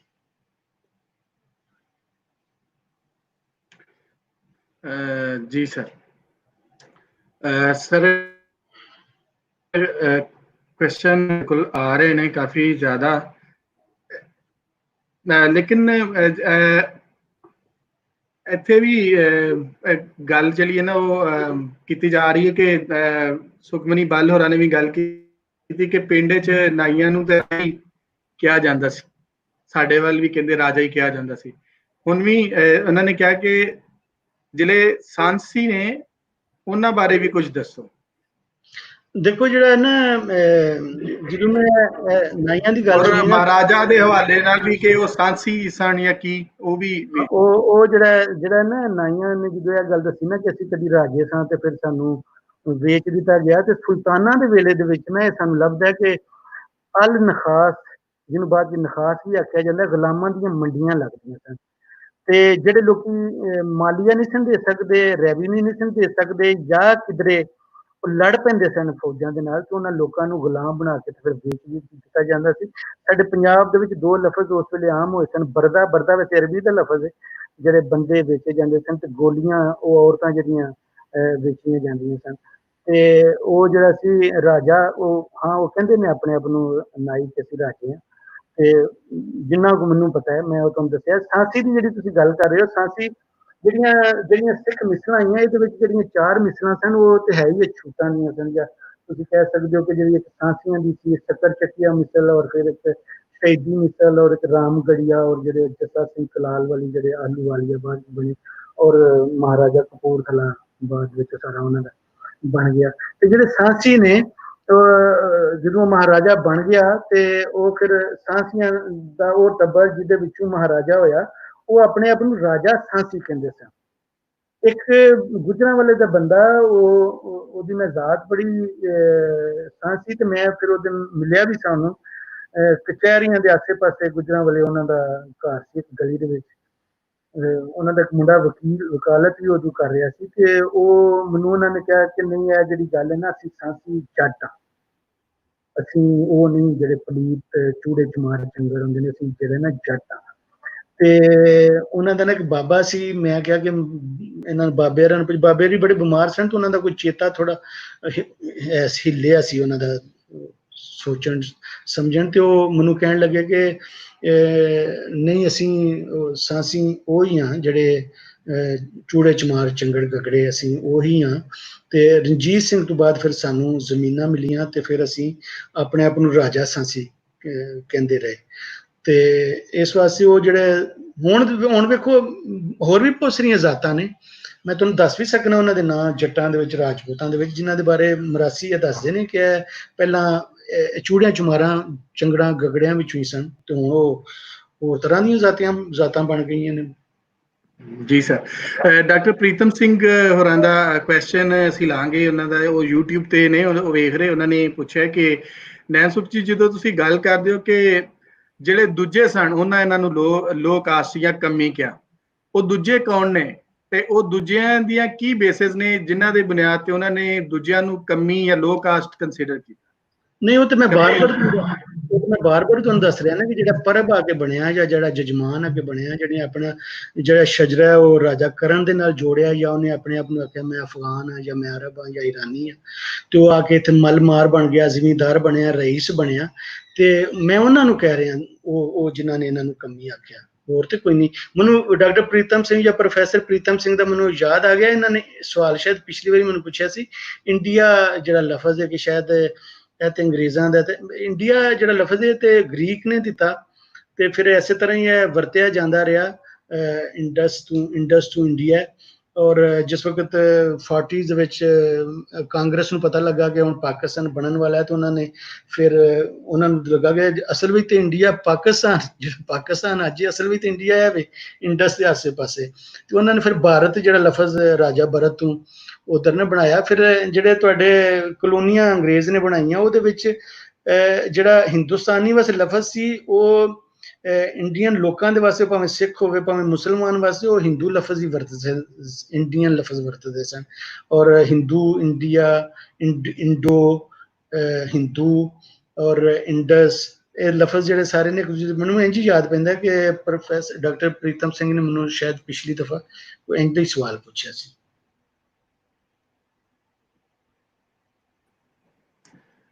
ਜੀ ਸਰ, ਬਹੁਤ ਸ਼ੁਕਰੀਆ। ਔਰ ਜਿਹੜੇ ਦੋਸਤ ਕੁਐਸਚਨ ਕਰ ਰਹੇ ਨੇ ਉਹ ਕੁਐਸਚਨ ਕਰਨ, ਔਰ ਅਸੀਂ ਸਰ ਦੇ ਤੀਸਰੇ ਜਿਹੜਾ ਇਹਨਾਂ ਦਾ ਜਿਹੜੀ ਲੈਕਚਰ ਇਹਨਾਂ ਦੇ ਵੱਲੋਂ ਚੱਲ ਰਹੇ ਨੇ, ਉਹਨਾਂ ਦਾ ਜਿਹੜਾ ਤੀਸਰਾ ਹਿੱਸਾ ਹੋਏਗਾ ਉਹਦੇ 'ਚ ਇਹਨਾਂ ਕੁਐਸਚਨਸ ਨੂੰ ਜ਼ਰੂਰ ਕੰਸੀਡਰ ਕਰਾਂਗੇ। ਤੇ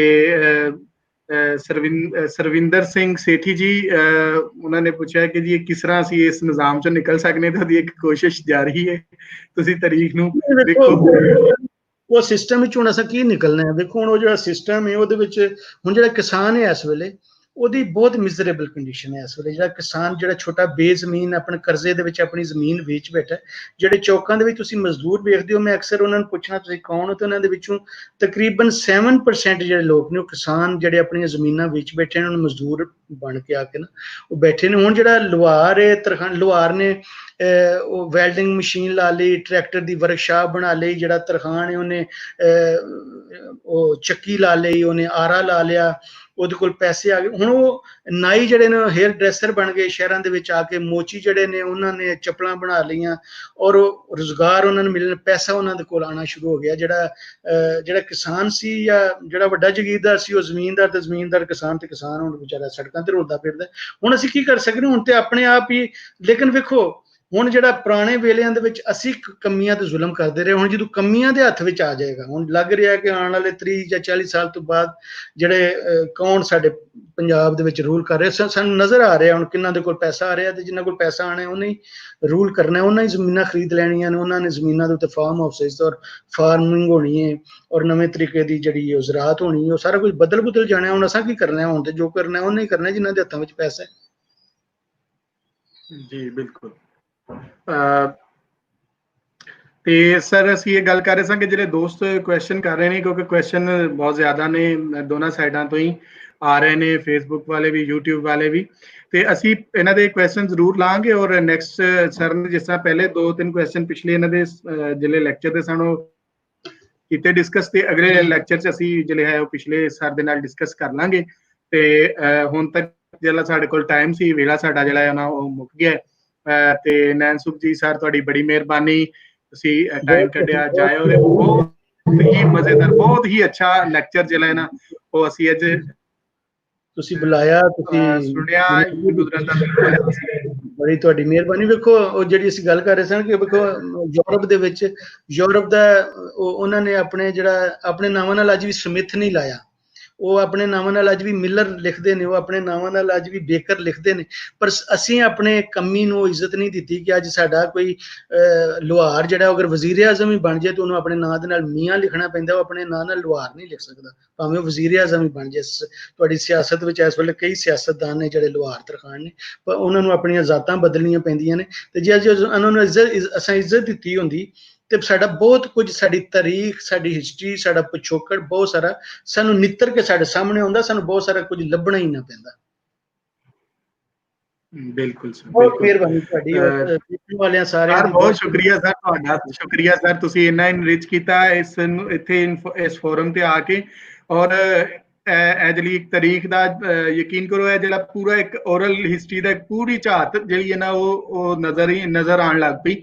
ਤੇ ਇਹਨਾਂ ਲਫ਼ਜ਼ਾਂ ਤੇ ਕਦੀ ਗੌਰ ਹੀ ਨਹੀਂ ਹੋਇਆ, ਕਦੀ ਇਹਨਾਂ ਲਫ਼ਜ਼ਾਂ ਨੂੰ ਗੌਰ ਨਾਲ ਵੇਖਿਆ ਹੀ ਨਹੀਂ ਕਿ ਕਿੱਦਾਂ ਆਏ ਔਰ ਕਿਸ ਤਰ੍ਹਾਂ ਇਹ ਵਿਚਾਰੇ ਜਿਹੜੇ ਲਫ਼ਜ਼ ਲੋਕ ਨੇ ਉਹ ਕਿਸ ਤਰ੍ਹਾਂ ਅੱਗੇ ਤੋਂ ਅੱਗੇ ਇਹ ਸਾਡੇ ਪੰਜਾਬ ਦੀ ਜਿਹੜੀ ਤੁਸੀਂ ਜਿੱਥੋਂ ਗੱਲ ਸ਼ੁਰੂ ਕੀਤੀ ਬਹੁਤ ਮਜ਼ੇਦਾਰ ਸੀ। ਮੈਂ YouTube ਤੇ ਬਾਰ-ਬਾਰ ਉਹ ਲਿਖੀ ਕਿ ਵਾਕਈ ਜਿੱਥੇ ਤੁਸੀਂ ਗੱਲ ਸ਼ੁਰੂ ਕੀਤੀ ਹੈ ਨਾ ਕਿ ਮੈਨੂੰ ਸਾਹ ਨਹੀਂ ਆ ਰਿਹਾ। ਸਰ ਬਹੁਤ ਮਿਹਰਬਾਨੀ, ਬਹੁਤ ਸ਼ੁਕਰੀਆ, ਬਹੁਤ ਅੱਛਾ ਲੱਗਾ। ਸਾਰੇ ਦੋਸਤਾਂ ਦਾ ਬਹੁਤ ਸ਼ੁਕਰੀਆ ਜਿਹੜੇ ਸਾਡੇ ਨਾਲ ਸਨ YouTube ਤੇ ਵੀ ਔਰ Facebook ਤੇ ਵੀ। ਉਹਨਾਂ ਸਾਰਿਆਂ ਦੋਸਤਾਂ ਦਾ ਬਹੁਤ ਸ਼ੁਕਰੀਆ। ਅਸੀਂ ਗੱਲ ਕਰ ਰਹੇ ਸਾਂ ਕਿ ਅਸੀਂ ਮੁਖਤਲਿਫ ਚੀਜ਼ਾਂ ਜਿਹੜੀਆਂ ਨੇ ਉਹ ਕਰਦੇ ਰਹਿੰਦੇ ਹਾਂ। ਤੇ ਇੱਕ ਸਾਡਾ ਰੀਡਿੰਗ ਰੂਮ ਹੈ ਜਿਹਦੇ ਵਿੱਚੋਂ ਅੱਜ ਕੱਲ੍ਹ ਅਸੀਂ book review, book of the week ਦੇ ਨਾਂ ਦੇ ਨਾਲ ਅਸੀਂ ਪ੍ਰੋਗਰਾਮ ਕਰਨੇ ਆ। ਤੇ ਹਰ ਐਤਵਾਰ ਨੂੰ ਪੂਰਾ ਹਫਤਾ ਇੱਕ book of the week declare ਹੁੰਦੀ ਹੈ, ਫਿਰ ਉਹ ਪੜ੍ਹਨੀ ਹੈ। ਜੇ ਸਾਡੇ ਕੋਲ ਮੌਜੂਦ ਹੋਵੇ ਉਹਦੀ ਕੋਈ ਕਾਪੀ ਔਰ ਉਹ ਸਾਨੂੰ ਆਥਰ ਇਜਾਜ਼ਤ ਦੇਵੇ, ਪਬਲਿਸ਼ਰ ਇਜਾਜ਼ਤ ਦੇਵੇ, ਤੇ ਅਸੀਂ ਦੋਸਤਾਂ ਨੂੰ ਉਹ ਦੇ ਵੀ ਦਿੰਦੇ ਹਾਂ ਜੇ ਸਾਡੇ ਕੋਲ ਮੌਜੂਦ ਹੋਏ ਤੇ। ਅਦਰਵਾਈਜ਼ ਅਸੀਂ ਇਹ ਕਹਿੰਦੇ ਕਿ ਤੁਸੀਂ ਇਹ ਕਿਤਾਬ ਲਵੋ, ਉਹਨੂੰ ਪੜ੍ਹੋ। ਬੁੱਕ ਰੀਡਿੰਗ ਦਾ ਕਲਚਰ ਰਿਵਾਈਵ ਹੋਣਾ ਚਾਹੀਦਾ। ਉਹਦੇ ਸਿਲਸਿਲੇ 'ਚ ਸਾਡੀ ਇਸ ਵਾਰੀ ਬੁੱਕ ਆਫ ਦਾ ਵੀਕ ਜਿਹੜੀ ਹੈ ਉਹ ਇਵੈਂਟ ਇਨ ਦਾ ਕੋਟਾ ਮਹਾਰਾਜਾ ਰਣਜੀਤ ਸਿੰਘ ਅਸੀਂ ਡਿਕਲੇਅਰ ਕੀਤੀ ਹੈ। ਐਤਵਾਰ ਵਾਲੇ ਦਿਨ 12 ਵਜੇ ਪਾਕਿਸਤਾਨ ਟਾਈਮ ਦੇ ਮੁਤਾਬਕ ਔਰ 12:30 ਤੇ ਇੰਡੀਅਨ ਟਾਈਮ ਦੇ ਮੁਤਾਬਕ ਅਸੀਂ ਉਹ ਪ੍ਰੋਗਰਾਮ ਕਰਾਂਗੇ। ਉਹਦੇ ਵਿੱਚ ਸਾਡੇ ਰਿਵਿਊਅਰ ਅਮਰ ਰਿਆਜ਼ ਟੂਟੂ ਹੋਰੀ ਨੇ ਇਸ ਸਾਈਡ ਪੰਜਾਬ ਦੇ ਇਸ ਪੰਜਾਬ ਤੋਂ, ਔਰ ਦੂਸਰੇ ਜਿਹੜੇ ਸਾਡੇ ਨਾਲ ਰਿਵਿਊਅਰ ਨੇ ਸਾਡੇ ਬਹੁਤ ਹੀ ਰਿਸਪੈਕਟਡ ਟੀਚਰ, ਸਾਡੇ ਬਹੁਤ ਹੀ ਸਿਆਣੇ ਪ੍ਰੋਫੈਸਰ ਡਾਕਟਰ ਸੁਖਦੇਵ ਸੋਲ ਜੀ ਨੇ। ਦੋ ਰਿਵਿਊਅਰ ਹੋਣਗੇ ਜਿਹੜੇ ਇਹਨਾਂ ਤੇ ਗੱਲਬਾਤ ਕਰਨਗੇ ਔਰ ਜਿਨ੍ਹਾਂ ਲੋਕਾਂ ਨੂੰ ਤਕਰੀਬਨ ਮੈਂ 200 ਦੇ ਕਰੀਬ ਲੋਕਾਂ ਨੂੰ ਈਮੇਲਸ ਦੇ ਥਰੂ ਇਹ ਕਿਤਾਬ ਭੇਜੀਏ। ਉਮੀਦ ਕਰਨਾ ਵਾ, ਆਸ ਹੈ ਕਿ ਉਹਨਾਂ ਨੇ ਪੜ੍ਹ ਲਈ ਹੋਏਗੀ ਤੇ ਉਹ ਵੀ 12 ਵਜੇ ਪੂਰੇ ਸਾਡੇ ਨਾਲ ਹੋਣਗੇ। 12 ਵਜੇ ਪਾਕਿਸਤਾਨ ਟਾਈਮ ਦੇ ਮੁਤਾਬਕ ਸਾਡੇ ਨਾਲ ਹੋਣਗੇ ਔਰ ਆਪਣਾ ਇਨਪੁਟ ਦੇਣਗੇ।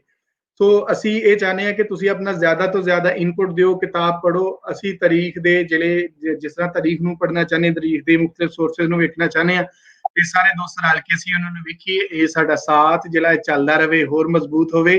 ਤੇ ਮੈਂ ਪਿਛਲੇ ਲੈਕਚਰ 'ਚ ਆਪਣੇ 'ਚ ਵੀ ਗੱਲ ਕੀਤੀ ਸੀ ਔਰ ਇਸ ਲੈਕਚਰ 'ਚ ਵੀ ਗੱਲ ਕਰਾਂਗੇ ਕਿ ਜਿਹੜਾ ਸਾਡਾ ਇੱਕ ਪ੍ਰੋਗਰਾਮ ਪਾਈਪਲਾਈਨ 'ਚ ਉਹ ਅਗਲੇ ਵੀਕ ਅਸੀਂ ਉਹਨੂੰ ਸ਼ੁਰੂ ਕਰਾਂਗੇ। ਅਗਲੇ ਵੀਕ ਯਾਨੀ ਆਉਣ ਵਾਲੇ ਮੰਗਲ ਵਾਲੇ ਦਿਨ ਦੁਪਹਿਰੇ 3 ਵਜੇ ਉਹ ਪ੍ਰੋਗਰਾਮ ਹੋਏਗਾ। ਉਹ ਪ੍ਰੋਗਰਾਮ ਹੈ cities of Punjab today and yesterday, ਅੱਜ ਤੇ ਕੱਲ ਕੀ ਸੀ। ਔਰ ਅਸੀਂ ਉਹਦੇ ਵਿੱਚ ਉਹ ਸ਼ਹਿਰ, ਉਹ ਚੀਜ਼ਾਂ ਲਵਾਂਗੇ ਜਿਹੜੀਆਂ ਚੀਜ਼ਾਂ ਪਿੰਡਾਂ ਤੋਂ ਸ਼ਹਿਰ ਬਣੇ, ਉਹ ਪਿੰਡ ਹੀ ਰਹਿ ਗਏ ਔਰ ਅੱਗੇ ਚੱਲਦੇ ਗਏ।